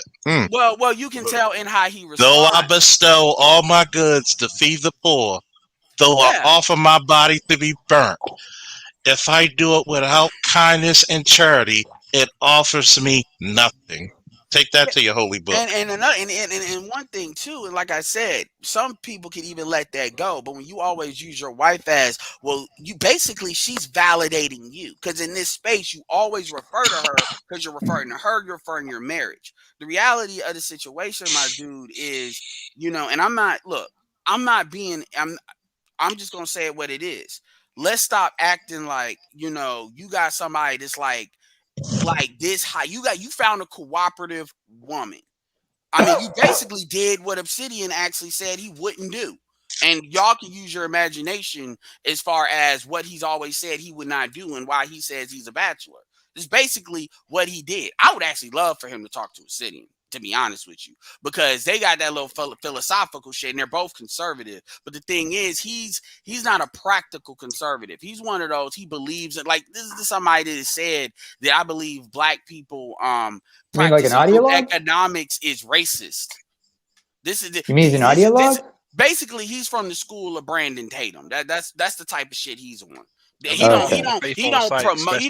don't promote that, but he don't promote that. But if you understand some of the people he deals with, when you look at Amira and who she deals with and why he really wanted to bring her on, and that seems like that's out of place, he's really from that school that believes like a certain mentality. That's why he likes to bring in white people on stuff. But I'm like, dude, your whole platform isn't built around that. Your platform is built around an audience of black folks. So y'all want to sit here and then be like, well, white people do this, white people do that, to nullify stuff. And it's like, dude, you're not the most. Dude, you're married, you got some money. That's it. But the truth is, that doesn't mean, you can tell when you break his shields, that stuff crumbles. That's all I'll say with that. But hearing how the back and forth was going, and the thing that really annoyed me, and I like Shannon, but Shannon's got to let it rock. It can't be Anton gets to preach, and then when you talk, hold on, let Anton. Yeah, and that's the thing that I didn't like. It's bullshit because you're playing sides of favoritism, especially when I was getting in his ass. Yeah, and I saw that, and I was like, "Yo, that's bullshit." And people saw that because remember, even on and for the little bit of time I looked at the chat, a lot of people in Shannon's chat was on my side. Yeah, because the thing is, Anton is not.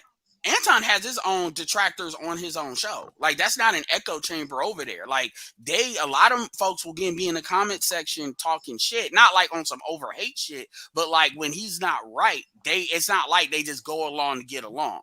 Like they will call that out. Even with that situation where that Tawana chick, they would call that out. So a lot of people, like, so he rubs even the people on his own show. It gets, when I say his own show, I'm talking about the audience.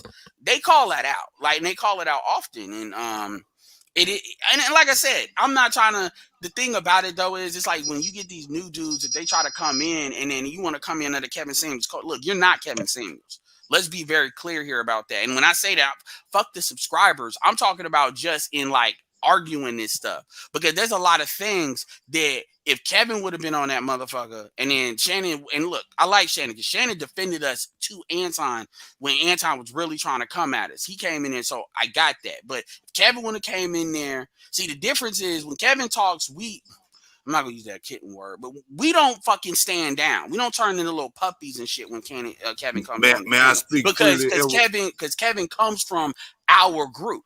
Kevin comes from our group. So the rest of them, they turn into little puppy dogs, and they'll fall rank. And he could say 1 + 1 is 8, and they'll go along with it real talk. But yet, people forget a very cardinal rule. Kevin Samuels shot me out on this show several times. Exactly. But he don't know who you are. And the biggest thing other than the wife shit was when he said you are a complainer. I was like, wow, okay, you really don't know who you're talking to. So I can't really I got more women. Like, that's the reason why I told him. Must be stress for you, Charles. That pension, the muscles, your position, your rank. Oh, goddamn. It's a horrible burden. It's a horrible burden, man. Horrible burden. Yeah. And that's what I'm saying. He's saying everybody is like the same. And it's like, dude, I get what you think this is, but this ain't what you think this is. We can bring up a whole bunch of dudes that are married. Like, real talk, if I really wanted to select somebody that really could body his ass, if I really wanted to, you know who would be the perfect pick? And somebody that's not even like, he's like kind of like a Batman in the Manosphere. Outside of Black Guru. Black Guru, yeah, he plays it like when he don't agree with everything we say. Grown Man Business would go and body him, because Grown Man Business is a blue collar. He would really take exception, especially you being a police officer, you being an upstanding dude, knowing who you are as a man. He would have took very big exception to him trying to use his I got money bullshit. And he would have said, yo, it ain't nothing but a thing, because I'm married, I got daughters, and I make 6 figures in white collar. You know, Grown Man Business would go up in that motherfucker. You notice the one thing. You know the number one thing I don't tell people is how much I make a year. Well, of course. Yeah. That's right. I'm going to tell you why. I have a personal accountant. I didn't know that, did you? No, I didn't. No, it's not me because I'm not ACCA certified just yet. But yeah, not you, asshole. If we just now knowing that, you doing no, the right I'm a thing, dick, Charles. not an asshole. Big difference. I'm gonna put it to you this way: I have a personal accountant who, all this shit because he can finagle. I actually pay somebody to finagle, look at the loopholes because I'm not gonna say the amount, even though it's public knowledge. And this is not me doing overtime. I pay more in insurance than some people pay in checks. So I hope you get paid dealing with these niggas being in the wire for 20 years. Exactly. So I don't brag about money because in my mindset, easy come is easy go. Yeah, LAR's the same way. When it comes to money, my friends, I'll let my friends hold money. They'll let me hold money. We don't look down upon each other. You help your brother out. Feel me? That's right. So, how many times have I donated to people's streams throughout the years? I do the math. How many times I put people's shit on my fucking my shit? How many times have people put me on like BGS and Edward? Even Sir Out of Bayou shares my shit.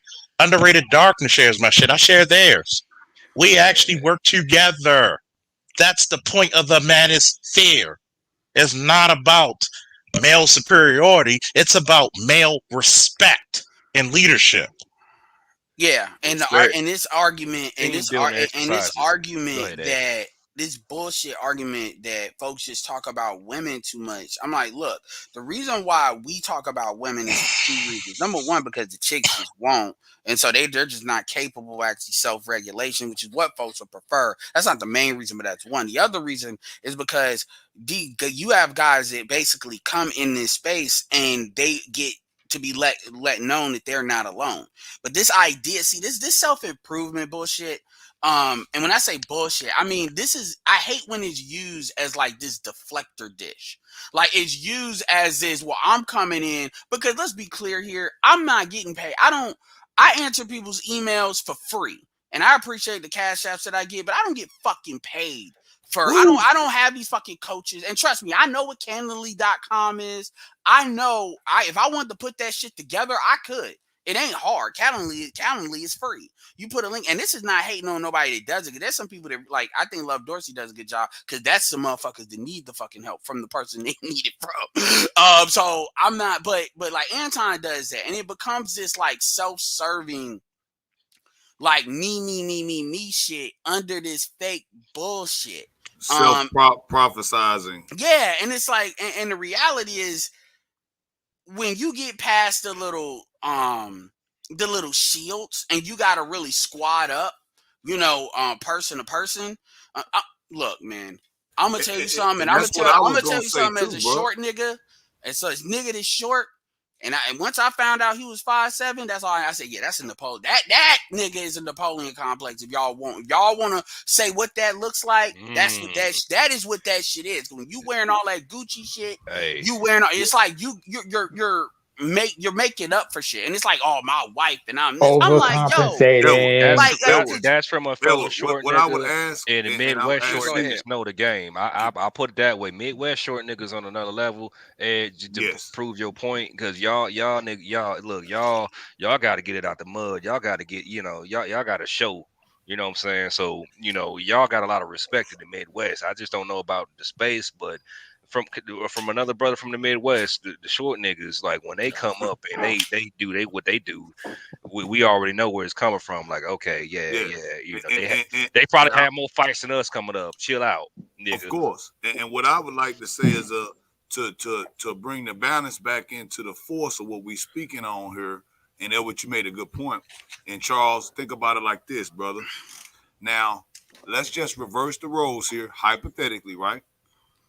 Let's say he were to come on to the Charles Faulkner podcast, okay, and he had some words to say, and like how we always get up here, we have disagreements all the time, and we sit there and we pine on the shit, and we figure out where we're disagreeing at. Can we come to a negotiation? Oh, well, let me figure out why this person is saying this before we attack them.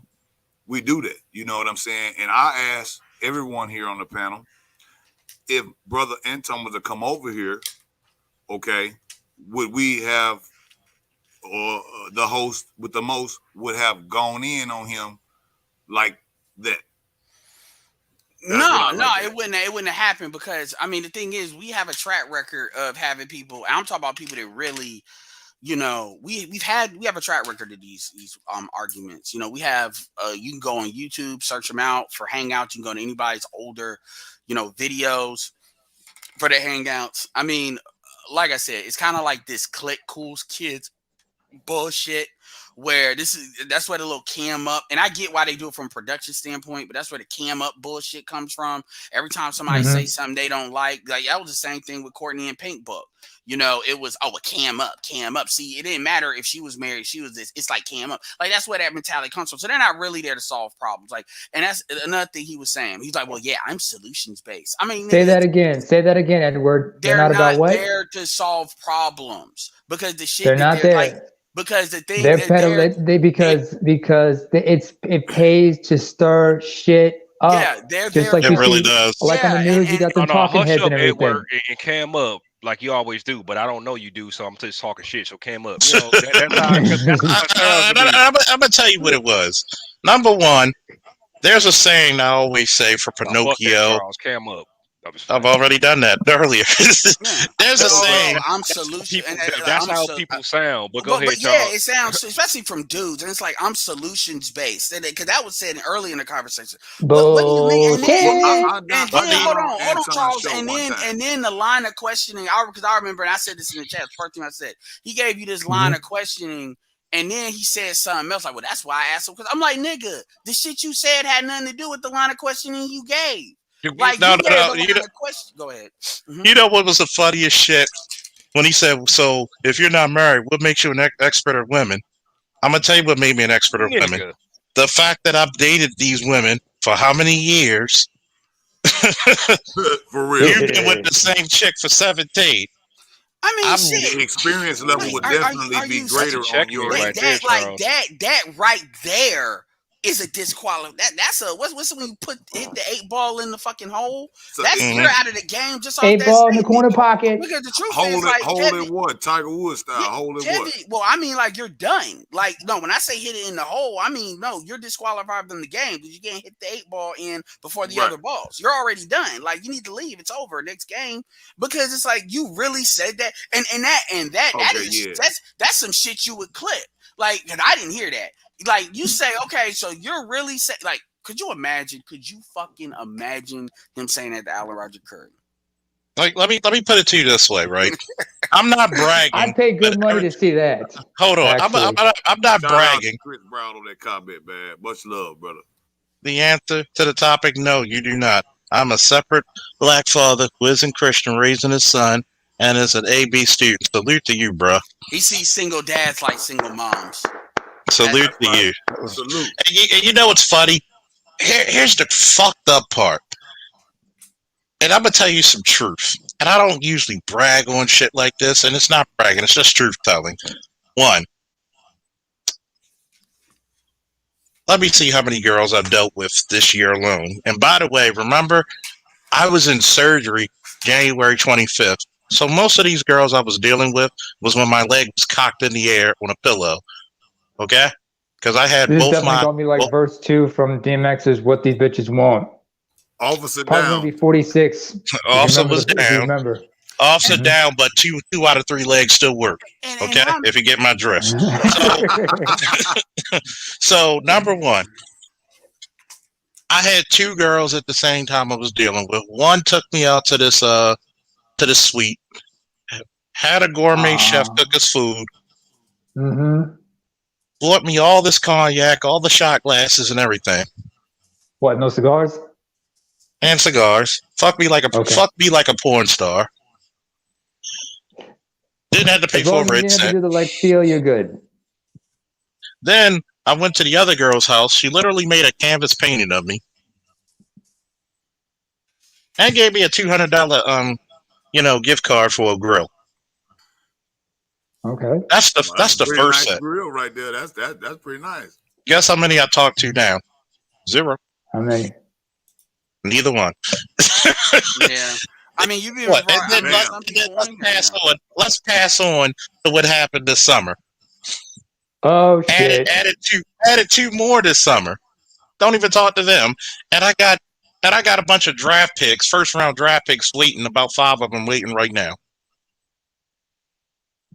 And oh yeah, last night I went out with an old friend of mine and she bought nothing but drinks for me.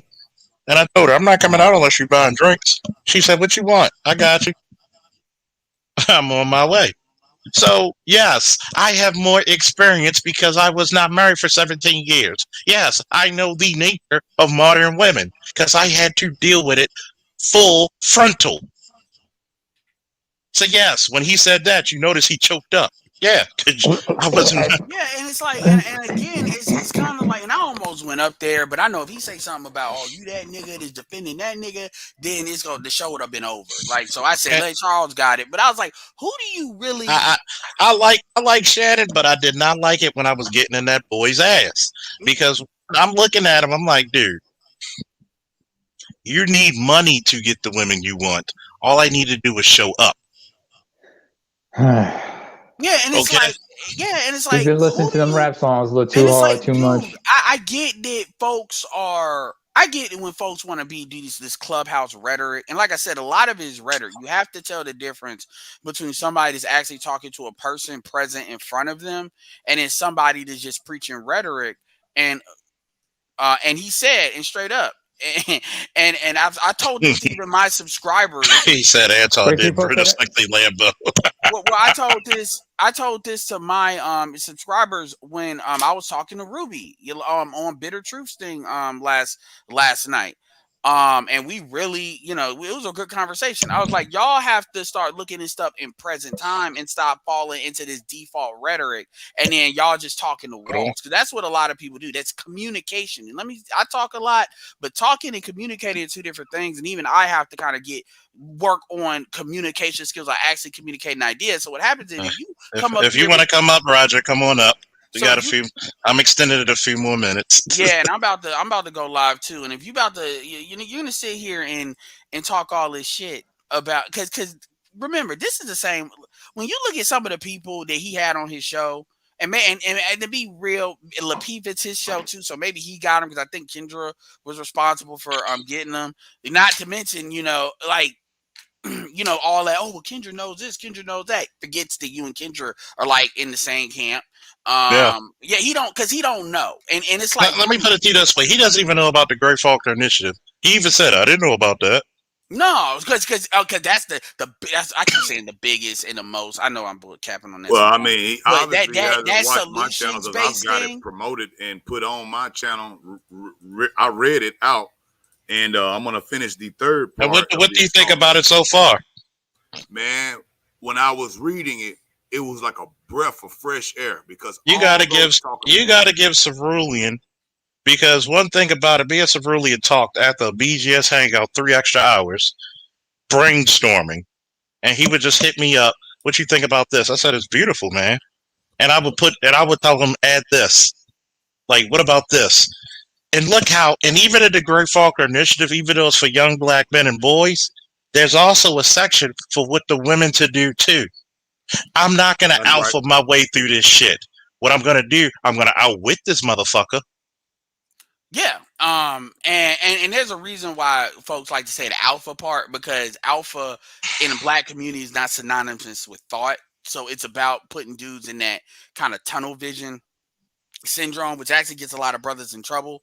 But going back to what I was saying too, is it's like, dude, who the fuck do you think you talking to? Like, I get if you in the rhetoric mode, but it's like, dude, you actually believe that folks over here don't got sleep. That's why I always ask when they talk about who they're talking, who are you exactly talking about? Like, give me a couple of content creators, because that'll give me kind of, because you can tell depending on who they talking about, you can see, okay, like for instance, let's say they say angry man. Okay, you gotta lump in, you know, Bishop, and like there's a couple of content creators you gotta lump in Ronin. You can say, okay, these are the camps you're talking about. They never say that. So it's like, okay, are you just pulling up random people and then kind of saying that that's the manosphere? Because when y'all actually come over here and talk to folks, the shit don't go down the way y'all be saying. Like when Courtney came over there to Pablo, when Kay came over there to Mr. Palmer, you start to find out, oh, there's a lot more there.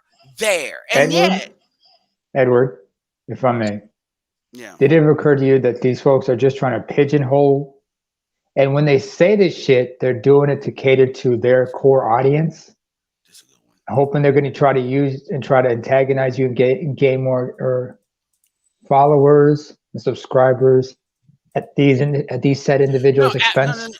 No, absolutely, but absolutely, but and you know that's the part of the back and forth, you know, because there's a dude that wanted to play the semen red pill bullshit. He's already been blocked, so it depends on, you know, playing that game. There's If it's it depends on if it's valuable for both people to play the game. You know, so I definitely understand that and think about that. But my point is still, even with the antagonization piece, the thing is you're gonna have to show, like, people are actually listening to you. So everything ain't an echo chamber like you think it is. You're gonna have to show your work. Like Rogers here, I remember it was a female on here by the name of Pretty Kelly that came over Rogers up. She's not over here no more. But this is when Kevin was coming up, and she had like 500. She still has 500,000 subscribers. She was trying to talk all kind of this stuff, trying to sneak it in. And then I was like, yo, Kevin's going to be past you in a couple of months. She didn't think I was, she thought I was lying, and she didn't believe me. And it happened. And then she stopped showing up because these people, you got to show your work. And at some point, because most black people can't relate to I'm married, I'm this, so you need to get married and this, because that's not really what Kevin's talking about. There's a realism to what folks are saying that Anton is not really good at communicating. It's really not, and we're not even gonna. And I'm gonna keep it real with you. One of the best things that happened to him was what is the kind of misstep that GC had, because had he not had that, then and they started to bump heads, that he was already starting to set that up, because it wouldn't have been nothing he could say. And there's already some people even starting to challenge if he's even a millionaire or not. Because there was people that starting to whisper that, but see, that blew that up. So now he gets to kind of get this kind of reprieve. But yeah, man, and that shouldn't make a difference, right? That shouldn't make a difference, right? Because I'm definitely not a millionaire, and I don't know if any other brother up here is, but if you is, I'm glad you are. And hell, I want to know, hey, hit me up and tell me what's going on, because I'm missing the thing. I'm with you, but like I said, I was on the show once, right? It's funny that you was talking about the cam up part, right? So I seen everybody was camming up. So obviously I cammed up, you know what I'm saying? The conversation seemed to be, I don't know if he still got it online. I need to go and look. It's probably not. But on the live stream, basically, it was speaking on something positive, and we was trying to get to a point to where we all were at some type of consensus, even though we all had different ones. There's a couple females on the panel as well. And I noticed that once we got, and Charles, I told you this once before, and Namer, I think you remember that too. Once you get to that point where, like Edward was saying, how we get to, okay, now here's the impasse, and we're about to jump over the crevice and find where we meet it. Okay, then it becomes either co-opted or something else. The host usually, throws that gear, that wrench in the gearbox, and then now we on to some craziness. And that's one thing I can say about your show, Charles. I ain't never seen that. You know what I'm saying? Like, when we talking about some realness, like, we might get off to some joking and some, woo-woo, but at the end of the day, when you listen to this podcast, you listen to this in your truck, in your car, with your, sometimes it's family friendly, sometimes it's not. But the best part about it. Best part of making up. Shattered. There's a reason. Shattered. There's a reason we had that parental advisory sticker on the top right corner. You notice Notice that Yeah, never Mhm. moved. I'm stealing that, by the way. I've shared this channel enough, so I am stealing that. So You can steal that Yeah, we because love you I too, put that Edward. on. great idea. I'm like Dave Chappelle on the Chappelle Show. Better not bring your kids. So I tell people you'll learn something at these shows. Like, I kind of wish we could form Hey, a put Black a few Manosphere. dollars in the hat, motherfucker, while you at it. Oh yeah, I'm by playing the the way, guitar. My brother's on the harmonica. you got to put a few dollars in the hat. There's the Cash App, folks. Put a few Chappelle dollars. Show. We got 40. Chappelle We got Show. 40. We got 46, 47 watching. All I'm saying is Cash App brother $1 or $2. Woo-hoo. If everybody cashed that brother $1 or $2, hey, we reached the goal for today. Ding, ding, ding, ding, ding. Let's start the show. All you gotta do is cash app. All you gotta do is cash app $2 a piece, and we reached the goal. Each person on here, $2 a piece. I'm gonna tell you, but you know what's funny? Ed and Roger and Shatter and Namer. What? A lot of shit Antoine was saying up there really start to expose him, and when you're on a balance, not saying I do like Shannon, but he could have been more balanced than that. When you're on a balanced platform where, let's say if we were on Edward's joint or Roger's joint, where God knows if it was BGS's joint, he'd have been like, get him. Ooh. Get him. Because number Look at one, this you're way, not going to. Charles. When you say expose himself, look at this way. You like the old saying, the hard head makes for a soft ass? Well, his head got harder and harder and harder, and his ass got softer and softer and softer. In fact, his ass got so soft, his pants and his drawers dropped, and his ass exposed. It was embarrassing for him because when he tried to come and say something about, oh, you complaining about women. Bambi on ice. He's a deer on ice. The only thing I can complain, the number one complaint I have about women is the fucking treatment of what you do to your men. Now, I big up the women who are married or in relationships like Toya, like Kim Coleman, like Shonda H. and others. Like I even made it an announcement. Have you noticed each time you see on my subscriber list, each time you see a woman, notice she's smiling. Notice she looks approachable. She's happy. When you hear Toya or Shonda H speak, or Kim And when she comes happy. up, genuinely Kim said, "Fuck it, I'm hold my beer. I'm gonna put my husband in the picture, and he's gonna be in front of me. I'm holding him." Hey, what's up, Raj? What's happening? What's happening? Man, you know what I just think here it is. at my shit. I honestly, I just accept the Anton dude for who he is. I mean, I did see the part where he was asking you that. Shout out to Roger Report. Shout out to Roger Report for the salute. Shout out to Deacon for the salute. All we ask, if you want to donate more, you can donate more. Hey, we got 40-something people. If you donate $2 a piece, hey, we reached the goal. Thank you, Lil. But go ahead, Roger. I'm sorry. Yeah, no problem. I think when it comes down to it, it's just that, you know what I'm saying, y'all see people show up in a red pill space, and you expect people to be red pill, and I get that. That's going to be expectation. I understand at least I believe what he's trying to do is become a part of the Black Manosphere. I don't see him as a part of the Black Manosphere because what he said his platform is about is for all people. It ain't just about Black folks and all that type of stuff. So I don't take him as part of the Black Manosphere. And then, he just don't come off as red pill to me, like he doesn't accept truth. Now my thing is, with what he was asking and the stuff that I've heard him say here or there, because I've listened to the man talk a few times, I've never actually liked anything he basically says. It doesn't come off well to me, but that's just the way I see the world. So the fact that he was asking you about, are you married? Now, I get some people are going to do something like that, but this is the reality of it. Usually if a guy asks those questions, it's very few men that ask that question that are not what I call women-led men. When it comes down to it, if your interpretation of success is did you marry a woman who is 100% submitted to you, what you're telling me is you measure a man based on what a woman did. That has zero to do with manhood. So to me, that's a misguided individual. He may mean well, but he stands on the fact that if you do X, Y, and Z, a woman's going to do this, that, and that. And my thing is, he probably don't get it yet because I heard he had a daughter. Now you give him 20 years, and I don't know how old his kid is, but let's just say he got a 25-year-old daughter at that point, and he's like 60 years old because he looked like he about 40. So you know what I'm saying? Let's say he's 60.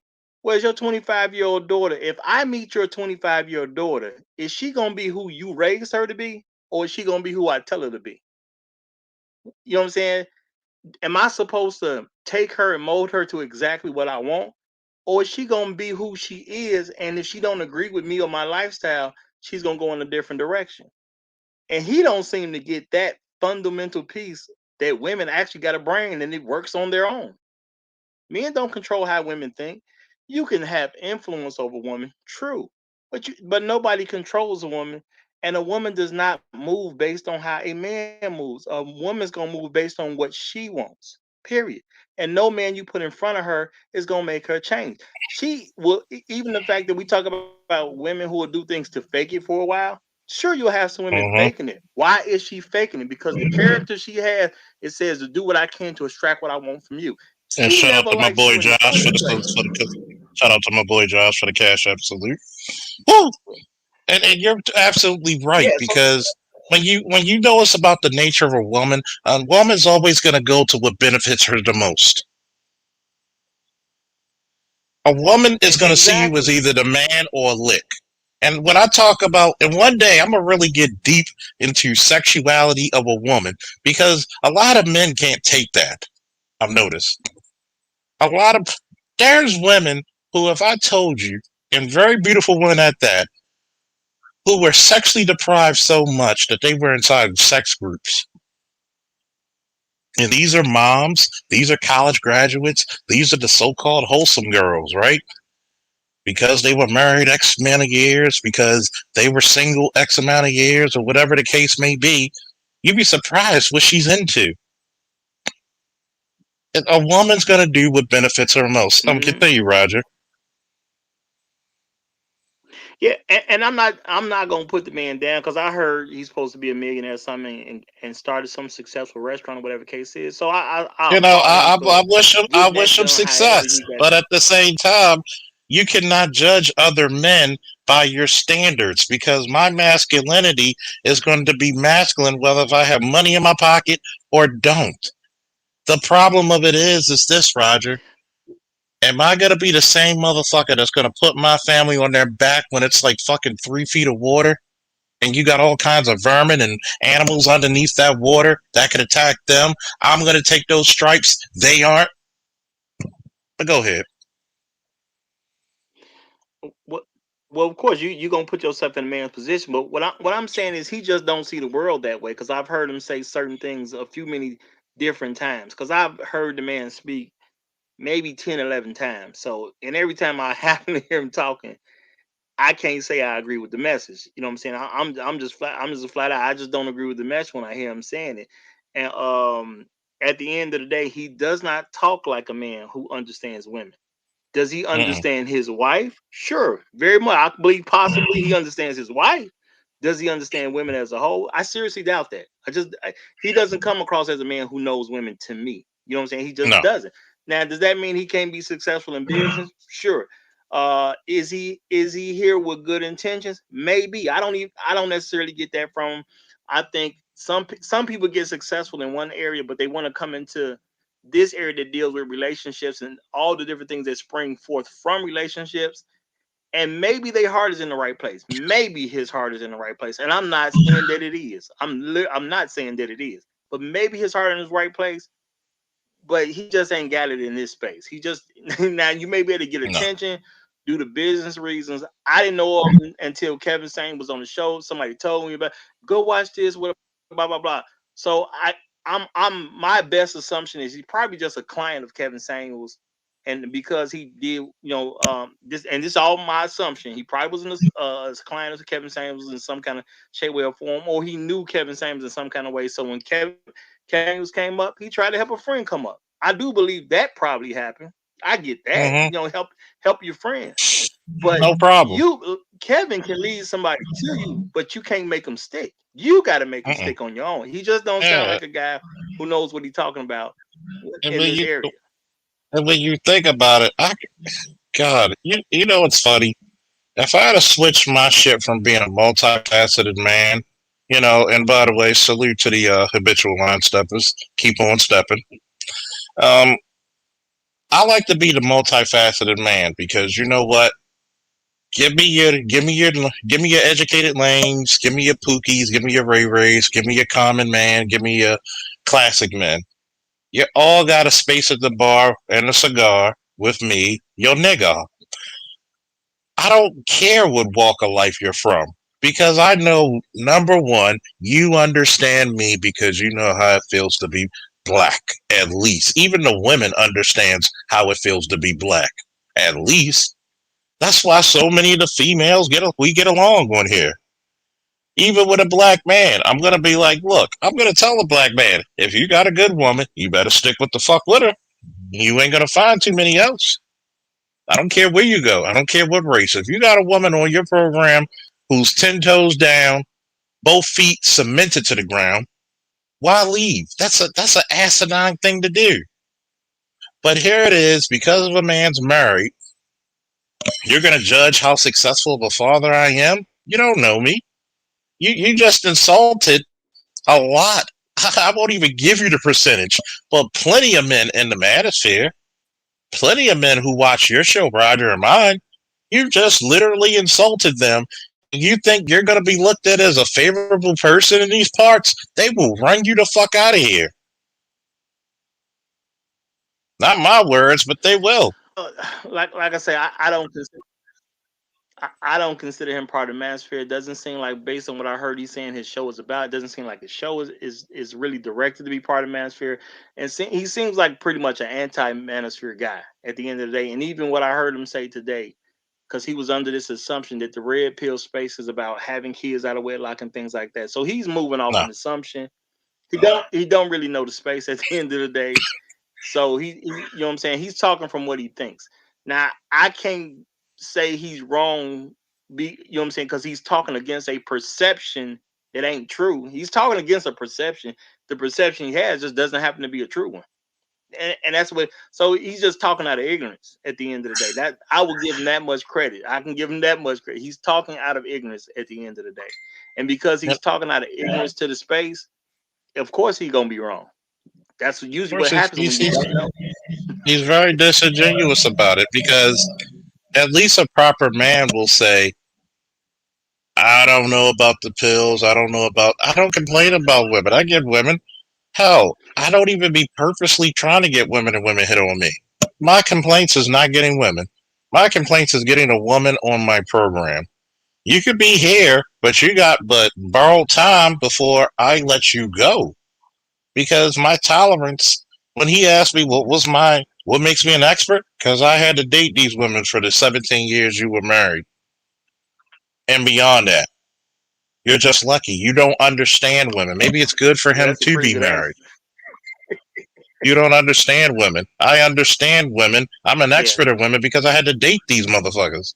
Okay? When you date these motherfuckers, shit shows. And I can tell you, I can predict what the woman's going to say and do. Oh, you're going to do this. How'd you know I was going to do that? Because that's what y'all modern women been taught. That's what the hell y'all been taught. And instead of actually saying to young men, okay, well, y'all got to get your money up. Everybody is not going to make $100,000. Everybody's trying to fucking survive, my nigga. Why not teach these women who are average women, like I told the woman Dana? How many of you black women are going to go to these classes? Well, you would think that we have, goddamn well, when I ask the question, who's more favored?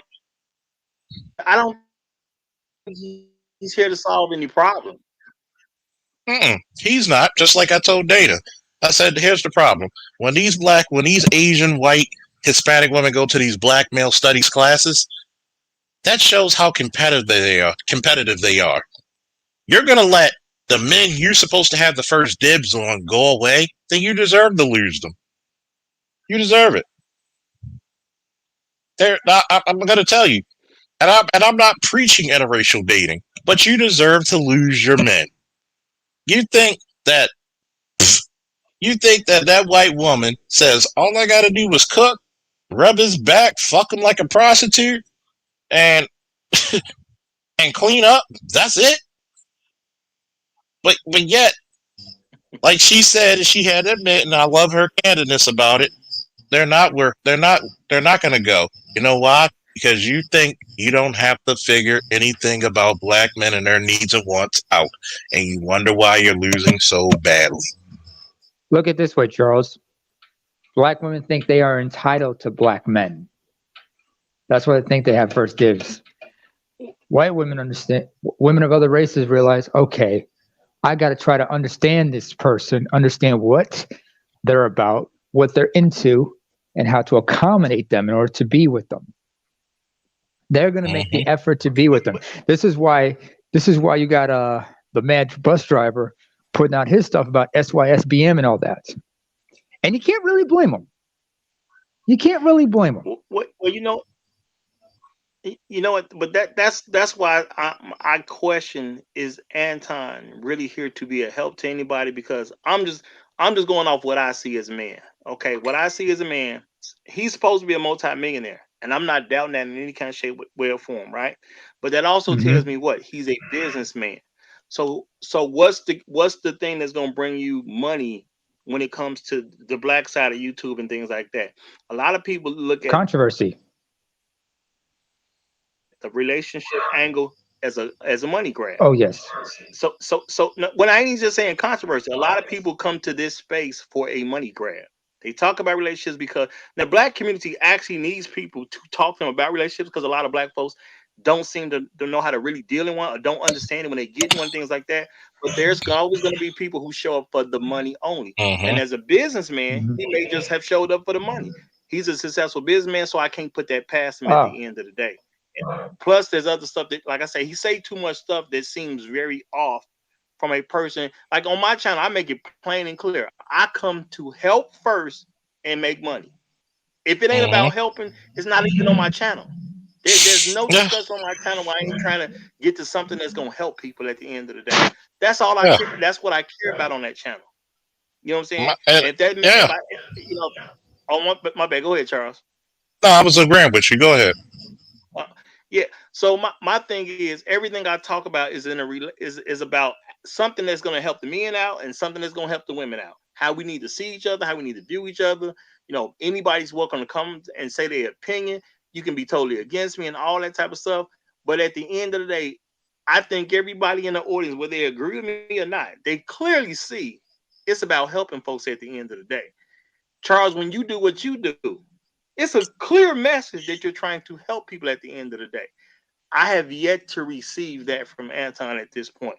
Now, I know some people who follow me may follow him and think he's great. I'm not telling y'all what to think about the dude. I'm just telling you what I see. I don't see help when I look at him. I certainly do not, because it's like, look, I can't. One thing about it, as an officer, I can see a known prostitute, man. And if she's beaten up, mistreated, and sexually assaulted, do I look at her and be like, no, you out here in these streets fucking for money, you deserve what you get? Or do you help them? I can't ignore their pleas for help. That is despicable. Regardless of how you feel, do your damn job. If you're here for money, just say you're here for money.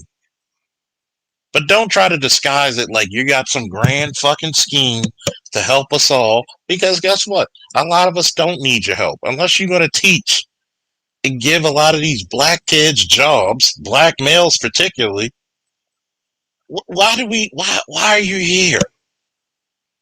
I'm flustered by so many people who's got a negative damn thing to say about the manosphere when all these men can't be stupid or crazy. Let's be fucking serious. All these men cannot be crazy. So you're going to say that we don't know what the fuck we're talking about? Well, you know what? Since he's a Kevin Samuels guy, you know what I'm saying. He follows Kevin Samuels. The thing is he talking in good faith, or is he just speaking because he has an agenda? And I think that's just a question people need to look at. I'm not gonna tell people what to believe. Everybody got to believe what they want to believe, what they think is right for them. But I am a person who does preach, hold people accountable for what you believe too. So Yeah. yeah, he's just not.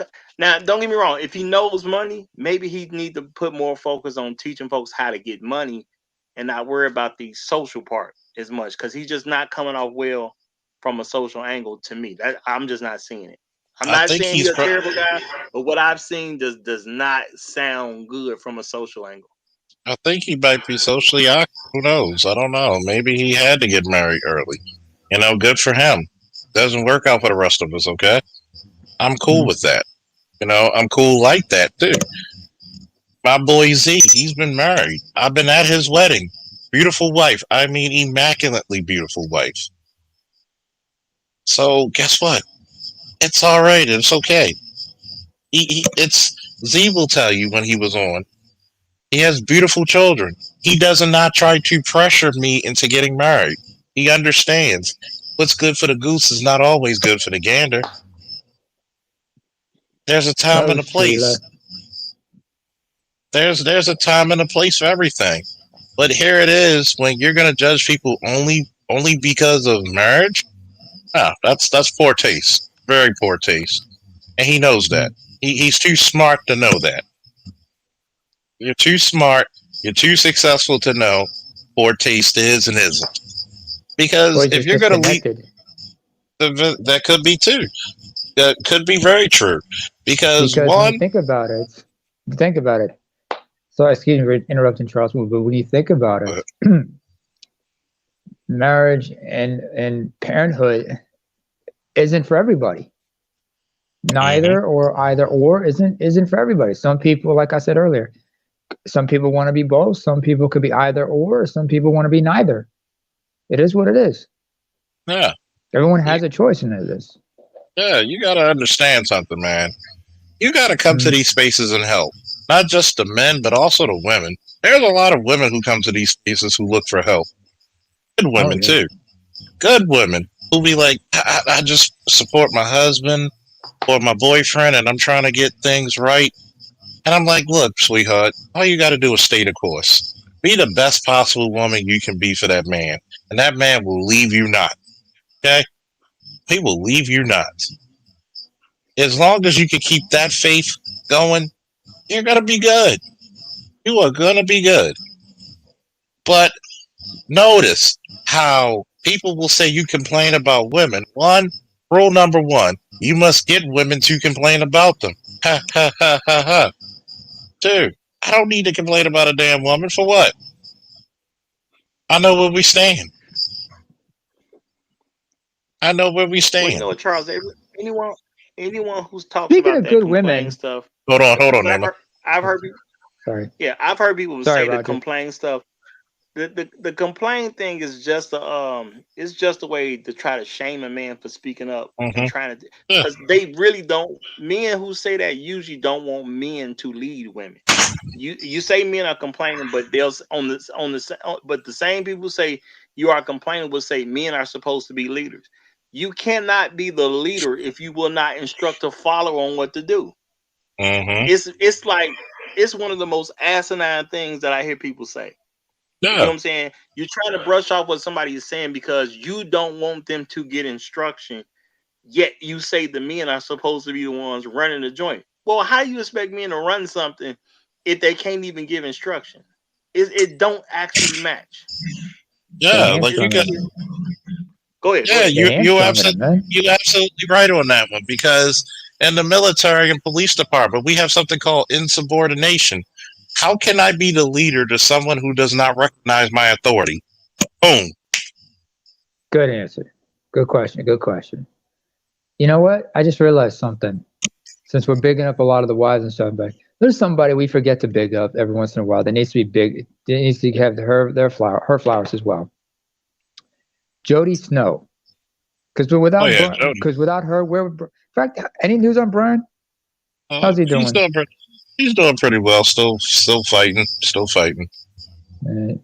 It'd be great if he come over more often. You know, laughter is one of the best sources of medicine. Oh yeah, yes it is. Think about it. We help. How many times have we helped? Roger Namor, and how many times have we dedicated shows to help people? Plenty. There's times I said, "Don't donate. Donate to such and such. They need it more." But I've never heard these types of people come up here and try to help their fellow man. I think the problem with it is that just because you make money does not make you successful. Sorry. You can have a bank account that's bigger than the law should allow, but you can still be morally and ethically bankrupt at the same time. And that's what's happening. Go ahead. See, I don't even want to come at them like that because I know rich guys, especially arrogant ones, will say, "Well, you just saying that because I got money, you don't." I'm not even looking at it from that standpoint. My thing is, did you come to help or not?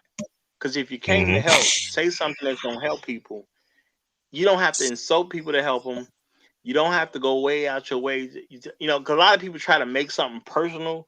You know what I'm saying? Which I believe he was trying to do because he started asking you specific questions, which really ain't have nothing to do with anything. But the fact that he asked those questions, and this is something I know a lot of people don't do. Like if people ask me questions like that, sometimes I just say, okay, I understand you want to say something. Give me the answers if I answer one way, and give me the answer if I answer the other way. Because if you're saying anything that relies in principle, it's going to be the same answer no matter which one. No matter which way I answer you, we're still going to come to the same answer. If you ask me, am I married? How is that different if I'm not married? If it's about a principle, the principle goes stand regardless of what I'm doing. That's why I asked him the question. What does me being married or not have to do with raising my child? Did he ask to be here? No. So he's my responsibility. Ultimately, that child falls upon his father. His mother may be a caretaker, but ultimately that boy's mine. He carries my name. He carries my father's name. That's my blessing to the world. Okay? You can't. You have no strings on me because despite all your money, despite all that rage, you ain't nothing but a rat in a cage. I'm sorry. If I could do all this by myself and don't need all that money. Money never made me happy all the time. Okay. Sometimes the more money you get, the more money you get taxed. What makes me happy is the simple things. Exactly. Sometimes, and I don't care about your money. Good for you. I wish you could get tons more.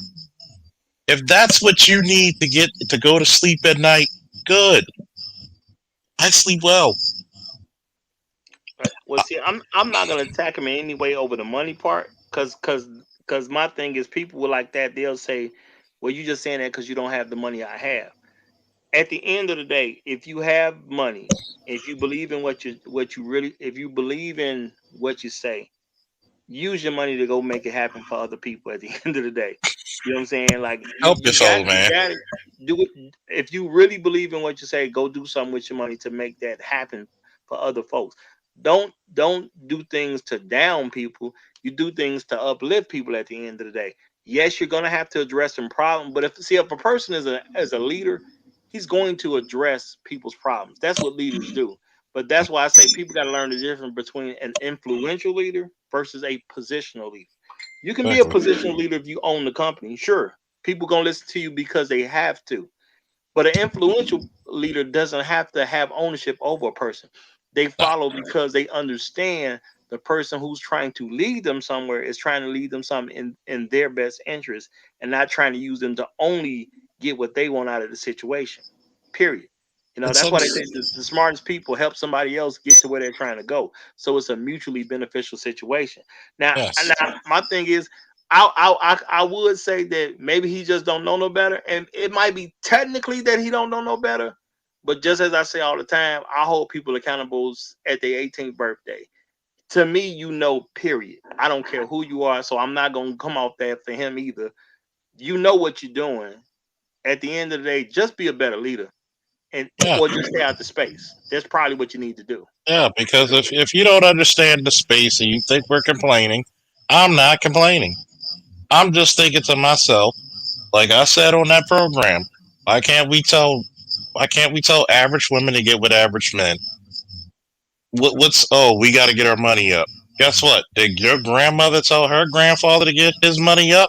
Because they survived pretty fucking well and probably will live longer than you, age for age, point for point, and a better life than what the fuck you're doing now.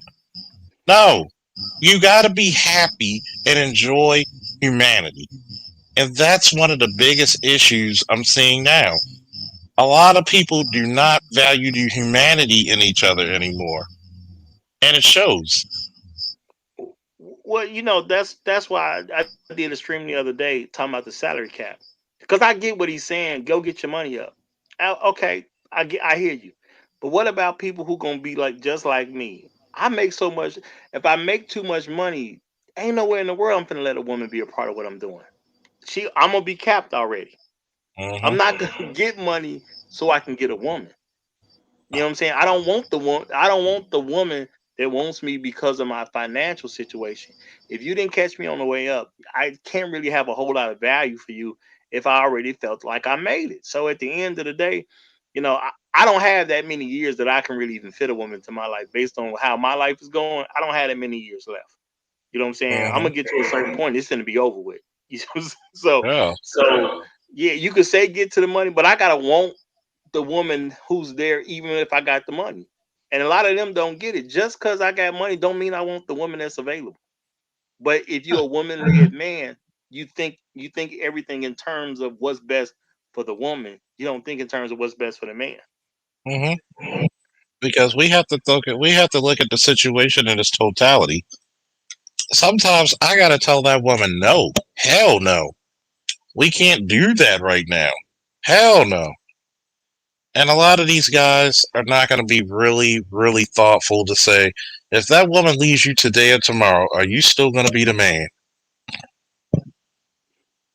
If all my glory, if all my success, if all of what I hold dear is wrapped in a woman, hell, I don't even have to use a woman. Any human being, then I'm going to totally lose out anyway. If you rely on other people to validate you, then you give them the ability to break you down. Hell, like Patrice once would say time and time again about relationships. They said, if you really think about it, if she were to leave you, what would you really miss about her?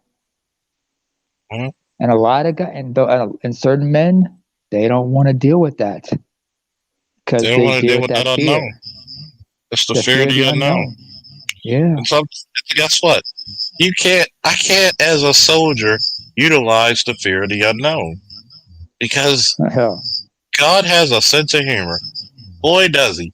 And it's called, I can't, what am I going to do without my girlfriend? And you know what God's going to do? He's going to laugh, and he said, I'll show you.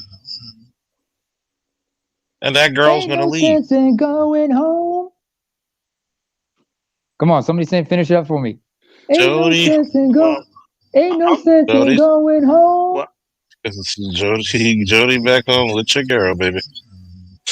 But go ahead, Roger.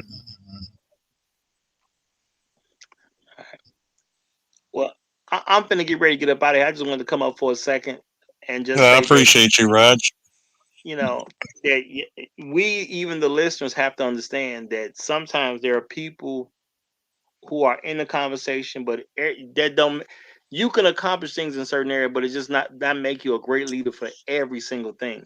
You know what I'm saying? So I just think the relationship thing just ain't necessarily the right fit for him. But you know, a person got money, they may think like, well, anything I want to say makes me the right because I made some money. You know what I'm saying? Because you know that's just how some people go at life. You know, I made some money, so I can talk about anything. At the end of the day, we all can't be experts at everything. everybody I hear, I cannot expect them to be an expert. And then at the end of the day, you got to come with the spirit of I'm trying to actually help the people I'm talking to. And some people, they want to help so they can brag that they help somebody. You know, so, and if that's what you want to do, you need to kind of work on why you doing this. What's the spirit that you're coming at people with? Because people have to be able to receive what you're doing as well. It's one thing to have the ability to give it out, but you got to make sure people can actually receive what you're trying to give out. And I'm not saying anything about you talking harsh or anything like that. Sometimes people need to be talked to harshly. Sometimes people need violence to take place. Just depends on what it is and what the context is. But if your goal is not for the person who's on the receiving end to get good information, you coming at it wrong in the first place. And I'm not gonna say that his heart is not in the right place because I honestly don't know him enough to say that, but that's not the vibe I get when I listen to him. That ain't what I get out of it. He don't sound like a guy who's coming to help. He sounds like a guy who wants to show off to me. You know. I grew up watching Michael Jordan, y'all. Jordan would talk trash, but you can always tell he was out there trying to win. You never had to question, was he trying to win? You see what I'm saying? Like, yeah, talk trash. I can accept some of that, but I see your efforts to try to win. I see it in him. So, and that's just not what I'm getting from that brother. But I ain't trying to wish nothing negative on him or anything like that. I'm just saying he may need to check what he's here for. Yeah. Always a pleasure, Roger. All right, take care, brother. Appreciate you. All right, man. And on that note, woo, we are out. Now, y'all. Good night.